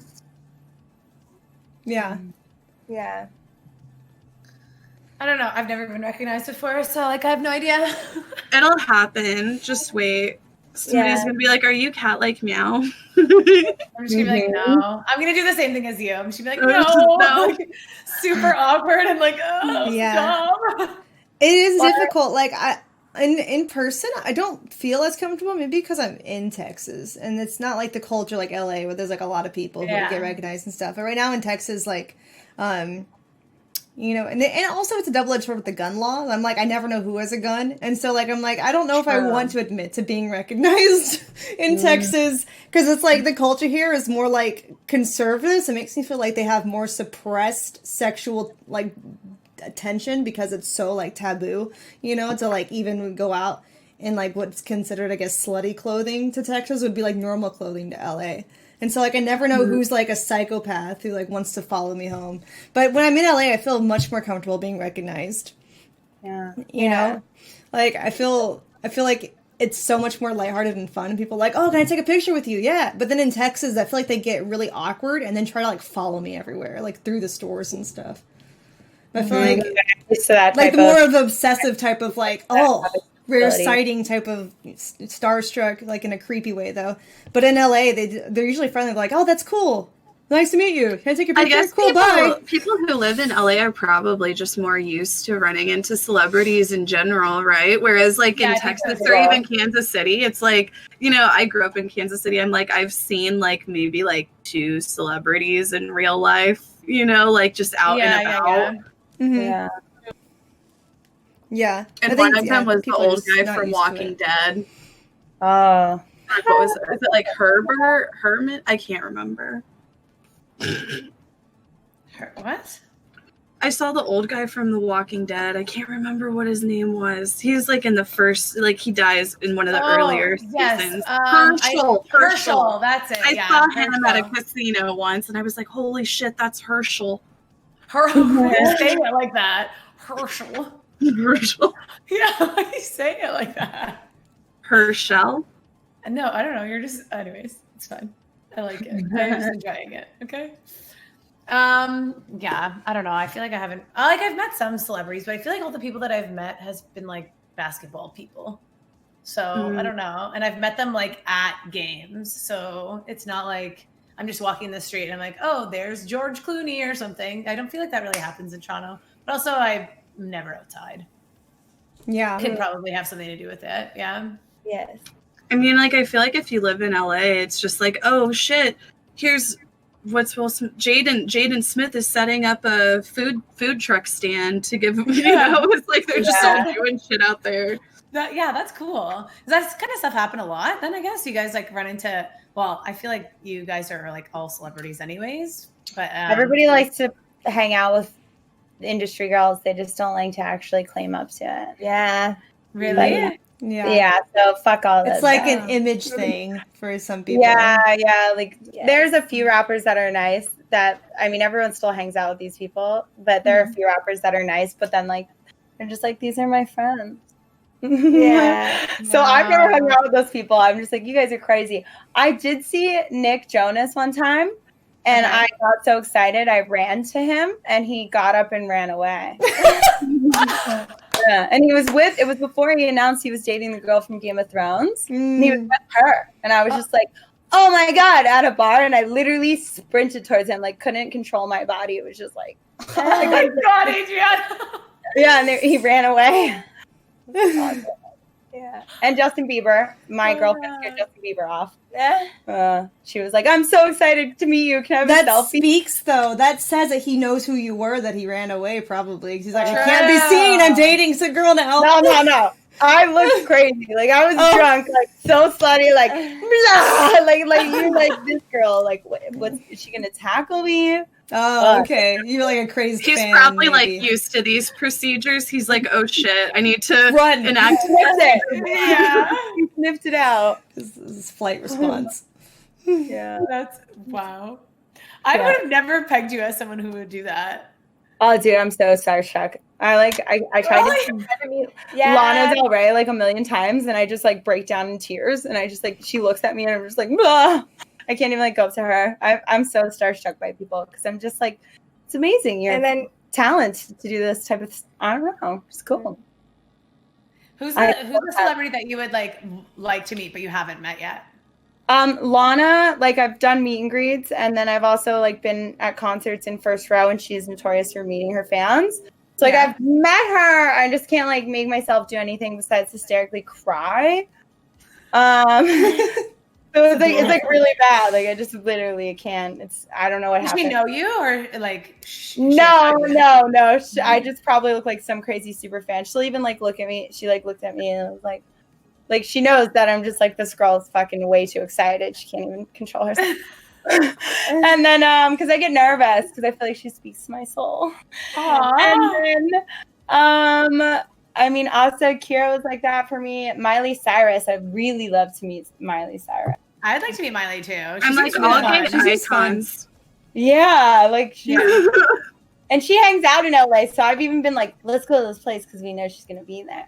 But I feel like she'd be really fun to just hang out with. She just seems like she'd be super chill and like, I don't know, just down to hang out. You know what I mean? Like not do anything like super, super fucking insane. But also if you're like, hey, here's a really fucked up weird idea, she'd also be down for that too. Yeah. You know what I mean? Like she just seems super spontaneous. There was like a rumor that she was banging industry girls. And I remember like me and my girlfriends were like, we have to go find her so we can bang her. And like go to the place that she is because maybe oh my God. I love that. Yeah, I feel like that's what people I feel like literally that's what people say about you guys. Yeah. Like she was. Fuck those people. yeah, but any guys that are famous that want to bang me, I'm honestly like, that's the only time I turn up my nose because I'm like, your motives aren't actually like for realism. Mm-hmm. Yeah, but you just said you'd do the same thing to Miley Cyrus. Oh, for sure, totally. I mean, for sure. But I'm just saying. Oh my God. That's really funny. I'm sure there are guys though who are like, let's go to the places that we saw in their Instagram stories and stuff so that we can bang them. Like, I'm pretty sure. Oh yeah. They're like, I heard she was banging her viewers, is what I heard. And they'll just talk shit. I have people show up to Disney, or like if I say I'm going to a music festival or something, they'll go. Yeah, you can't like. You tweet shouldn't about tweet where it you go, or like before. even like sometimes you're at a bar and you tag it, like they'll just be like, hey. Yeah. Yeah. That's the issue with That's- live streaming. Yeah. Yeah, see, I totally didn't know that either. And I remember right before TwitchCon, I asked Candy, I'm like, hey, what time's your flight? Because like we were gonna go hang out. And she's like, oh, I'll DM you. And I'm like, what? But I realized it's because of like what happened to Ice like years ago when like they tried to raid his plane. Right? So, like, yeah. So like Ice Poseidon was like a big streamer that was on Twitch, and then I guess he streams on Mixer now, maybe, or something else. But anyways, he used to get like, he has a really like toxic community. And they used to what's it called? SWAT him? Yes, yeah, SWAT him. And he got swatted on a plane, like as he was boarding a plane, because his chat like called and was like, yeah, like he has a bomb or something. And like they took him off, and he's like, no. Yeah. So I feel like that's why for like live streamers now, specifically too, people are like, I'm not going to tell you the exact time that my flight's at, so I don't get screwed over. Yeah. Yeah. Have you guys ever gotten? Well, I feel like Adriana, maybe you have good stories about this too, or like, because you said that you've gotten like kicked out of a lot of places, and I don't know why. But have you ever got like hated on, ever by people? Hated. Yeah, a lot. Yeah. A lot. Mm. Not so much. I mean, actually, yeah, a lot. Like, there's been like some slut shaming within my industry. From In the people. industry? Yeah. I think. That's crazy. Yeah. How is there Blows my slut shaming mind. within the industry? So people are jealous. They also don't. They very superficial. They're jealous, or they're superficial, and they don't read into anything. Like, they don't know that just a comment is not like people would be like, you're unsafe, like you bang randoms, and I'm like, Yeah, do they what? assume that you're Everyone DTF has just because of your condoms, or, like, work? some of my content has condoms, and people just make Right. assumptions because I don't know. But I also, when I first started doing adults, I used to do TS scenes, and I had people tell me I was going to be like nothing, and I'd never What's a win TS? doing a transgender scene. So Oh, I had people. okay. I also had girls that canceled me before my shoot. If I did a Yeah, TS scene, they would this is cancel fucked me. Really? So crazy. it was like career jeopardizing when I did those scenes. It was Do you so. think it's gotten better now, like with all Now of like the trans rights and stuff? So now it's mainstream. There's a website Mhm. that does just that. And now it's mainstream. I won't credit myself, but I think so when I did it, I had a lot of hate. And then through just like spreading word of mouth and through growing popularity and like statistics for that type of content. And winning that award. Yeah. Yeah, I won an award with a TS performer. And I think that when that happened, that was the first time a mainstream girl had won anything and been noticed by the mainstream community. So a lot of people stopped commenting on it, and now it's typical. Now I think it's pretty average. Like, no one thinks they're going to lose their career, but Yeah. I thought I was going to lose my career. I had people like literally hating me for it, but I don't know. It's a great experience. Wow, that's crazy. Yeah, people who are closed-minded and unaccepting of others. Big Yeah. ones to make it. It's almost popular now. Yeah, Like, there's still girls- little bias towards it, but I was gonna say, I guess it's a sign of the times too that like even the industry is growing, because before, it was kind of frowned upon, quote unquote, Yeah. and then now you guys are saying, yeah, there's bias towards it. So that's really crazy how you've experienced that. I never would have thought it mattered. You know what I mean? Especially like the slut shaming thing. That like really blows my mind. That within the adult industry. Right, Which you is would the think adult in the industry, you would yeah. think in the adult industry there just really wouldn't be a taboo, kind of, Yeah, right? Like, yeah. but I It's guess there very- really are, aren't there? yeah. Mhm. It's very weird. And when people want to shame you for something, it's because they want to be like, oh, you're not being safe, and kind of like stuck up nose-ish. But it's just they're like simply uneducated about that because they're not willing. It's weird. People don't want to take the time to get to know you sometimes, and they're just like, bah. Or to like Yeah. find out more information about it before making a snap judgment. Yeah. Right. So we hit the goal for chat topic, and I actually saw one in the chat. Someone asked Adriana if you struggle with people assuming you're DTF just because of your line of work, like all the time, just with like random strangers.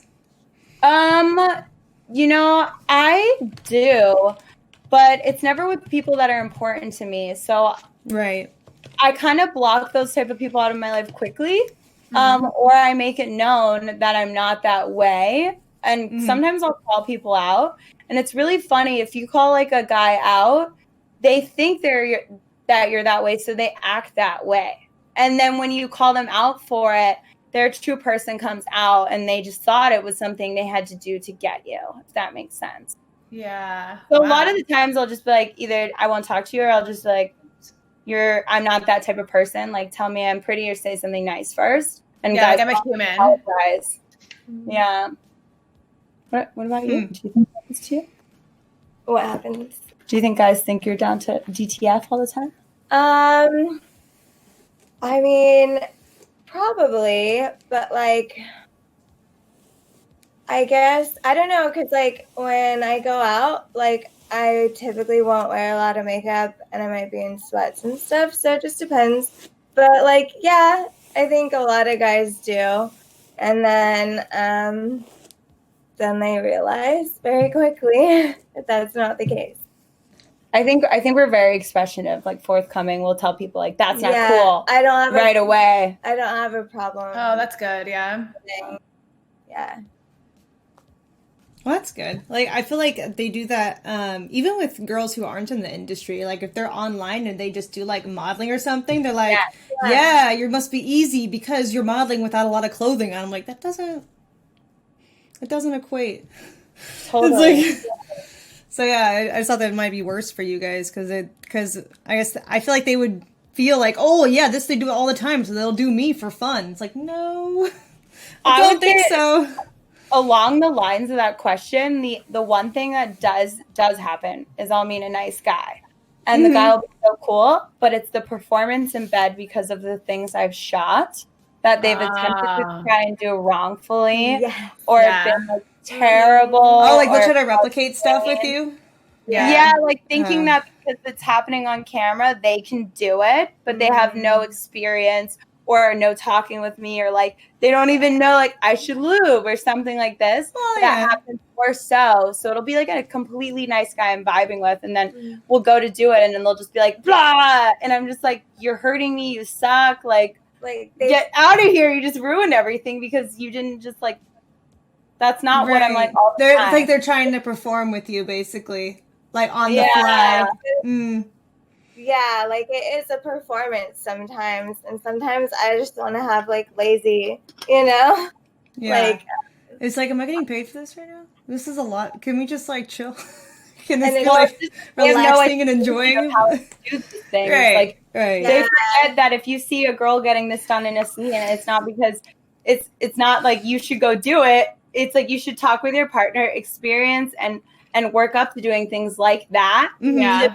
Trained to do them with other people. Instead, they're just like, I can be this way because I saw it in the movie. You know, like step on my head because a guy did, and I'm like, you're actually putting weight on me. You don't know how to do it sensually. You're not there in the same moment as me. You're doing it forcefully rather than sensually or for an experience. It feels very forced and very fake rather than like connecting. Yeah. With me. Yeah. Yikes. Yeah. I mean, I can understand ignorance to some degree, because I myself am kind of ignorant. Before my friends told me this, I thought that when actors and actresses have sex in movies and shows, that they actually were having sex. I just assumed they like wore a condom or something. And my friend was like, "No, they use a sock. It's fake." I'm like, "Really?" Because I'm like, Khaleesi and Khal Drogo are both beautiful people. Why not? You know, like I just assumed they were actually doing it. It looked real to me. Right. Body doubles. Yeah.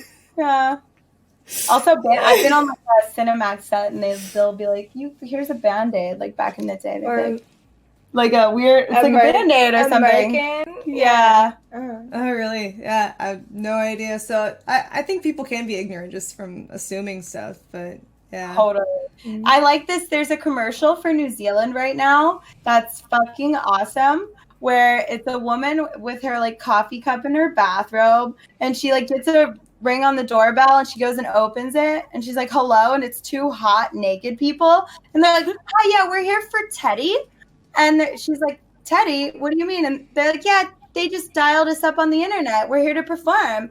And the woman's like, what? He's only 14. And she's like, she turns to Teddy because he walks down the stairs with a laptop. She's like, Teddy, it's time to have the talk. And then the voice over the commercial is like, time to have the talk with your children that what they see in the movies doesn't mean you have to do it in real life. I'm like, New Zealand fucking kicks ass. Yes, that's exactly.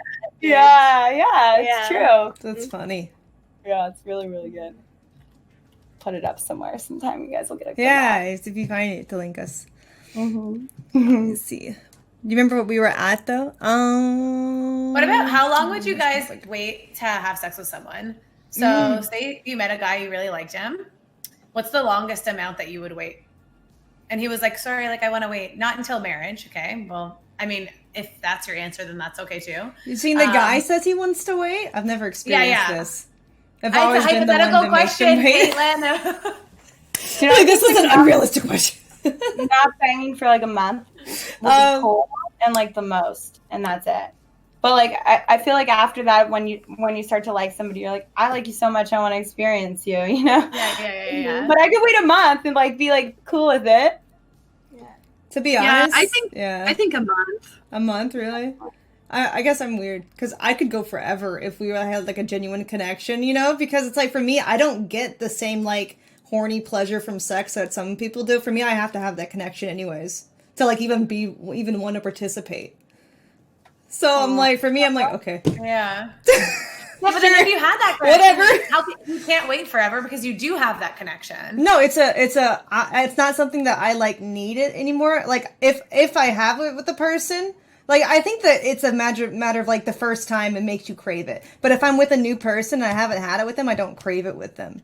You know, so if they want to wait, it wouldn't bother me. Like if they had it once and then made me wait, I probably would crave it, you know? Because it's like, oh, that was such a great connection. But if I haven't experienced it with them yet, it's not something that like is a need physically on me. Because like just in general, as far as like coitus, I don't need it like on a daily basis, you know? I'm not like, I'm just like, it's like an option for me. It's like a bonus to a relationship. I'd be like, okay. Yeah. I don't know. That's how I've always been, though. It might have something to do with like my upbringing too, though. My mom was very like conservative and like touching yourself is bad. So I guess from a young age, I've never been like comfortable enough with it. Now that I'm an adult and I'm like, I know that I can be comfortable now I just never developed that need because there was always such like negative feelings around it. Yeah.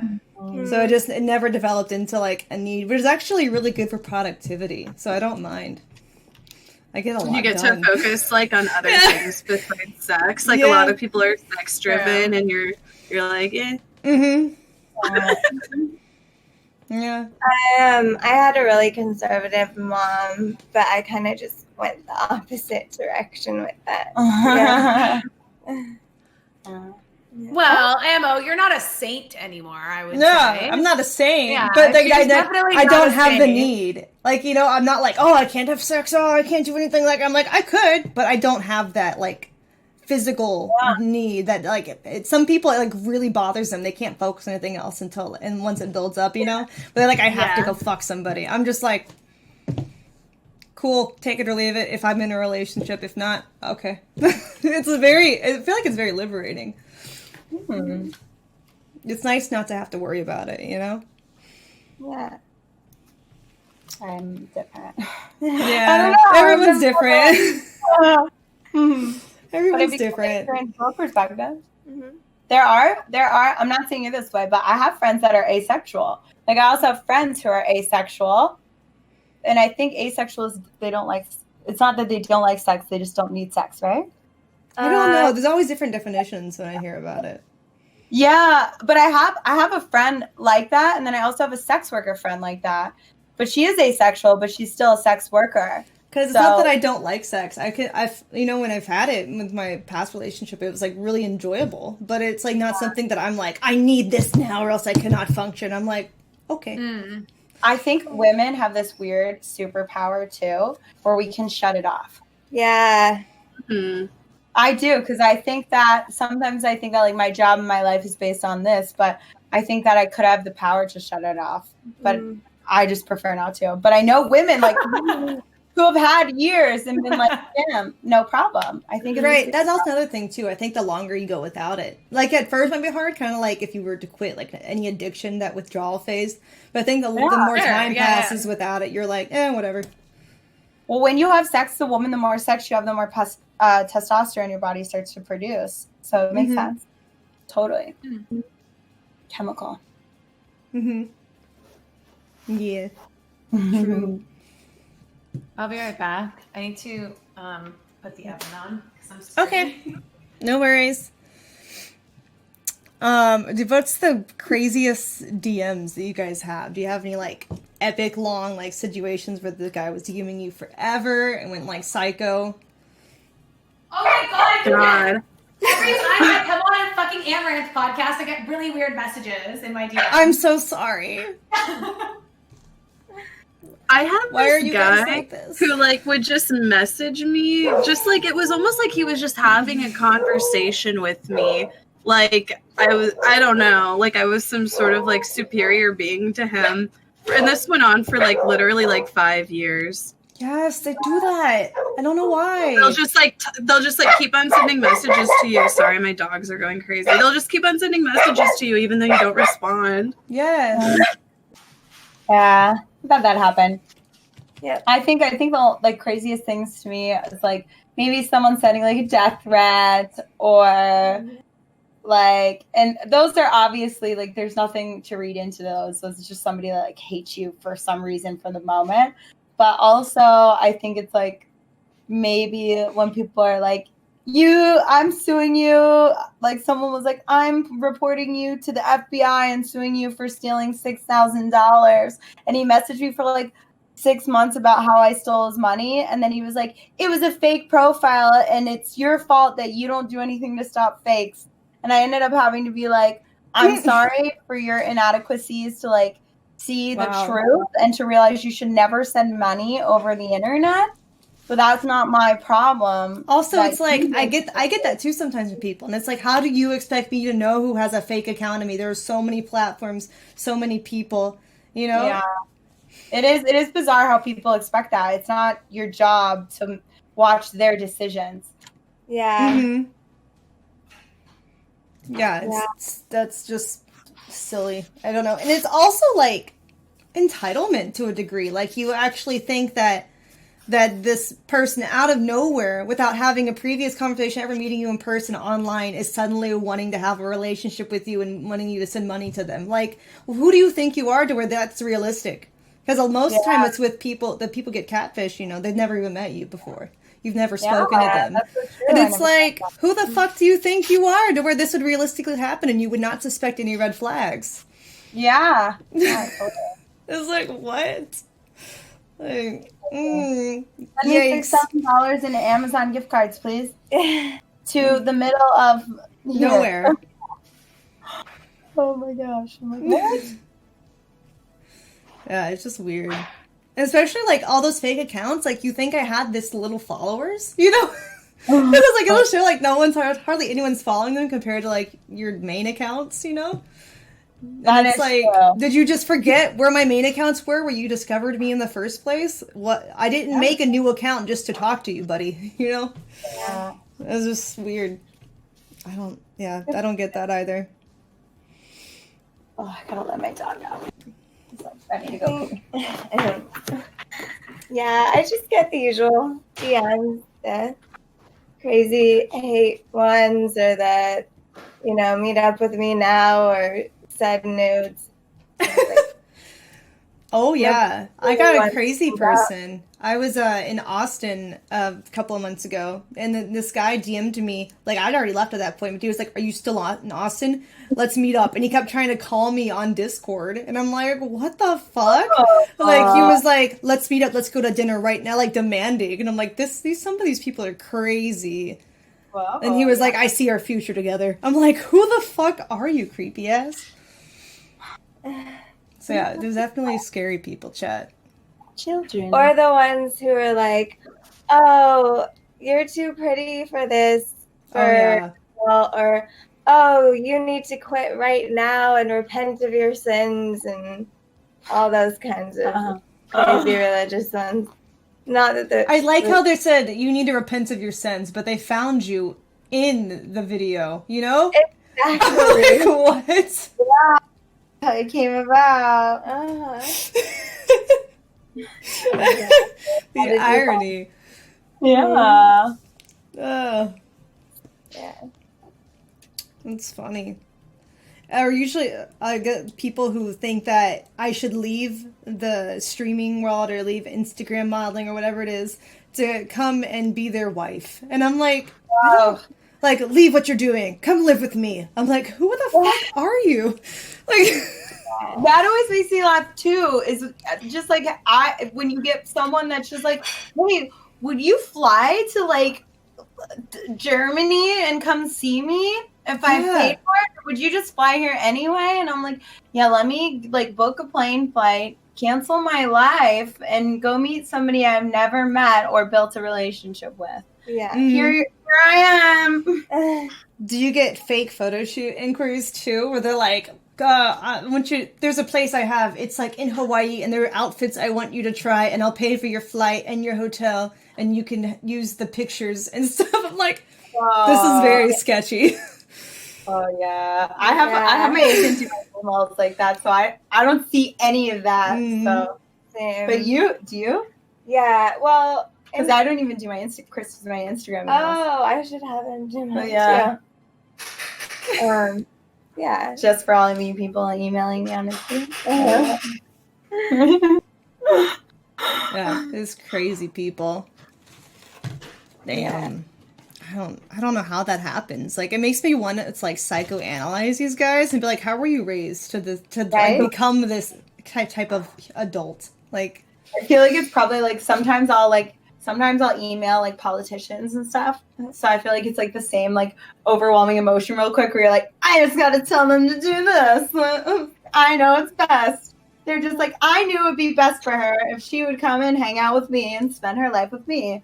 But you know, like they believe they're compatible with you so wholeheartedly. yeah, that's Yeah, true. it's like reality.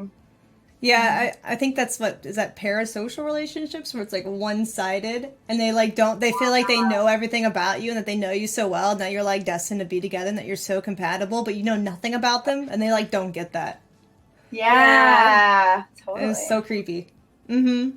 Parasocial. Somebody else just told me that word too, and I never heard it until I got on Twitch. Yeah. Yeah, it's a big problem on Twitch, unfortunately. But I feel like that's just the nature of live streaming. People confuse it with like a one-on-one interaction, like Casey was saying, where they just start DMing you, like responding to your telling live you their stream. life story. Yeah. Oh, and there'll be times where they'll act like you've probably had it happen too, like times where you'll do something on stream and they'll think that it was like aimed specifically at them.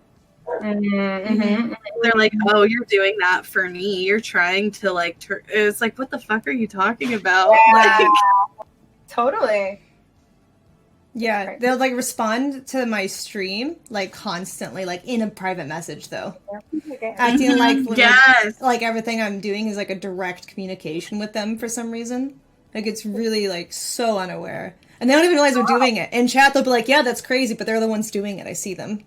I'm like, you're the motherfuckers I'm talking about right now, some of you. And you're like, yeah, isn't that crazy? I know, right? What the fuck? Like, they're so unaware. But I can't even bother calling them out because they just don't, they don't realize it, you know? They're not going to accept that. Yeah. I had one time where I went blonde, and it was like, that was the day I realized that people thought they were actually dating me. Like mass amounts, because I went blonde and I actually went brown within like a week and a half because I had so many fans, aka cyber boyfriends, that just felt like they were attacking me as if they were my boyfriend. Like, how dare I change my hair color without asking I get that too from some of them first. And I actually hated my hair because so many people were coming at me with the hate towards it that it made me in my brain start looking at myself and hating it and being like, why did I go to Brown? Like, I didn't tell anybody, and now I've ruined myself. And I actually went back to Brown in a week, and I realized later on, like, that was some weird shit that happened there. Yeah, people are crazy. They like to control you. You know, that they look at it instead of your own person, you're a product of their mental Build-A-Bitch workshop. And they're like, she was perfect, and how dare she change without my consent? Yeah. That's a good way. That's how I get ruthless with people trying to tell me stuff about like a bush, having a bush.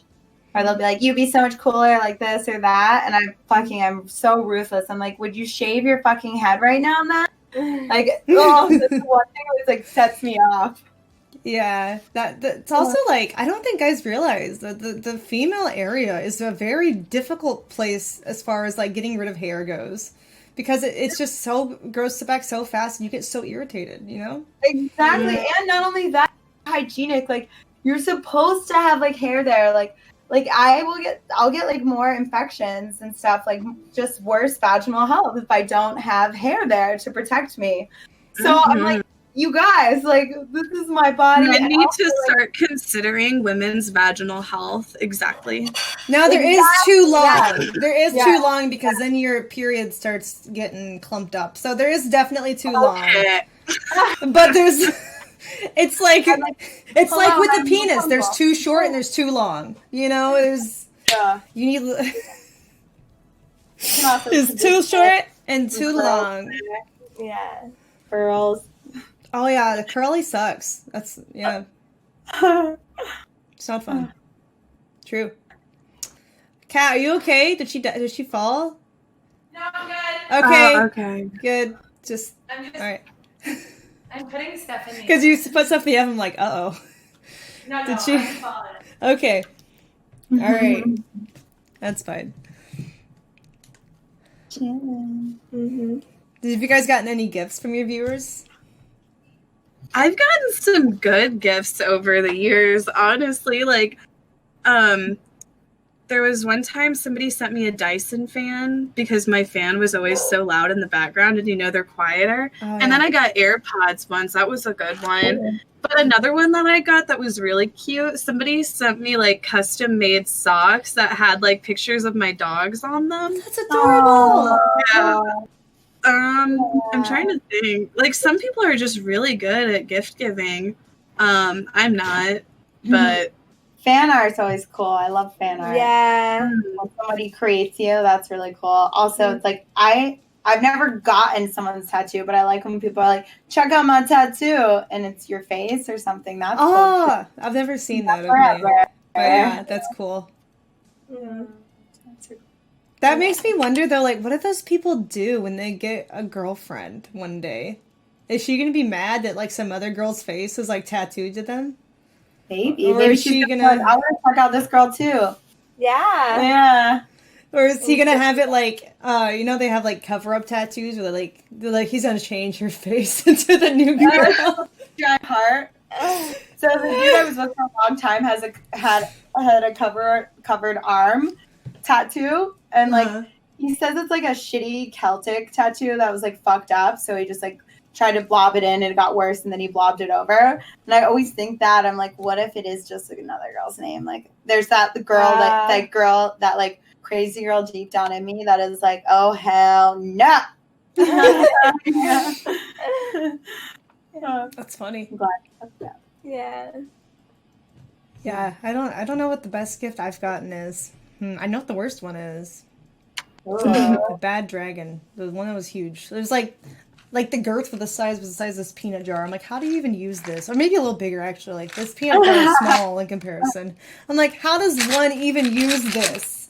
Like, I'm not trying to prepare for birth. I don't know. It's just like you could throw it at somebody. It's a weapon. That's a good weapon. It is a good weapon. That's the only thing I use it for, is a weapon and a joke when I send pictures of it to people occasionally. Nunchucks. Always double as nunchucks. Yeah. The worst gift? Yeah. I mean, I'm always thankful when fans send gifts. Yeah. So I don't think there's, like, a bad one. I used to get mac and cheese in pallets. Oh yeah. And it was like great because I had done something in mac and cheese, and I love mac and cheese. So I used to get it in pallets from like hordes of fans, and it was like a funny joke. And then all of a sudden, I kid you, like I had so much fucking mac and cheese that it became like a thing where it was annoying when it would show up. I'd just get like 40 boxes a day and a shipment of like 2 of those. I'd be like, what the, like, stop. I can't eat this. Like, And give it to a shelter. Cheese, like people only bought me mac and cheese stuff for like a year of my life. And I had to publicly be like, I don't like it anymore. I hate it. It's not a joke anymore. Like, what do I do with noodles? There's not enough room. I had a shitty little apartment. Yeah. Giving out mac and cheese to everyone I saw on the corner of the street. Uh-huh. I'm like, no, but I have Easy Mac. Here you go. Yeah. You can start your own little, like, food stamp service. Like, here you go. Crazy. So I get a lot of, like, weird foods and stuff. What do you mean? Besides mac and cheese, they send you other stuff, like perishable items, or no? Like gummy bears. Yeah, like, because I just like food. So people just give me food. Send me food most of the time. Funny. Yeah. My best gift. Okay, but like, does it count where it's like a stream goal? Does that count as a gift? Or I no? don't know. Maybe not. Like an actual like a P.O. box thing or like in-person convention type thing. My green screen and lighting setup is my favorite gift that I ever got from someone. Aww. It was just something that like I super needed, and I wanted to do like VFX-y types of stuff on stream, and I like just couldn't do it because I was just in a shitty basement. And then like this showed up, and I was like, oh my god, this is making me so happy. But yeah, that's probably my favorite thing. I guess one of the best gifts I got was the 3D microphone. My one of my viewers bought it for me. Oh, the ears? Yeah, and I think it's provided chat with like so much relaxation, helped so many people. I think that was like a good gift. Not gonna lie, I like your ASMR. Thank you. I do. I love when you do the towel. It's my favorite. Yeah, that's my favorite too. Yeah, and the brush. I like the brushes and I like the towel. Those are my favorite ones. Worst gift? I've never gotten any bad gifts. I feel like because everything that I get gifted is either like something that was sent in the P.O. box, so it's like a card or like something like that, or it was something that was on my Amazon wish list, which I feel like I want that anyways. You know what I mean? That's like stuff that I already basically picked out. But yeah, I've never gotten like, this person sent me their used condom or like used sock that they had. Like, here you go. I've never gotten anything like that. Oh, you want to know something crazy that I get? And I'm sure Christie's gotten this. Cum tributes. Oh, I've like just the photo, like the picture. They print out a picture of you and they literally just come on it and take a picture of it and send it to you. Yeah. Oh my god. Fail too. Do you ever just like see cum that just looks so gross? And it's just like, what the fuck you is like wrong those with you? or Like, no? you need to go to a doctor. They actually sent it to you? Like the actual... Like in the mail? Yeah. Oh, no, I've only gotten digital pictures. So wait, hold on. Did they like include any type of like sometimes it'll have letter like, or something? Like, are they like, "Dear Adriana, this is for real. you"? They are like, "Dear Adriana," and then sometimes it'll have a return post-it and $5 and be like, if you could sign it and mail it back, that would be even better. I get those a lot. Yeah. This happens often? Yeah. Yeah, I'm like so shocked by this. I'm like, wow, tell me more. This is so strange. Yeah. Have you done it before, or do you ignore them? It depends on their story. Like, if you're a veteran, I'm like, oh, fuck, all right. Like, thank you for your service. Half of Push Chat's gonna fucking send you this now. Shouldn't have said that. And they're all gonna be like, I fought in the war. Like a sucker for a good story, I guess. I'm like, oh, that's a good story. You could make that into stream content if someone did that. Not show it on stream, but just like read their note. Oh, I have some funny ones. And you can have chat vote, do I sign this or no? Yeah. Was it a good enough story, chat? Right? That'd be good. Yeah. That'd be funny. Some of them are really beautiful stories. Yeah, Oh I've my been afraid God. to open some of mine because I'm like, oh, is there coming? That amazes me. I don't know. I've Is never. that weird? That amazes me. I don't know. That's just something that like I would never think of. You know what I mean? Yeah, it is weird, but then we're like, all right, here's our panties. Give me cash for those. You know, so it's kind of, I don't know. It's ironic. It's very ironic. Yeah. It's crazy. Yeah. Would you guys ever okay, so obviously I don't know if you guys heard of this because I feel like you weren't on Twitch at this time, but obviously Casey and Kate, you guys have heard of it. But there was a girl who she was this gamer girl, quote unquote, and she was selling her bath water and she made like a shit ton of money off of it. Like Yeah. would that be something that you guys would ever do? Oh, So, I'm yeah. literally asking. I feel like Casey Tron's fucking bong water would go for like big dollars. Just I've saying. thought about it. Oh, hell yeah, I would do it. I mean, it was honestly just a really good publicity stunt for her. Yeah. Yeah. It's good marketing. Yeah. But yeah, I mean, I know girls that have sold like coffee containers of like tampons or number 2 to guys for money. Wow. I sold my wisdom tooth for $500 my second year in the industry on eBay because I thought it'd be funny. How much did it go for?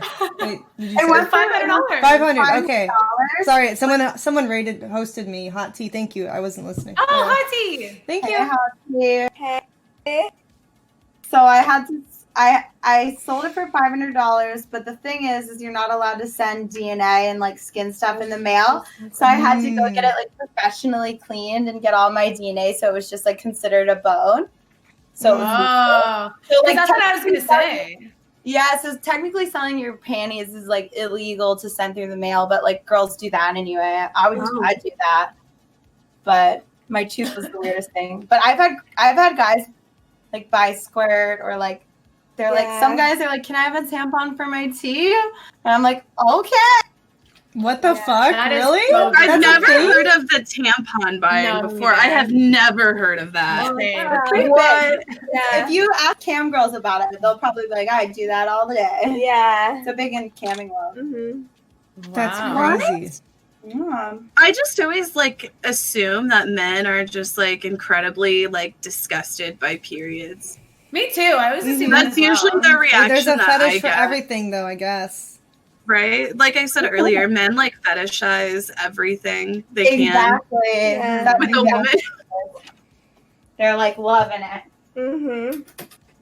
What's actually funny, though, at least in my experience, I don't know about other women, is that that's like the time where like the guys want to avoid sex, but that's actually the time when girls would benefit the most because it helps like the blood flow so that there's not as many cramps. Dude, it makes everything feel better. It does help for headaches. Like I'm during your that period, girl having sex. She doesn't want to bang. She's lying. Yeah. She doesn't want to bang because all women know it helps your headache. Well, and honestly, like I know it's like sometimes you just feel hornier during your period because that's right before you're getting ready to what's the word ovulate, which you feel like hornier than anyway. Yeah, it's just like another form of natural lube, anyways. If you're tripping about some basic like body coloring inside the same type of stuff, then I don't know. It's like so. I guess some guys are just like, oh no. But I feel like that's why girls say, oh no, like it's gross because they think that the guy will freak out. You know what I mean? Yeah. So they're trying to girls cater. deal with their gross liquid all the time. The guy's gross liquid, you know, if you want to be like, this came from inside your body, ew. It's like totally. I don't know. I remember one time I tried one of those like no plastic applicators. Because I was like, oh, I want to be nice to the environment. I know that one. And I just remember being at a theme park and like going in the bathroom and like putting it in and then being like, what do I do now? Yeah. I was like, how do I get out of the bathroom? How do I put my pants up? I came out and I told my girlfriend, I was like, this is the most disgusting experience I've ever had. Yeah. Well, yeah, because could you imagine like going into the bathroom and you just see a girl and she like turns around and she just has blood all over her fucking hands? I'd also be like, I'm judging you. I'm judging you. But you do see it on the seats and stuff, and now I know why. Because before I'd be like, how are girls like, what are they rubbing in here? And then I'm like, oh, this girl's recycling. Like, No, Diva Cup. Diva Cup is the only way.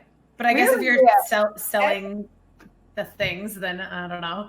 I don't know if that's going to work for you. But yeah, Diva Cup is I am paranoid about that concept because I've gotten like a sponge stuck up there for contraception before. And so I'm like, I don't want to get a cup stuck up me. I'm just like filthy. I'm just like, I'll just wear panties and find the panties. Yeah, toxic shock syndrome is scary. I'm just like, sorry if that's gross, but like, I'll wear thick pants or something. Or I take birth control to try and miss mine, but normally I just like to wear panties, and now they make panties that actually are meant to wash. So I'll just do that because it feels better. I can't put a tampon in correctly. Like, I've never learned right, and that's my job. What? Can't without it feeling uncomfortable. Yeah, it's weird. I use sponges usually instead of tampons. I'll use a sponge. Maybe we're just like, we need a break. Yeah. Yeah, maybe. I was just about to say, how is that uncomfortable? Out of all of your list of things you've done, like tampon is where you're like, no. I can't figure out the angle. Like, I know there's got to be a tilt, but like, my whole life, I'm 28 years old, and I just like can never get it in there comfortably. Maybe we should talk to other women about it and be like, how do I do this? Because I haven't, but it's uncomfortable. I gotta figure out I need to get a ruler out or something, maybe. It's my body laying in a different position. Measure your cervix. Or I'm just like bendy. I like to like jump around and stuff. Yeah, you're very hyper. Yeah. Like, comes out. Yeah, you have like the trampolining. Did you ever heal from that? What? Did you ever heal? So no, she has a trampoline and she like friggin' like almost killed herself the other week. What? What'd you do? So I separated my muscle from my rib cage. I cracked a rib, and I have 2 wrists and pinched nerves. So I'm starting to do therapy, or in like a month from now, if I keep not doing well with physical therapy, I'll just do a fusion surgery. Are you in pain right now? Pretty much all the time, yeah. I'm doing physical therapy like every 3 days. Yeah, like honestly, there was a video of it. Yeah, there's a video. Yeah. So excited to show people I could fucking backflip again that I videoed it, and I did it like 10 times in a row. Perfectly. Yeah, I just found out you just can't bail out. You have to commit, and if you bail out, you just you're screwed. Yeah. But I had injured myself previously, 2 years prior, and I had a slip disc, but I used physical therapy before. But this time, it just made it a lot worse, and I think I was just like, I thought some doctors were telling me I had carpal tunnel for years. So I thought like losing movement in my hand was because of that. And then when I got an MRI recently. But it was from the discs. My nerves are being dying. That makes sense, yeah. What do you do in your life that causes these problems?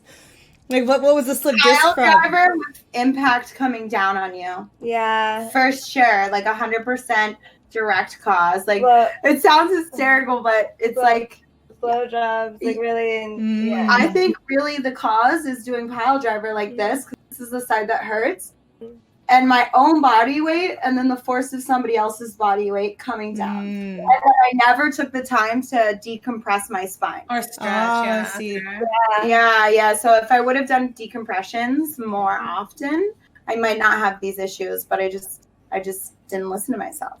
Yeah. You see, chat, being a virgin isn't so bad. At least you don't have slip disc issues, okay? Just wait your time. It'll come. There are a lot of girls in the industry that have neck problems, actually. It's like, it's pretty prevalent. It's pretty crazy what stuff like this will do to your... I think it's No, it's like being an athlete, basically. Yeah. It is like being an athlete. Yeah. That's crazy. You gotta take care of yourself, yeah. But same thing with this. Like, do you guys feel like maybe like your eyes are strained, or like how you said you don't sleep right because your brain is so stimulated? It's similar, right? Because that affects your overall health. Well, yeah, I feel like my eyesight has deteriorated faster than it would have. Yeah. Like, I feel like I'm starting to need glasses. I don't know. You always have glasses, Casey? No, those are fake glasses. Oh my! I have was fake cool. ones that I wear literally was sometimes, cool. but I find that like if I sit for too long, like my hip flexors, like right here, when I get up, it like feels like really tight because I guess they're always compressed, right? When you're sitting down. Yeah. But I feel like if you do anything for like extreme amounts of time, then like you're gonna run into some sort of problem or another, right? Yeah. For me, I notice when I'm sitting down for too long, like my toes start swelling up when I stand, like the circulation getting messed up there. Maybe that's why my feet and ankles have been so swollen recently. Yeah, from sitting in a chair, like this type of chair, this position too much. no Because, like, the circulation. weight on your thighs and stuff. Especially if you have the habit like me. Here, like I'll show you with the camera. Let's see. Like I do this bad habit where it's like, just because my legs are too short, they don't, like my heels don't touch the ground. And so it's like the toe goes like this when I'm sitting because my legs are too short, and that also cuts it off. So I don't know how tall you are, but that could be an issue as well. Let me plug this back in. Hold on, we can't hear you yet. My headphone came unplugged. Give it a second. Okay, now we can hear you. I didn't think about that. You know, that's so crazy. It's So gonna be the subconscious too. Yeah. Yeah. The first month I was on Twitch, I had, honestly, this might be TMI, but I had bladder infection so bad because I forgot to go pee. Mm-hmm. Like, I was, like, playing so long that it was, like, the weirdest thing. My brain just, like, forgot I needed to go to the restroom. And I'm like, it's crazy. So I kept getting sick. Yeah. If you hold it long Yeah, enough, now I it have kinda- people remind me. Okay, now I see your video. Oh. Yeah, you're covering the circulation. Yeah, and then when I stand up, my toes are just like so swollen for like 20 minutes after. Wow. Or like wrist, like carpal tunnel issues. That's a lot of things to think about. You get sidetracked. It's so weird how your brain focuses. Yeah. Mm-hmm. That's like a new chair. Hopefully it helps. It's so comfy. That chair. Yeah. I love it. There we go. Get Sorry, a block I to put my feet on. Maybe the yoga block. Oh, yeah, that would probably help. 'Cause I'm just so short. I'm like almost 5'4". Oh. No, they are too. Like I swear, Christie and Adriana, you guys are both really small as well. I don't know, Casey, how tall are you? Oh, I'm like 5'4" or something. Oh my god. Okay, I'm Yeah. huge. I'm I'm like 5'8" almost. Aw. I wish I were taller. Be fun. Mm-hmm. How tall How tall are Jenny? you guys? Yeah. Me? Yeah. I'm Both of you guys. 5'2". I'm 5'2". 5'4". 5'4". Mm. Yeah. So you're the giant Yeah, Christie's cat. small. I know I am. I'm huge. I just remember at TwitchCon, Ammo, when I saw you, I was like, oh, she's pocket sized. Like she's Yeah. this little. I am. For some reason, I thought you were super tall. Like People I guess, always honestly, think that. Common misconception. It's weird because like seeing someone on stream, I can't really like gauge how tall they are because there's usually not anything to like measure you against. You know what I mean? It works in reverse too, because people who I think that like, are my height or maybe just slightly above end up being like way taller than me, and I'm like, what the heck? How? Like when I meet them, I'm like, oh my god, this is like looking up to a parent. I feel like a child. Yeah, it Yeah. happens. I noticed that at the AVN too. Like, guys, don't feel bad if you think that you don't have a large dick. Because at the AVN, all the girls that I saw were short. They're small. So every guy looks big in comparison, okay? Dude, that's what I tell guys this all the time. I said what people who watch porn don't realize is that a lot of performers that are male are the same size as the girls. Like they're not all of that. Like not a lot of them are like bigger than us. It's like Tom Cruise, you know, and then they're like, oh, they'll be like, you're so small. I'm like, yeah, because everyone's the same size. Yeah. We're all short. And here. then our small hands make things look. That's probably how you get better Yeah. performance, though, because it's like there's less body weight if you're smaller, and also you can move around the bed more because there's more space in the bed. More to open up, actually. If you're smaller, you can open up better. It's pretty crazy. Mm. That's why you always see giant athletes with tiny wives. That makes sense now. Yeah, totally. You've always But like, I feel like honestly, all like Hollywood stars too. I always don't know how tall they are either. I always think everyone is super tall, but like I swear Robert Downey Jr. is only like 5'8". Yeah. Yeah. Like he's not, but in movies, I'm like, wow, he must be like 6'2". Right? Yeah, because how they film stuff too, right? Yeah. Totally. Mhm. I think sometimes they'll put heels. Like Tom Cruise has reported has shoes that have heels on them or something.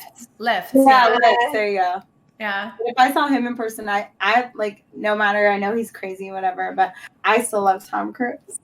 But if I saw him in person, I'd probably be like, whoa. I liked him in Rock of Ages. Yeah. Yeah. He's still fucking Tom Cruise. Yeah. Yeah, I don't think I have any celebrities that I'd be starstruck for guys. For girls, I think Emma Stone's adorable. I would love to she seems so fun. You know, like people like that seem like really, really fun. I think Miley Cyrus, I agree, was another one. Yeah, Miley Cyrus is cool. Mm-hmm. Dude, Jennifer Lawrence, I think, seems like so down. She's awesome. Oh yeah, Yeah. she seems fun too. Yeah, she has videos where celebrities hate her because she just she photobombs everybody on the red carpet obnoxiously. That would be me. People hate her because of it. Other celebrities. She seems like a lot of fun. Yeah, she's notorious for talking about anal stuff too. I'm like, this is my girl. Uh-huh. Now, when she joins Twitch, if she ever does, we can get her on the podcast. That would be fun. Yeah. It's happening. More people are joining Twitch. More and more. So I hear about a new celebrity every other day. T-Pain streams on Twitch. Who else? I mean, there's Andy Milonakis. Bednos used to, but rip. So fun. Yeah, it is a lot of That fun. kid from Walking Dead. It's different than Instagram where you can kind of control your viewers. I love that. Yeah. I love that you can just be like, I don't like it. Yeah. That's cool. You can get your audience. It's cool how other streamers have different things that are in the no zone. You know what I mean? There's some things that you can say in my chat where other streamers they'll instantly ban you, right? Yeah. As long as it's within TOS, but there's certain things that the actual personal streamer is no, fuck that. I don't want to for example, politics. Some people are just no politics at all. If you bring up politics, bye. Mm-hmm. I'm very strict about that. I don't do politics or anything about my industry actually, which is ironic. Yeah. Yeah, well, I feel like it's different because if you're talking about politics or industry stuff within a podcast where it's the people you're talking to is a controlled environment, it's different than letting chat just go off the handle with it. In your own stream. Yeah, I feel too for you guys because you guys are actually in the industry because I think Mia does the same thing where she has no religion, no politics, and no industry stuff. It just too. creates a So drama where I don't want it with chat people, discussions not even that. are okay I feel with like people. I feel for them too, and for you too, probably Emma, because you have OnlyFans or whatever. I feel if you give them a little bit of leeway, if you're in those kind of industries, then they'll just take it as far as they possibly can, and then it can get annoying when you're okay, I'm trying to stay within TOS, but every 2 seconds people are bringing up the same questions. Yeah, exactly. Yeah. Fear of being banned. Yeah, exactly. Totally. And there are people dicks that are even there's other girl streamers that have talked about getting me banned or how I'm not going to last and stuff and been a little rude to me. Oh yeah, that happens. You were saying too, Adriana said one of the first times that I ever talked to you, you were yeah, I've gotten some people who are really not nice to me already, girls, right? Yeah, it's crazy. Yeah. But I just, you know what it is? It was unexpected is more so what it is, I think. I was just I didn't know, Yeah. Mm-hmm. Yeah. I hate that. I just always expect everybody to be nice, I don't know. I just feel there's no reason to be mean to people. Because you being mean to somebody, you might attract their toxic community members who are yeah, I hate them, I hate watching them too. But you're not going to attract the good people who are integrated into society and will actually help you grow your stream. They're going to be wow, you're an asshole. Those are the silent majority are those people. Yeah. And you're only attracting the toxic vocal people who are yeah, I agree, fuck them. Totally. But they don't actually contribute to support. They don't donate. They usually don't sub by themselves. They have to maybe get a gifted sub occasionally. They're the ones who you don't necessarily need in your community anyways. So it's there's no point to hate on people. Yeah, I've had people raid me before that were pretty crazy because I'm new to this. Some streamers raid me that have crazy fans. They're younger fans that are just spamming or say mean things about my body being broken or crazy things, and I'm just okay, guys. Like, Yeah. and it looks like I have a lot of views for like a moment, and then like, after that, you're like, wow, what just happened? Yeah, like why would you It's so praise crazy. someone if you're just gonna sing?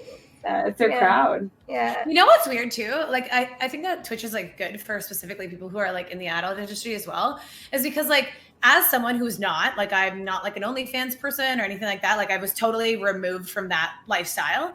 Like before Twitch, I feel like I had a lot of like judgment issues about people that were in like the adult industry or like, did lewds or nudes or whatever. And now having like talked to like a lot of you guys, I'm like, oh, like my fucking former way of thinking was so flawed and stuff, right? And I feel like Twitch is like a good place that you guys can like educate people and be like, yeah, like we're fucking humans too. Like we make jokes and we have fun and we like have friends and like we're not just sitting there just like in a fucking room just like banging each other all the time 24/7, right? I 100% agree with that. Yeah. I agree like that. It's nice to be on a platform for something different. Yeah. Yeah, for sure. I feel like some people, like the way they talk about the industry is like these girls like, oh, they're such heathens and stuff. And I'm like, no, they're just people who have like, hey, this is fun and I can get paid for it. Awesome. Yeah. It's like Yeah. everyone And likes people different really stuff. underestimate the work that goes behind it too, like the self-promotion that you have to do and everything, right? Like it's like Branding. people really underestimate the work that goes into streaming. Oh yeah, like there's definitely adults. like things you have to do. It's work like anything else. It has aspects that aren't as fun. The whole social media management. Any online presence is really like that. Any online presence. Right. And then just good looking good, like how like putting on makeup and like getting like that's just like an ordeal. It's like you don't want to fucking do it every day, but you have to because it's kind of part of your job, right? Or like just like keeping up with your fitness and body and stuff. Entertaining, I think entertaining is the hard one because I find myself giving myself anxiety sometimes out of empathetic reasons for not being entertaining enough or getting paranoid that I'm not doing enough for my fans. Like I find myself almost getting emotional. Like during the beginning of the pandemic, I would be like, oh my God, these people are choosing to spend their last $5 on me. And I'm not working every day during a crisis and not taking time for my mental health because I'm trying to be on for them on my other platforms, that I actually like caused myself to have like a mini breakdown because you feel like you have so much you feel like you have to entertain people. And it's the same with being live here. Like you are at some point entertaining people as well. Yeah, I totally understand that feeling. I would suggest though that only do as much as you can because everyone has like a different tolerance, and definitely take care of your mental health. Because like for me, even as much as I stream, which is literally all the time, this is what a 33-hour stream right now. I still feel that where I'm not entertaining enough. So that feeling never goes away, no matter how much time you dedicate to something. It's like you can't get rid of that feeling by chasing a time thing. You just have to like know your personal limits, and like go based off of that. Because if you keep trying to live up to, am I being entertaining enough? Am I streaming enough? Am I doing enough? It'll never be satisfied. I can't add more hours in the day, and I still feel that way. Yeah. I set timers now because I also get carried away. Yeah. I get distracted and I'm like, oh, I gotta go to bed now. My alarm. It's weird that you guys bring that up. I feel like as like a content creator or someone who's even like your own boss in any capacity of the word, I feel like there's always that looming thing that you're like not doing enough. Like you're like, oh, I should be putting in more work. I should be doing more hours. I should be not even just being in the public eye, just like being your own source of income, I guess, quote unquote. Yes. I feel like you feel like you should always be doing more because the downtime is also time that you can be putting towards your quote unquote craft, right? Yeah. Totally. Whether it's adults, whether it's streaming, whether it's like working out, OnlyFans, like Patreon, whatever, right? I always say that even whenever like I'm not streaming or live, like my life just revolves around streaming. Like I'm thinking about what I'm going to do on my next stream or what I'm going to tweet or, like social media, like, oh, I have to be present on social media. Like, I feel like everything I do is constantly like about my stream. Yeah. It's a full-time job. Yeah. It's like always on my mind. Yeah, I laugh when people will be like condescending, being like Instagram girls, you know, because that's a thing here in LA to like kind of make fun of them. And I'm always like, these girls are putting in so much fucking work that you have no idea. Money than the haters. Yeah, exactly. But it's funny people do that. I probably would assume there's a huge amount of people that would say the same thing if you're like, I'm a Twitch streamer. They're going to be like, oh, you know, but they don't know that is what it is. It's also funny too that not even like a men-woman thing, but I find that a lot of people who don't stream or don't do any live content at all always have this like preconceived notion that it's just very easy all the time. Yeah. And whether you're a girl, whether you're a guy, whether you're whatever, if you're a quote unquote like YouTuber and or Twitch streamer, people are always just like, oh, well, like you just get to like do whatever you want. So it's obviously fucking easy. And you're like, okay, but at the same time, especially I feel like small streamers get this dug into their head very quickly, where it's like, you have to fucking put in a lot of time. Like people don't just blow up for no reason. You know what I mean? Mm-hmm. Unless they're that very small percentage where they're really lucky. I mean, if we're talking about like content, like I feel like right now it's especially fucking hard with like Corona and everything that's going on. It's really hard to think of like content or something to do because we're all just like kind of stuck inside, and the stuff that is going on is kind of depressing to talk about. Like I'll talk about it a little bit on stream, you know, like I'm very for the Black Lives Matter movement and all of that, but it's like it's not that I don't want to talk about it, but I feel like I'm not that person. Like people aren't coming to me to get my political takes, you know? Yeah. But anyway, it's just been really difficult for me personally right now to think of content because there's just nothing going on aside from all of the horrible political shit.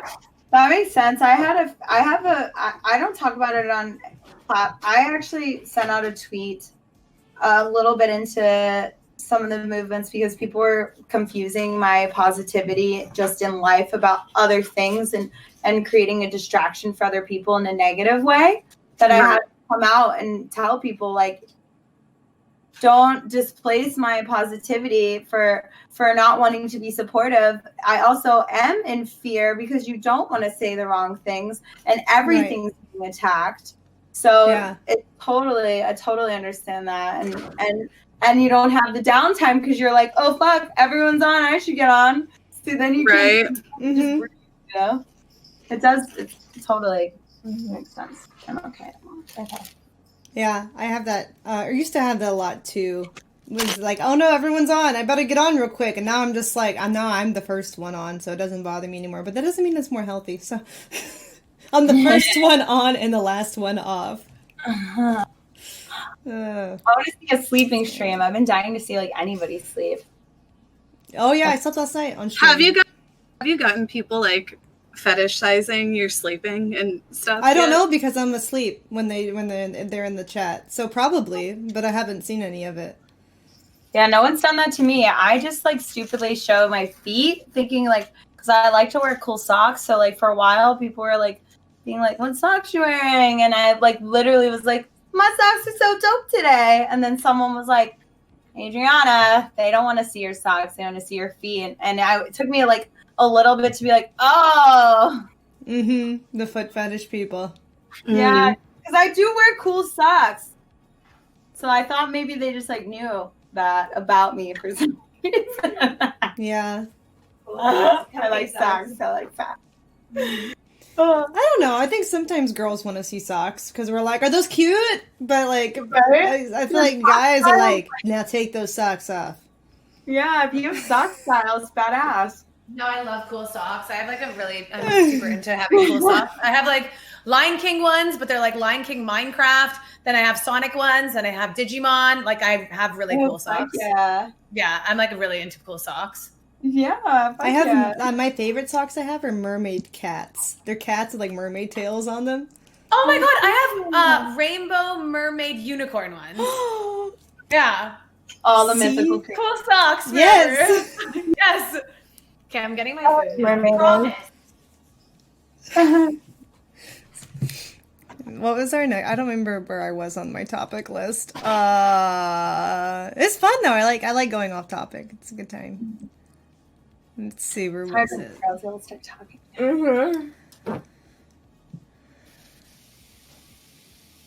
Oh, what do people get wrong about you online? Like, if you could add a footnote to every online mention about you, what misconception would you like to clear up if you have any? Oh my gosh, like one of the things, and I'm sure like this probably applies to everyone, but it's just so fucking annoying how online, especially towards women, it's just like, oh, she has no personality. Like, I know you guys probably get it all the time too, and it's true, like, yeah, I have no personality. That's why I've been able to build a following on a social media platform, because I have no personality. Yeah. Like, that literally just irritates the fuck out of me. Yeah. I love that's angry one of the things, though. It's my favorite. I guess they the also other thing, like, yeah. Oh, Oh, yeah. Go ahead. Oh, the other thing, which you guys would probably agree on too, is just how whenever you're like a streamer on social media, an influencer, whatever, people just like assume that you grew up with like a silver spoon in your mouth and had everything handed to you and are somehow like from money and rich. And I'm just like, what are you talking about? I wish, like, people who are rich don't typically end up on social media. They like have their lives like handled out by their parents. I hate how now I'm not anybody. Like, if you look at my like pages, I don't show my house or my car, not cars. I hate how people actually assume I'm rich. And stuff, and I'm like, that's really weird, and they'll actually like be callous towards me because they assume that I'm this person.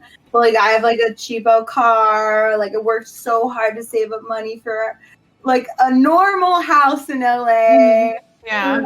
You know, so that I always think is really entertaining, is people think that, or they think like the opposite. They just think you're like too stupid to have saved your money, which is like what you true.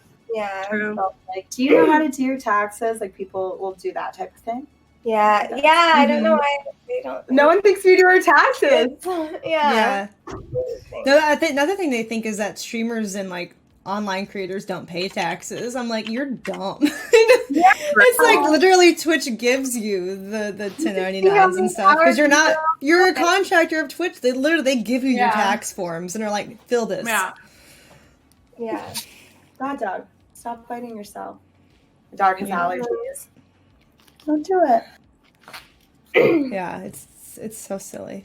I have like a personal assumption about me that like bothers me sometimes. It doesn't bother me, but like I went to the University of Utah, so I lived in Salt Lake City for a while, but I grew up here in Southern California.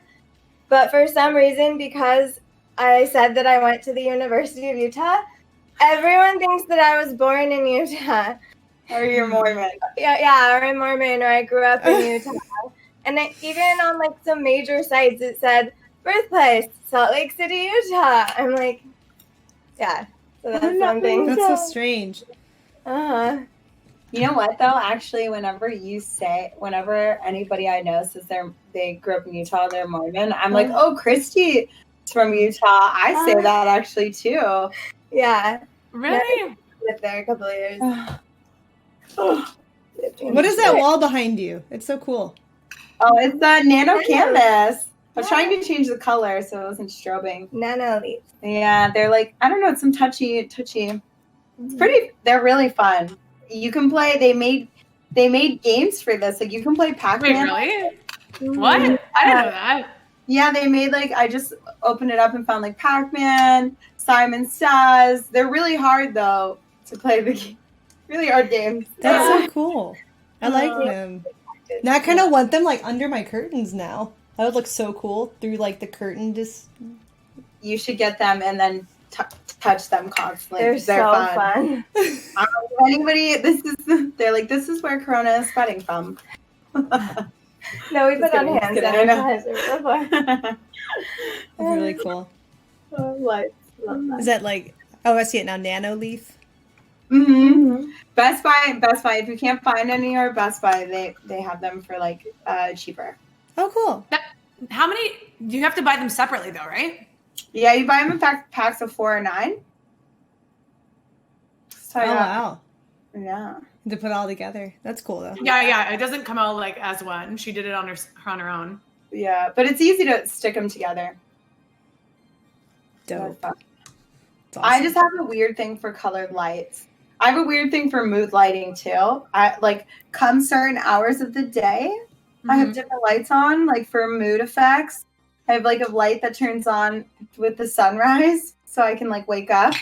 So I don't know. I'm very, very weird. I believe a designer. Yeah, light therapy and like light enhances your mood. So I have a lot of weird lights around my house. A lot of cool LED lights. Yeah. I'm like, I'm feeling stressed. I need to put a purple color on. Mm-hmm. Yeah, I always try to use like purples during ASMR and stuff, just like calming colors. Oh, yeah, it's true. Yeah, I noticed that actually. Mm-hmm. It's deliberate. Oh wow. Yeah, that's interesting actually. Mm-hmm. So I think like the blue light I use because I still want some people to stay awake because I need them to donate and sub for it, and then the purple light is just really calming, and the red light that kind of mixes so it kind of looks pink on camera, but it like it's supposed to make sleep induce like sleep inducing. It's like the sunset color. Yeah. Totally. Mm-hmm. So it's like you're kind of going to sleep, but also donate for more. Oh yeah. Yeah, a little bit. Do you guys wish you could be like dolphins? Just turn off half of your brain, keep the other one awake. Mm-hmm. Is that what they can do? Yeah, they literally sleep with half of their brain. Pretty dope. Whoa! What? No, are you lying? I'm really gullible, so don't lie. No, for real. Like dolphins sleep and they're able to shut down half of their brain, so they're never fully asleep. Ever. That's crazy. They sleep half at a time. Probably to like protect themselves. Yeah. Are they still? They have a full line down their brain, so it's like there's something with like so women and men have a full separated brain or they have like the line down their brain. Women aren't fully separated, so that's why we can multitask because we can like send stuff back and forth quicker. So there's something weird to do with like that and the dolphin's relation with people and their brains. So how is does the dolphin have a line too, or is it also connected? Yeah, so the dolphin has the line where it's not connected, but they have something different with their tissues where they can send it to the, like they can actually shut off one. It's like this power on both lobes where we have different things on each lobe. Interesting. Mm-hmm. I guess it makes sense because they have to have quick reflexes if they're gonna like run away from stuff. Yeah, and they literally close one eye while they're asleep, so they have one eye would be like closed. That's cool. I want to do that. Right? Awesome. Yeah, that's what I'm saying. Like, why can we do that? That would Do be they have to sleep in intervals too? Because they can only hold their breath for so long underwater, right? I don't know. Yeah. Probably. Well, maybe their one half of their brain makes them come breach the water still. And they can still do everything and breach the water. Mm-hmm. I would assume. Yeah, because sharks don't stop moving ever. Yeah. What activities can dolphins do while half sleeping? Yeah.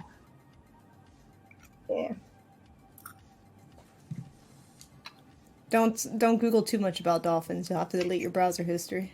I know. Crazy asses. Careful. That's so true, actually. It's a very ambiguous question. Yes. I'm learning a lot today. Oh, they say they're mobile during sleep. Hold on. Let's see, actually. Dolphins are capable of sleeping during swimming and exhibiting slow, wavy activity in one hemisphere while the other one displays low volt activity. So they still are reaching the water. Oh, interesting. That's crazy. Yeah. Sometimes they'll hang motionless at the surface of the water during sleep. What the fuck was that? Yeah. That's that. Or sleeping at the... So they're like, I wonder if that's like they're getting full rest or if it's just like power naps for them.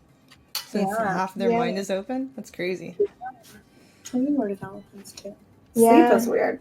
The idea of sleep is very, very bizarre. It is, isn't it? Like, why do we need it? Like, Sleep in general, you mean? Yeah. Just everything behind sleep. How weird, how bizarre of a world like the sleeping world is. Yeah. It's like pretty insane. It's just like altered states of consciousness. Yeah. Do you ever get like night terrors or anything like that? Or sleepwalking or anything interesting when you're sleeping? I sleepwalk. It's fucking horrible. Yeah, where also I sleepwalk and sleep eat. Wherever you sleep, where's like what's the weirdest? The farthest I've sleepwalked is I went. This is so bad too. I was sleeping and I sleep naked, and I literally went out my front door. And then when I came to, I was literally outside on my deck, on my front yard deck, and I was like, "Oh my god, thank God it's fucking nighttime," because I'm literally like butt the fuck naked, and I was like, like out on my front porch. Oh no! Yeah, you should. So did you unlock your front door and you're like in your sleep, like la la la la la? Here I am. Yeah, like, that's crazy. See you later. I was going on an adventure. Like, what if I went way further? I've done stuff. I've woken up in my pool, just like standing in the shallow end and stuff. But that's it. And I've woken up in my car, but most of the time. So I used to sleepwalk a lot when I was younger, and then it developed into like nightmares. But I love scary movies, so sometimes I just dream the movie, but I'll be the main character. So I stopped watching horror movies, and it transitioned to sleep eating. So I just like randomly wake up in the middle of the night and just like eat my sleep and have no idea. That's how That's how people found out I wasn't a virgin. They would just like talk to me. If you talk to me in my sleep, I'll tell you the truth. Terrible. That's scary. Yeah, that's really fucking scary. Well, I feel like that means you can never lie, which is kind of good. Have you ever had anybody talk to you though? Maybe you tell the truth too. I feel like I talk about nothing though. Like I remember my girlfriends when I was younger, and we'd have like slumber parties and stuff. And I remember they were like, yeah, you would talk about like an Apple driving a car, and then you're like, but he doesn't have his license. Like, no, don't go. Like, I feel like I'm just like talking about like bullshit. You know what I mean? Yeah, like whatever you were mid dreaming about. Yeah. That's funny. I don't think I've ever like slept walk. I had night terrors, where it's like you're having like a bad dream and then like you stand up out of bed and then you wake yourself up from that.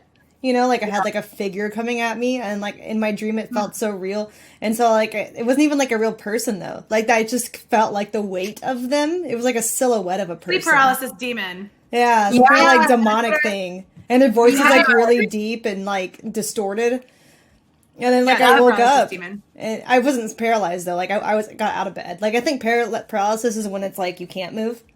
But this one I was just like I was standing up screaming backed against a wall because I was like still like walking around in my dream. Oh, but you were dreaming. Okay. Yeah, and then I woke up because I hit the wall. Wow. And I was like, holy crap. It was like one of the scariest things. I was afraid to sleep for like the next few days. I was like, it's going to happen again. And that was like the only week where I slept with clothes on, just in case. I had sleep paralysis the first time this year. And that was crazy. It kind of sounds very similar though, but I couldn't wake up. I couldn't get myself to get out of bed. But there was a man telling me to let go and yelling obscenities at me with like static music. It was just static, like white noise static. And he was yelling obscenities all at once at the same time, but also let go. And I felt pressure of him pushing me down in my hips, but it was just like an outline of him, and I couldn't make it out. An outline. You can't see a face or anything. It's almost like a translucent, like smoke figure or something. Yeah, and I was trying to wake up for what felt like hours, but I couldn't. And then I finally did, and I was so petrified. Like the only thing that the best word is terror. Like I felt pure terror. And then I Googled like all this stuff, and it was like, I think it was like because I was drinking a lot of caffeine, and then I was like, I don't know, maybe my brain just wasn't falling asleep quick enough. But I definitely like cut caffeine out for a week and was like, I'm afraid to sleep. Yeah, that's what happened to me too. Yeah. I've never had that. I don't know, like I've never had issues like with sleepwalking or anything, but I have you ever had a dream where you like wake up and then you're confused for the rest of the day? Not the rest of the day. For me, like the rest you're of just the like confused. Yeah. You're like, wait, is this real? Yeah, okay. The whole day, no, but like, the first like hour or something, or like, no, specifically maybe like the first 10 minutes where like you have a dream, especially if it's like a good dream. And then you wake up and you're like, oh, did I actually like win the lottery or something? Blah, blah, blah. And you're like all excited. And then you look and you're like, oh. Oh, I hate that. Okay. Yeah. Yeah. I get nightmares, like, not really good stuff, but like sometimes I'll dream like my teeth are falling out or something, and so when I wake up I'll rush to the mirror to check. Oh yeah. Stuff like that. Yeah. You ever have sex dreams? Yeah. Mhm. Oh, I'm hell sure I yeah. have, never do. just not in a long time because I don't remember them, but I'm sure it's happened at some point. I love those dreams. Me too. I'm like pissed when you wake up. You're like, fuck. Mm-hmm. See, I never really have sex dreams. They're like very rare You for don't me. think about sex enough, maybe. Yeah. I guess boys don't like me, so like I just never get to have sex. That just so means yeah. we're not getting laid. It's okay. Yeah. I'm No, just like, no. It's just like it's just thinking about sex. You don't even getting like, so you remember Don't you like just think about it? Okay. and like, Not damn, thinking I enough want to about bang it. that guy so bad, and then you dream about banging him that night. see, Oh, no, I never never happened get to me. that. Yeah, I me feel like neither. I have them like when I'm awake. Like I'll be like, oh, I'm thinking about it, but then when I go to sleep, I always just have some weird nightmare or like really weird things happen that are like very not true to real life. Like a person will be walking and then they'll just like turn into a tree, and I'm like, huh? Like what is this? How come I can't have like banging fucking Jason Momoa dream? Like what the hell? This sucks. Yeah. Pretty much. That's funny. I'm the same way though. No, I can't ever have the dreams I want to have. Yeah, it sucks.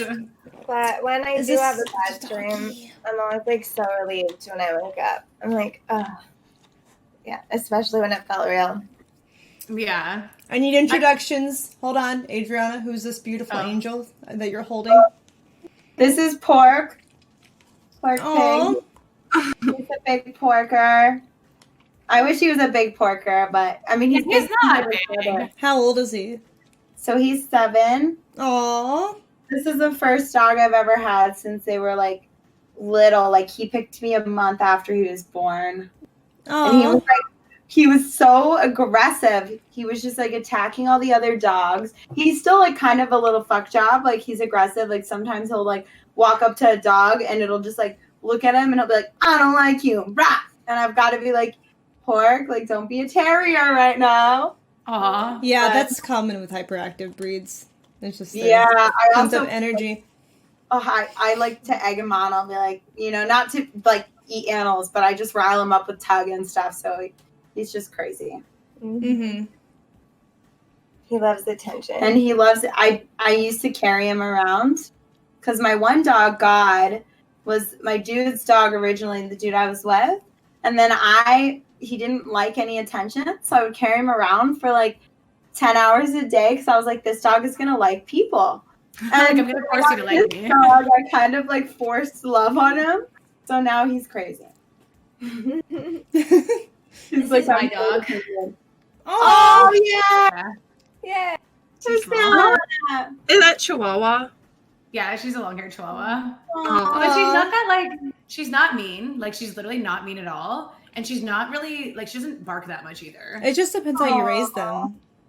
Yeah, that's true. And like because I guess there's no other like there's no kids or anything. There's no one who's like, gonna bother her and she gets like left alone a lot. In the sense like I don't bother, like I don't go up and like try to piss her off on purpose. So I feel like she's like pretty calm now.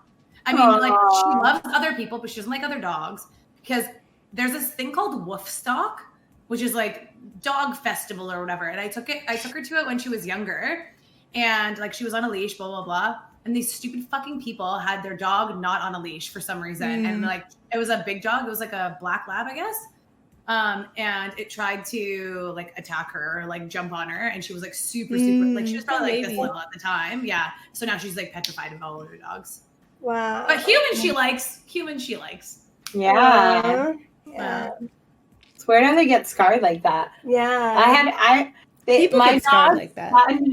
My dog's got in a fight with a dog that had like a smushed face, like not a Boston Terrier. They like Boston Terriers, but it wasn't a pug. It wasn't a puggle. Boxer. Boxer, yes. Boxer. My dog got a boxer attacked me one day at the dog park. Like actually attacked me and knocked me over. And my dogs got so pissed they came over and like attacked it. And then ever since then, if we see a dog that has a smushed face, they just like run I up. hate it. Like, Yeah. oh fucking no! Like I'm just like, guys, it's okay. It's That's very, funny. very bizarre.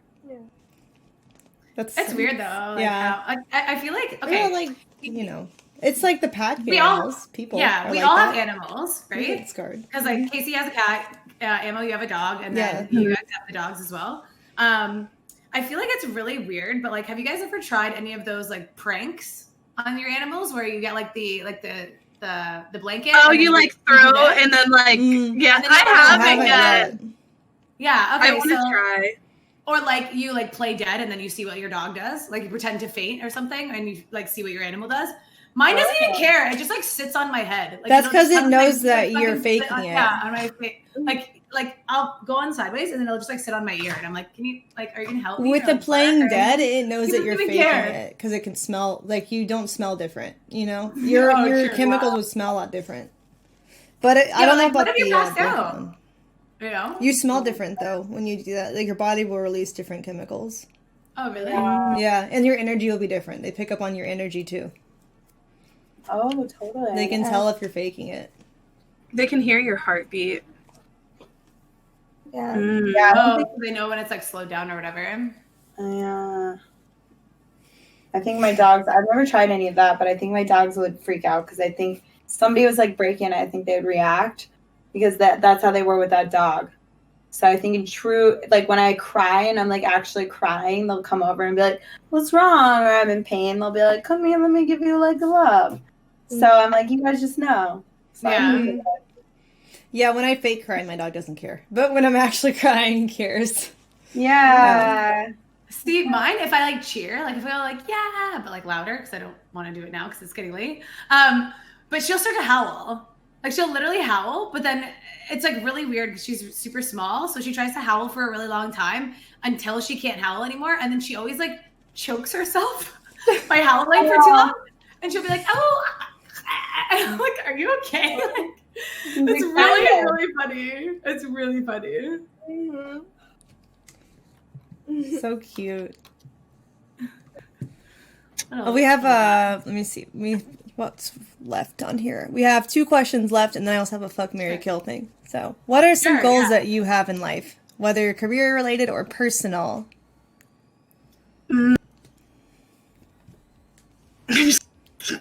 Are you okay, Casey? I'm good. No, I have goals. I do. I have goals. And it's just all really like about growing my stream, I guess. Like my main focus is just always to like put out good content and grow my stream, I guess. Yeah. You know, as far as like, I don't like if I weren't streaming, I honestly have no idea what I would be doing at this point because it's just been so long. Like I feel like. Oh, true. Yeah. It has Yeah, that's the I other ju- I question too. What would you be doing if you weren't streaming? But yeah, in your Yeah. case, what? Okay, how about like in an ideal world, if you were younger and could like you're at the point where you can go to school for something or like go try to do something, what would you have done differently? If streaming wasn't an option, what do you think? What path do you think you would have followed? I guess my dream job would be to get into like conservation type stuff and like be out in nature and like work with animals. Honestly, my dream job would be to be like a photographer for Nat Geo. I used to want to do that too. That's always been like something I like to. Yeah, definitely. I feel like But see, awesome. could you do that? Because photographer for National Geographic, you also have to go like close to, you know, the pack of lions destroying like the baby antelope or whatever, and you have to just watch it like get absolutely And you like, can't destroyed. interfere and You stuff, can't right? interfere, Yeah. You can't do anything. You just have to watch and like take pictures of it. Could you do that too? Or you just want to take pictures of the baby antelope like learning how to walk and like being cute? Just cute pictures. Yeah. Yeah, I mean, not every photographer has to do like the stuff they don't want to do. There are different shows. There's different book collections of photos and stuff. But yeah, I agree. I don't think I could film animals getting hurt. I'd be like, ugh, even for educational purposes. Like I can watch it to some extent, but like the ones that really get to me are like the surgery rescue videos where they're like operating on the animal. I mean, I love that they're trying to save it, but like I can't physically watch the animal being opened up and operated on. I'm like, ugh. So I couldn't do vet. I couldn't be a vet either. I don't know. I I went on safari, and that was like the cool. Like I saw hyenas eating a hippo with, what the fuck are those crazy ass birds called? Vultures. Vultures, Vultures, like yeah. 30 vultures surrounding, Mm. and it was like so cool. I saw a hyena trying to get a jackal, and I just thought and everyone in the car experienced and was like, "This is insane," because I think in the moment I was just like, I felt personally so blown away about just seeing this surreal, natural experience happen in front of your eyes. That's so wild. Like it reminds me how wild life is. Yeah. I don't know about the surgery stuff because that wouldn't be in the wild. I'd probably cry or like freak out. Yeah. I'm a little better about the wild for sure. Mm-hmm. What would you be? Oh, well, I would definitely be a lawyer right now, like business lawyer. I took an LSAT prep course after I graduated and decided to do this instead. How did that happen? Well, I was already a stripper. That's how I paid for my school. Mm-hmm. And I was kind of like, I'd always wanted to do adults. So, like the LSAT prep course was cool, but I figured I could do that at any time versus adult has kind of, An expiration date, kind of, yeah. Yeah, I mean, not as now, but like, yeah, you want certain years. So yeah, I'd probably be a lawyer. Awesome.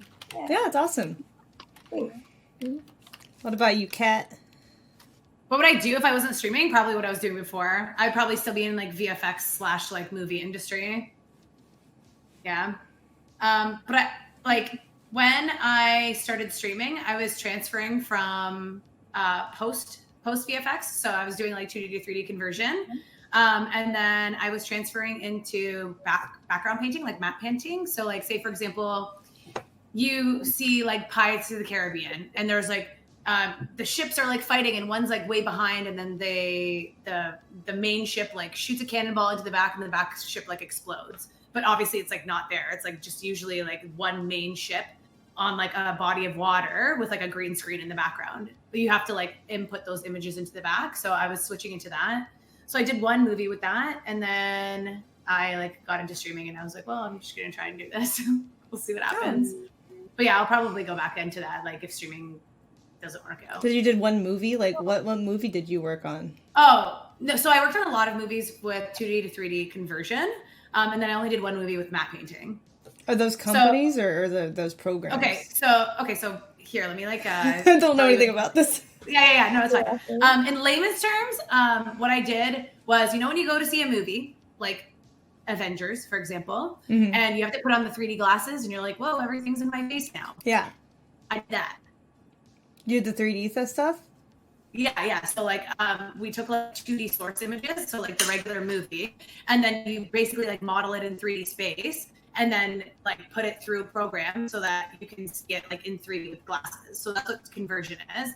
And matte painting, I already explained to you. Yeah. So I worked on like maybe like 20 movies in total. But were you with like a company or like? Yeah. Okay. So yeah, it's like a post-production company. So basically like I never like met any like Chris Evans or anything like that. Like all the stuff's already filmed and then they send you like the source images.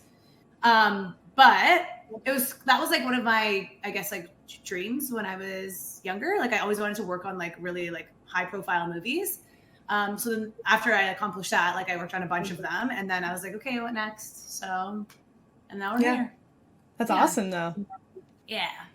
It was really fun, but, the hours just kind of got too draining for me. We were working like 12, 13-hour days, which I know that's normal for you, Amouranth, but like you're a robot. So yeah, like, I'm crazy. Whatever.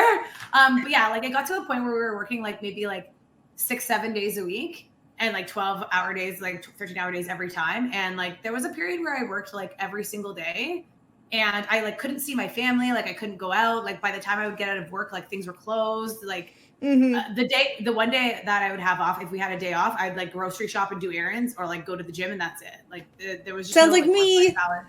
Yeah, there was no. Yeah, but if you wanted to, like, you could be like, okay, I'm gonna end stream for like an hour or two and then go grocery shopping, right? Yeah. Like, you have that luxury, I guess, by being your own boss. Whereas when you're working for a company, you can't just be like, peace out for 2 hours. I need to like do some shit. Bye. Right. Like, this movie will get finished on time on its own because, like, obviously Hollywood deadlines are like pretty set in stone, you know? Yeah. So, yeah. But yeah, people. That's the other thing. I guess maybe like the misconception question, just to like go back to that, is people are always like, why didn't you just fucking stay in that? Like, why would you be a Twitch streamer? Like, you're so fucking pathetic, blah, blah, blah. I'm like, I don't know. I just like, I want to be able to enjoy my life and do something that I like, not just like only work. Because you get to decide your own schedule. It's more freeing, and it's like, honestly. Yeah. I mean, like, I feel like people don't understand that. I think back in the day, people thought if you spend time online or you play video games, it's like, there's no money in that. But now it's like, no, they can make the same or more than like a regular, like, socially accepted job. Like, it's actually able to pay bills now. And for a lot of times, like, for people like you who actually are saying less hours, you know? Yeah. So it's like, no, you can sustain yourself. Yeah, and it was just, I don't know, it was just very restrictive in the sense that, like, I would always have to be at the studio anyways, so, like, there was no way I could have any type of animal. Like, I never had a dog back then either, because, like, what am I going to do? Like, leave my dog alone for 13 hours? Like, I can't do that, right? So, yeah. Yeah. Well, good for you, though. I'm glad you've figured it out, what you wanted to do. We're Well, ambitious I, like, enough to leave. Yeah, I accomplished everything that I wanted to accomplish there anyway, so it was kind of just, like, what do I do next? Like, I can just stay in the industry, which would be cool too.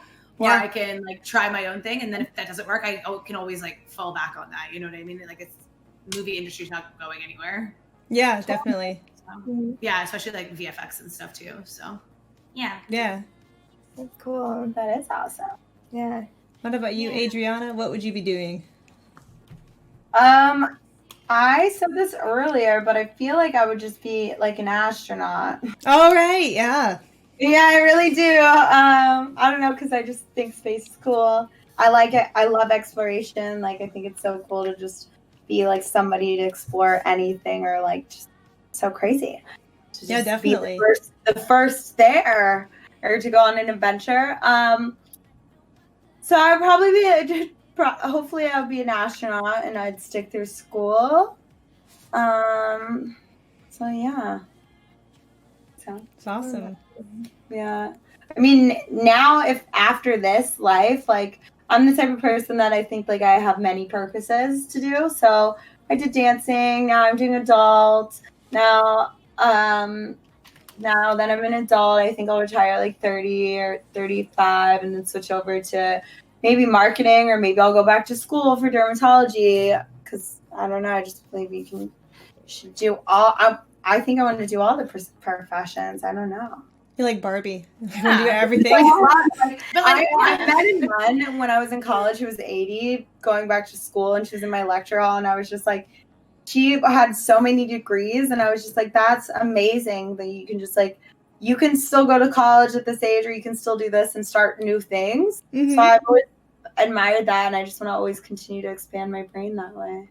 I feel like it's kind of common too for our generation to have like more than one career choice. You know what I mean? Yeah, totally. I feel like that's like maybe our parents and like our grandparents, that was like definitely a no thing. Like maybe our parents a little bit less, but typically I feel like even now, like a lot of jobs are like people just run 2 part-time jobs instead of having like 1 full-time job, you know?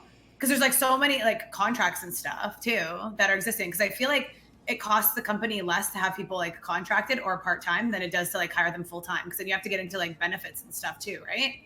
Totally. Yeah. Like everybody's becoming an entrepreneur. I'm like, I wish they would bring back apprenticeships in the US, because I believe you learn very well that way. And it's like stupid that you can't get a degree due to apprenticeships anymore. In college, it has to be like your main source of learning experiences. Yeah. But I agree, like apprenticeship is still really like a cool.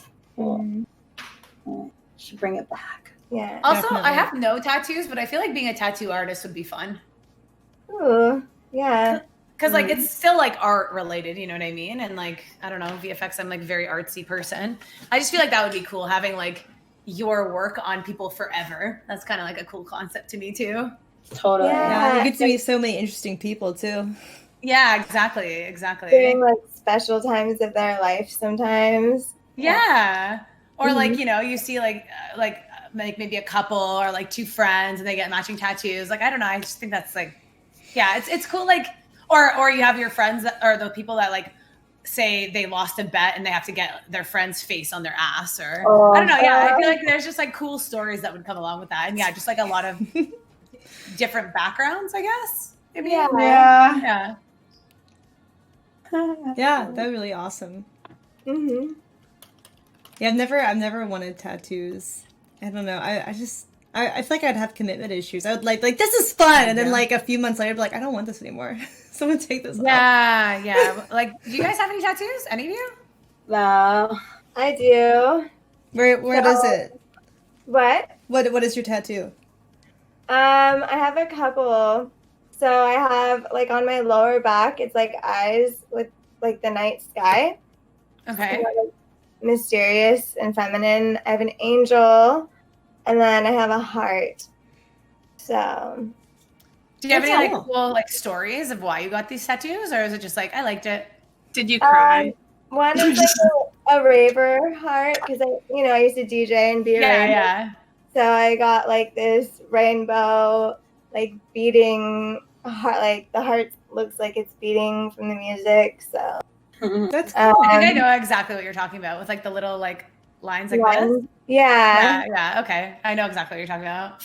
One was definitely an 18-year-old tattoo, and just it's a heart with vines, just because I love vines. Sure. And then the lower back one just is really feminine and pretty and mysterious. I really liked it, and I got them all in spots. I was like 19, and I'm like, oh, I'll just get them in spots that like won't show when I put business clothes on. Yeah. Because they're all places you can't see. And then I ended up in this industry. Right. Yeah. So I guess it doesn't even That was- matter. Yeah. Oh, that's like a question that I have. Is that ever like a thing where people won't hire you because you have tattoos in your industry? Certain companies, it's getting more accepted now, though. Or like, if you establish like you're like that you're a solid performer and responsible, like they'll still hire you anyway. I think It used to be, but more and more people are just like Fuck it. accepting it now. Yeah. I think there's a company like a girl named Joanna Angel and Bonnie Rotten did a lot for the industry. Yeah. Joanna Angel owned her own company where she'd just do tattoo girls because no one else would hire them. Yeah. And then Bonnie Rotten was AVN Female Performer of the Year, and she had tattoos everywhere. But Yeah. she was the first girl to win that because she was the first girl that was accepted into like acting roles and was portrayed enough to actually be roundabout enough actress.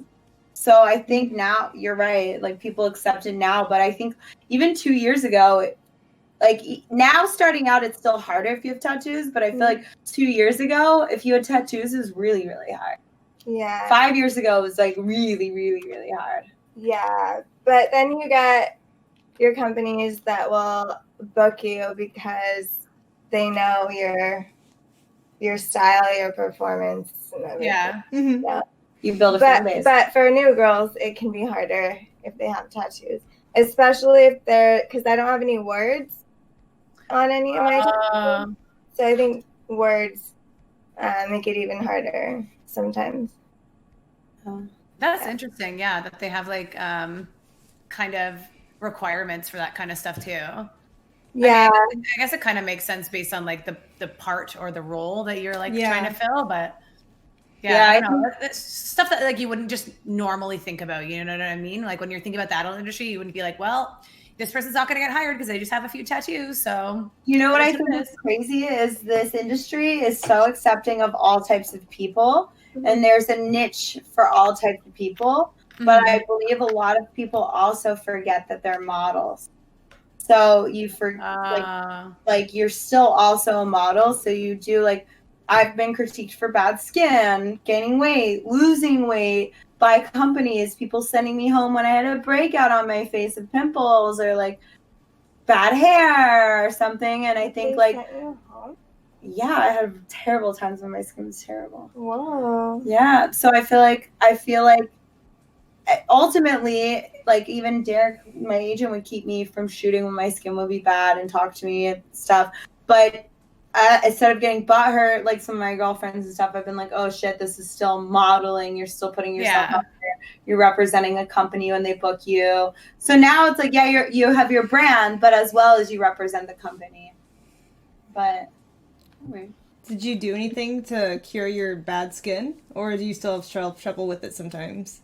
So I'm on medication constantly now for my bad skin. Once a day, I have to eat right. I have to be very, very good to my skin. Like I have to watch like my drinking and sugar.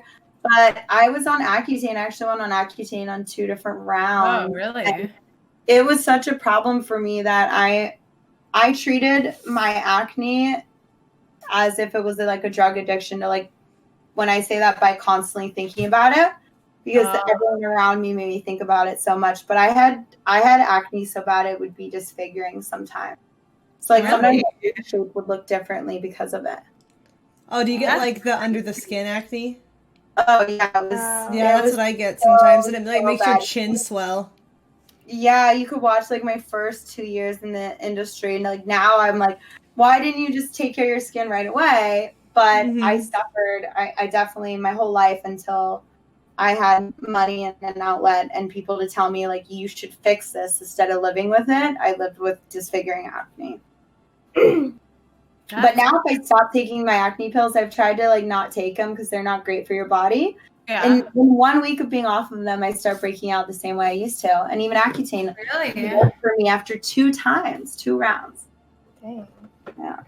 Crazy. Damn, that sucks. Yeah. Because now, like, you would never guess that you had anything like that. Because I feel like you don't have no scarring or anything either, right? Like, I feel like your skin looks really good. Yeah. I have simple scarring, but I spent a lot of time with doctors on procedures and like just crazy things. I've been very fortunate to be able to afford and have an outlet and knowledge too, because so many doctors, like I haven't done lasers, but I've done like really beautiful creams and stuff because lasers can be more damaging. And I've also done like PRP and stem cells, which help a lot. I feel for people with acne because it's something that is like, it becomes your whole life centers around it. And it's so insane. I cried when I realized one day I looked in the mirror and I was like, it's been a week since I've looked at my skin, like, and I cried the first time I ever looked at my skin and thought I haven't looked at myself, hating myself for my skin in a whole week. And it was like so freeing. So I feel really bad for people who suffer from acne because it is also sometimes diet, genetics, and what you're able to afford.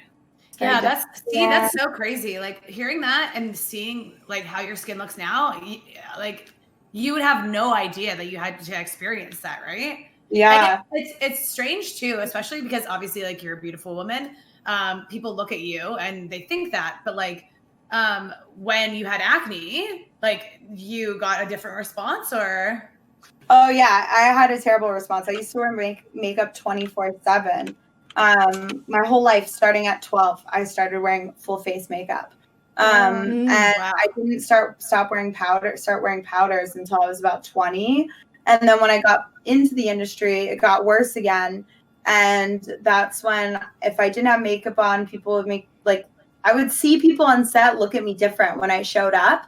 Like, and you see the director almost sweat it out that like, oh, fuck, this isn't going to look good. Let's see what makeup can do.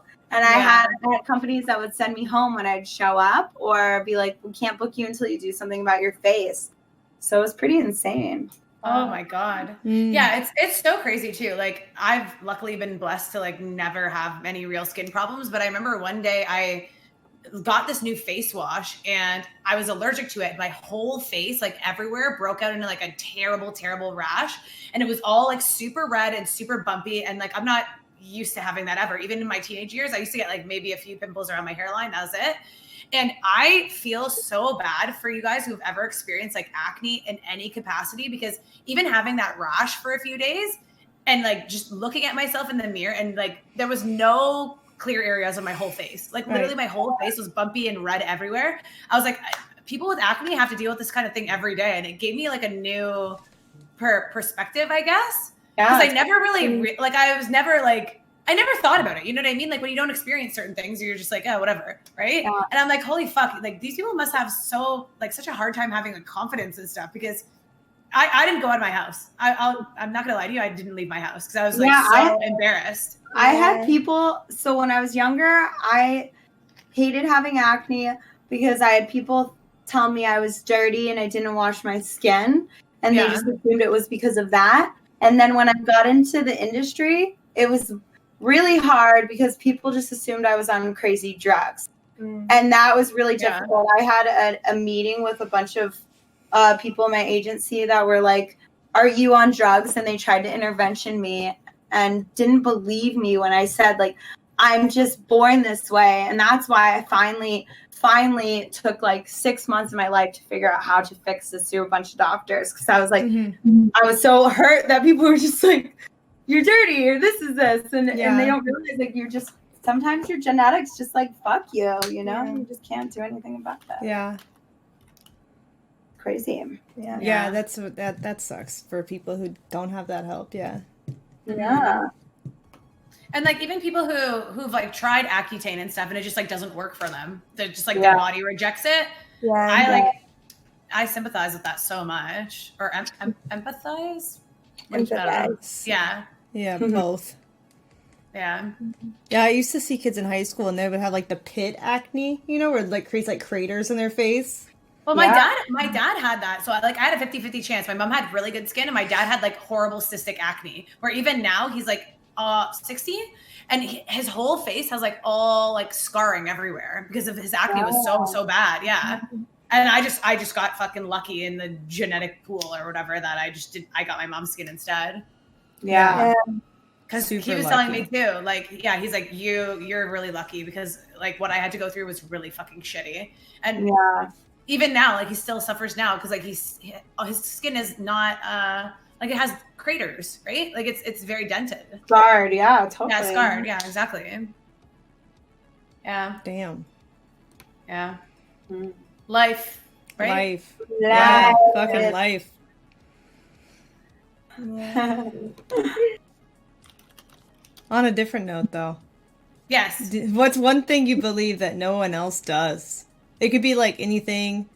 Oh my god, I love horoscopes. Theories. I don't give a fuck. I don't care. Oh my god, Kat, you suck. Blah, blah, blah. I love horoscopes. Okay. You can't fucking tell me anything else. Tell me all about it. Bring me into your world. What are you?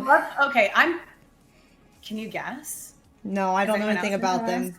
Okay. I'm a Pisces, but I have a Taurus moon. What does that mean? A Taurus moon. Okay, so basically, I'll give you guys the short version because I know chat will be like, shut the fuck up, because no one likes it when I talk about astrology.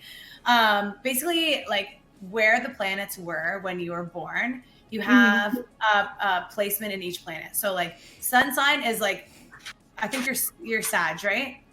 Yeah. Okay? Yeah. Okay, so that's just like the day you were born. So you're like regular sign, like your sun sign is Sagittarius.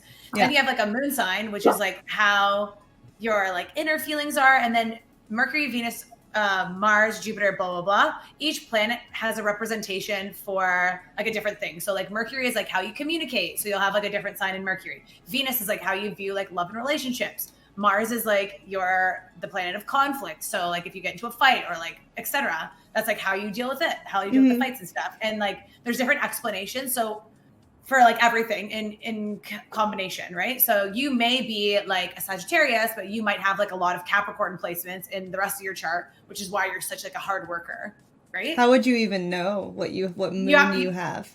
You would have to go in a birth chart calculator, but I don't suggest that you do it online because you have to fill in like some personal information. Yeah, so I might do it when I was like on a different screen. Maybe you could do that, but like you have to say like where you were born and stuff too, because it like matters.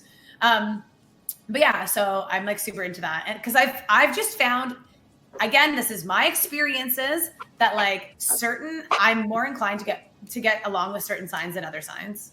It's just that's been my experience thus far. in my life. That's interesting.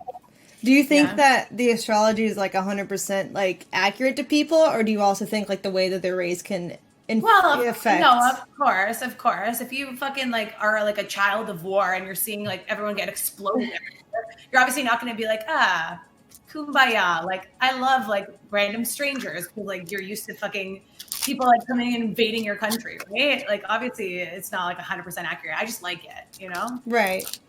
Yeah.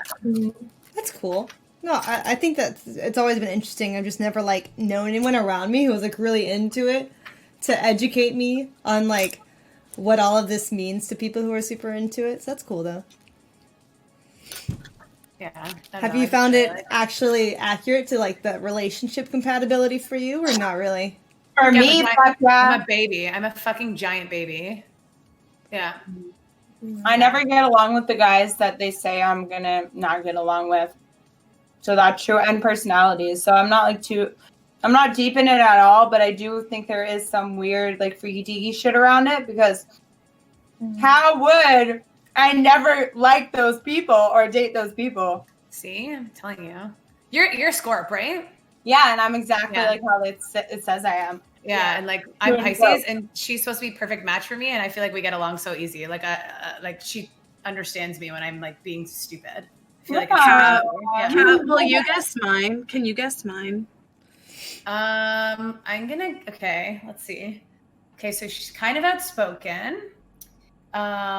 You're a little bit emotional. You get a little emotional sometimes. What else? You're very opinionated. I'm gonna say Virgo. I'm Sagittarius. Oh, you're Sag too! Damn it. Are we like hard to place or something? Because I know like every Sagittarius I've known has like such different personality traits from each other. Really? I feel like most Sagittariuses just love to travel, and I feel like I don't know that about you guys. I mean, I would like to travel. I just don't. Yeah, like I'd love to, but I don't.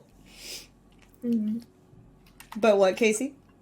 Oh, I was gonna say, I've heard that like if you're born like late, like I'm like kind of between Sagittarius and Capricorn because I'm on the 19th. Oh, okay. So yeah, you're pretty cusp. You're cusp. Yeah, I was born on the cusp. Yeah, Sagittarius are always also very like independent people, whereas like someone who's Pisces like me is like not as independent. Baby. What are you, Christie? I am a Virgo. Oh, you're a Virgo. Huh? Yep. Are you a neat freak? Because they're supposed to be very clean and organized. And I can't. I don't know. I find that so hard to grasp. I have like certain things that I'm neat about, like neat in my head, like very organized. She used to be like crazy organized though. And then what happened? Not in like a quick. I mean, sorry, it sounded crazy. It's okay. She used to be really, really, really, really neat, and we had a lot of friends. We have a lot of friends come into her life and trash her apartment. Yeah. Oh, so by herself she would be organized and neat. Aww. So like a little sigh. What about you guys? Do you guys have anything that it's like a weird thing that you guys like? What was the question again? I kind of forget. It was one thing you believe that you think that no one else might, like anything, whether it's like conspiracy theories, aliens, etc. Oh. Freaking. I don't know. I guess I have been kind of getting into like not so much like astrology, but I've been really getting into like, you know, just like believing your intuition and stuff like that, like kind of having more trust in myself and I don't know, I guess like stuff like that. I feel that way. I feel like if I believe it will happen, I can make it happen.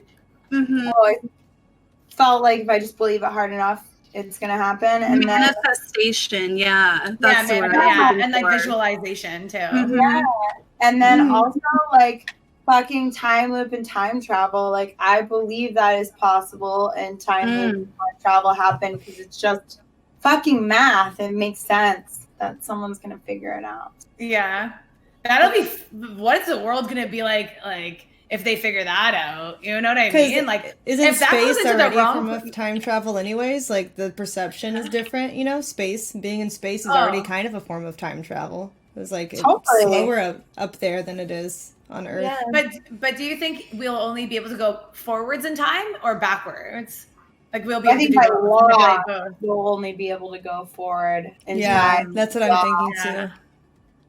Yeah, because like imagine being able to go backwards. That's like But there are people that have said they can travel through time mentally, and I honestly don't believe that's far off for someone to say. Like, you know, you meet those people and you're like, they're kind of crazy, but at the same time, it's like, but maybe they're not, because there's so much brain capacity that we just don't use or know about that, like, maybe Like, what if it's all they like can project out of themselves and be like, I'm fucking here now.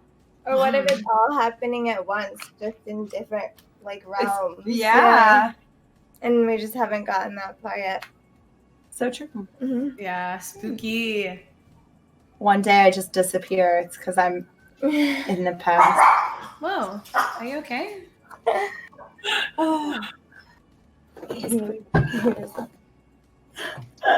Only reptilians can time travel back. Mammals go forward, is what chat said. Ah, damn it! Makes sense. Reptile confirmed. Do you believe in aliens? I feel like there has to be life somewhere. Yeah, definitely. Well, I definitely believe in aliens, but you also have to, one of the things I've been into lately is you also have to think there are different types of aliens and different species of aliens, right? Yeah. Like, Totally. you know, there's the reptilians, there's the grays, there's the greens, there's the, I don't know. I just watched a movie that actually said all of that. What movie was it? It was a good movie. Alien movie that just came out. It's a dark spot. Yeah. Didn't the Pentagon just like release that UFO info, but like no one cared because true. like Corona is like in the forefront, and Pentagon's just slowly like, oh yeah, here's a UFO, but like anyways, Corona, and everyone's like, oh yeah, UFO, who gives a fuck? Corona though. Yeah. And I like saw literally that. no one cared. It's just a No weird one cared. time for them to release it, though. You know what I mean? Like, why now during the pandemic are you releasing this? Because I footage? feel like it's not going to have as much like of an uproar. You know what I mean? And it's not going to have as much of a reaction because everyone's like panicking about other stuff. So if they're just like, yeah, by the way, this is happening, people like turn a blind eye to it. You know what I mean? But I mean, what would be the point of releasing it if they wanted a blind eye? They already had a blind eye by not releasing it. Maybe they were getting like blackmailed or something. Like who knows? Maybe we've kidnapped the aliens and we've been the one doing tests on them, and we're the aliens to the aliens. So the government's like, don't tell nobody. I mean, They're full of aliens. They'll be pissed, and they're just like hippie nice aliens, you know. We're just like, take me to your leader. I want to meet an alien. That'd be fun. Oh my god! But how do you know they'd be nice? Like, what I if they're don't. evil and they just want to like wear your skin or some shit? Like, It's what if like- they're just, like, blah, blah, blah, blah, blah, and they That just wanna, sounds like sleep? somebody's fetish already as a human. So, I mean, there's not much to lose. Sounds like that movie Life with Jake Gyllenhaal. You Where don't they're know all that when the next person you meet, that could be their it's Mike fetish. something. Mike the alien, and he just like inhabits. He goes inside of everybody. I haven't seen that. Oh, it's really good. It's really creepy. No, I thought you said you don't watch horror movies anymore. I know. I try. Well, it's only been a year that I stopped. Oh, okay. Yeah, because it was so bad. So you know, my last horror dream was Evil Dead, and I was the girl who was like slicing her tongue in half with a razor, and I was like, I'm here. And I like came out of the basement, and it was just like raining blood, and I woke up, and I was like, But wait, you were evil, and like you were the bad guy in the dream, no? yeah, but I know I'm the bad guy because it's somebody inside of you. So you're like, get this fucking thing out of me. But you can't control it. So you know you're being inhabited by like an evil spirit. And I just remember waking up and being like, I can never experience this again. Like I felt my tongue cutting in half. It was like crazy. That's one body modification that like it trips me out a little bit. I too have much. the snake tongue. Yeah, this and like then they always move it at different times. 'Cause I guess like that's the whole point of getting it, right? How much do you think that hurts, like, to get done? Honestly, I want to say that they like definitely numb it out, right? Like it probably has to be an actual surgery, right? I have a friend who has one, and she would just be like, "Do you want to come over on Friday? I'm gonna get my tongue split in half."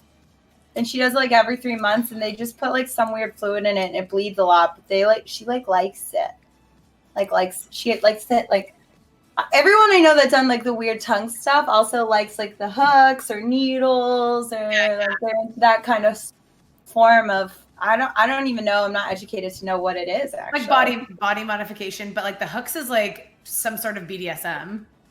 Yeah. It's Yeah. weird. There's also this I don't think is. This is just like body modding. Oh, wrong one. Oh no! What did I do? Okay.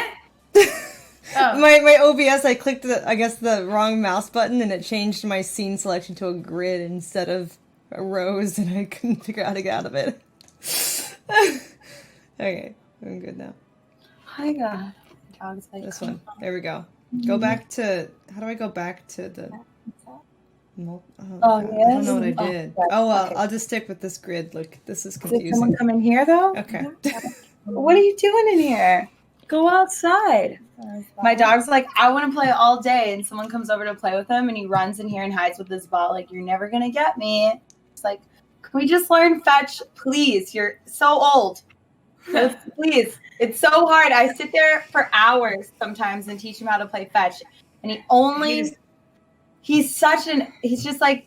love him, but this is the only word for it. He's like an asshole. So what does he do instead? He doesn't play fetch. Does he just take it and then he like eats it where he got it? He runs away because at first I thought it was like cute to be like, I'm gonna get you.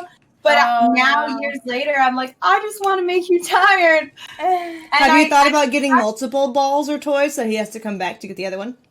Girl, multiple balls, chicken, experiences. I'll jump in the air for like an hour and I'll try. Like one time I tried till I was like almost in tears for 2 hours. Like, come on, you can do it. And he'll like do it like 4 or 5 times. And then he'll just like,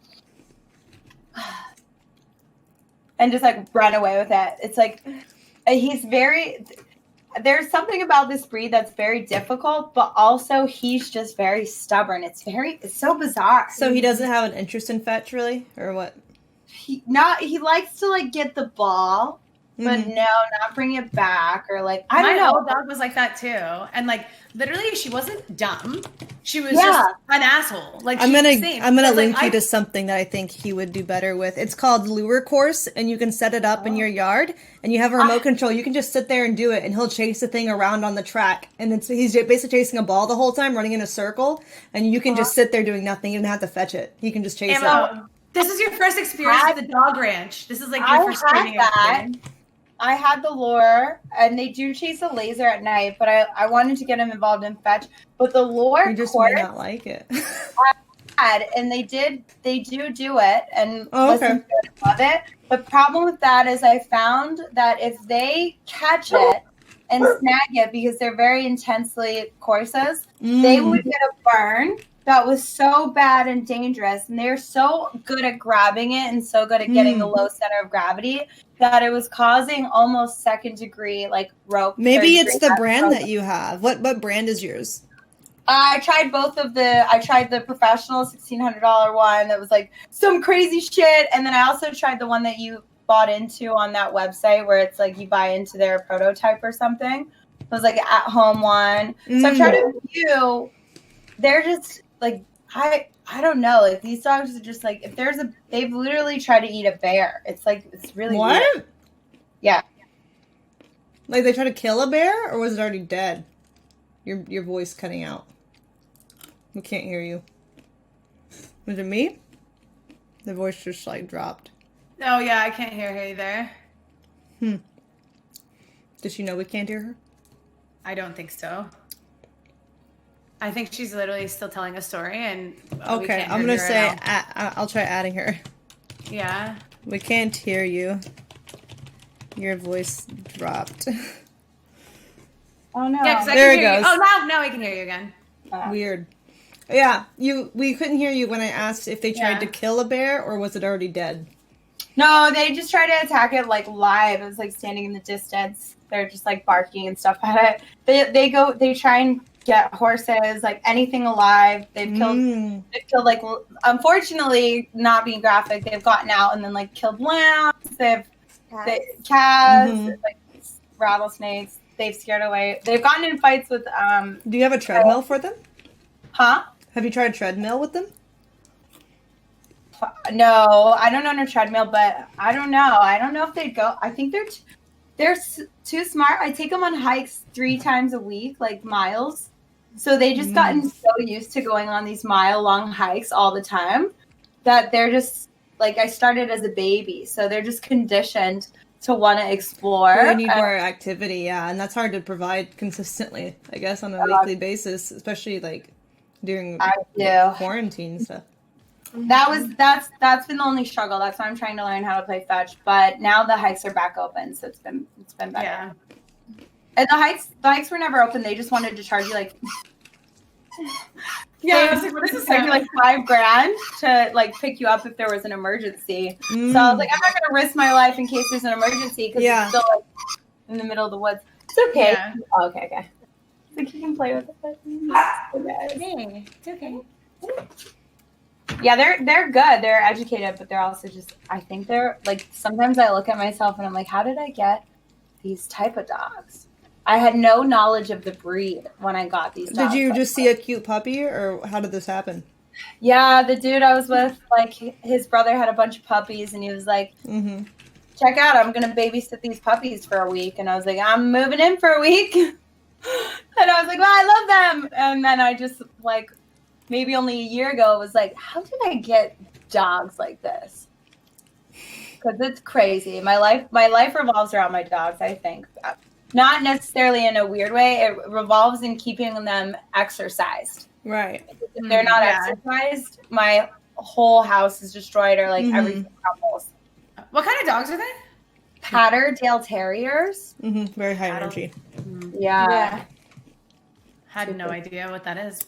Do you have a bike? They're You really could try fun. bike riding with them. They're the cutest, sweetest. They love people, but they also love wild. I was like, what activities to do with my dog? And they're like, running while hiking. I was like, oh. Have you thought about trying barn hunt with them? It's a dog activity where they like go into a barn and they smell out rats to find in jars, and the one who finds rats the fastest wins. Like the tournament. I would love to do that. That sounds like so much fun for them. That's their job as terriers, yeah. Yeah, sometimes I'll take them to the park where there's squirrels, because they've never ever gotten a squirrel. It's so hard. But they will foam at the mouth chasing squirrels, these ground I just had to say, the pictures that I'm seeing, they all look super alert. Like, they're like, they literally just like will get zoned in. I linked it in the group chat. You can see if there's any in your area. I know I have friends on Instagram who do it in California with their border collies. It's called And they're in LA. Yeah, barn hunt. You could probably get into that. There's people out there I know who do it on Instagram. I'm feeling it. I sent it to you a link for the Barn Hunt Association. Oh, thank you. You can just learn more about it, see if you're interested, and try to get them into it. No, that would be like my dream for them, because that sounds like the best activity. Sometimes I'm like, it will tire them out physically and mentally. Yeah. I know. I wish I just had a field so you could just live in the field. It's good for dogs who have like a high prey drive and very active. And then you don't have to feel bad because the rats are in the jars. They can't get to them and like kill stuff and. Yeah. I'm vicious. I'm like, it's crazy. I was vegan, but they're like, anytime I've never purposely allowed them to attack anything. They've attacked things, and it's like literally seconds. It's like crazy to watch them just like randomly be like, I'm gonna kill this lizard or a snake or something. Oh yeah, they would love this then. I'm like, oh my gosh. Yeah, if you just watch a video, you'll see the concept, and I think they'd like it. Awesome. Exciting. Yeah. Okay, I think it's about that time, Amo. It's about that time? Yeah, for me. Okay. All right. I'm gonna play with this dog that's like freaking out over here. Screaming over there. It's okay. We can just wrap up. We've been here for like 6.5 hours. Yeah, it was a good one today. Mhm. I had a lot of I fun. had so much fun talking. I'm sorry, like I just started getting like my dogs have been barking a ton during the end, so I just had to mute my mic for a while. Oh, oh, look at it! He just winked. I swear to God, he just winked. And I swear when you put the camera on, he winked. He's like, Mom, Pay You've been attention to sitting me. there forever. dude, I love this. All the pets are like, I'm ready now.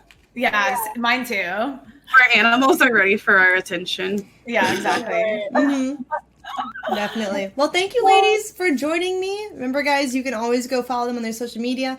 All their links will be in the chat. We have commands for it. Instagram, Twitter, YouTube, wherever they have their stuff, you can go check it out. Thank you, though. I really appreciate you guys being here. It was really fun. It's positive. Yes. Thanks for having us. Good group today. A pleasure as always, Ammo. Thank you for having me. That was great. Thank you so much. Yeah, I'm glad. Christy, I'm glad you came too. That was like a nice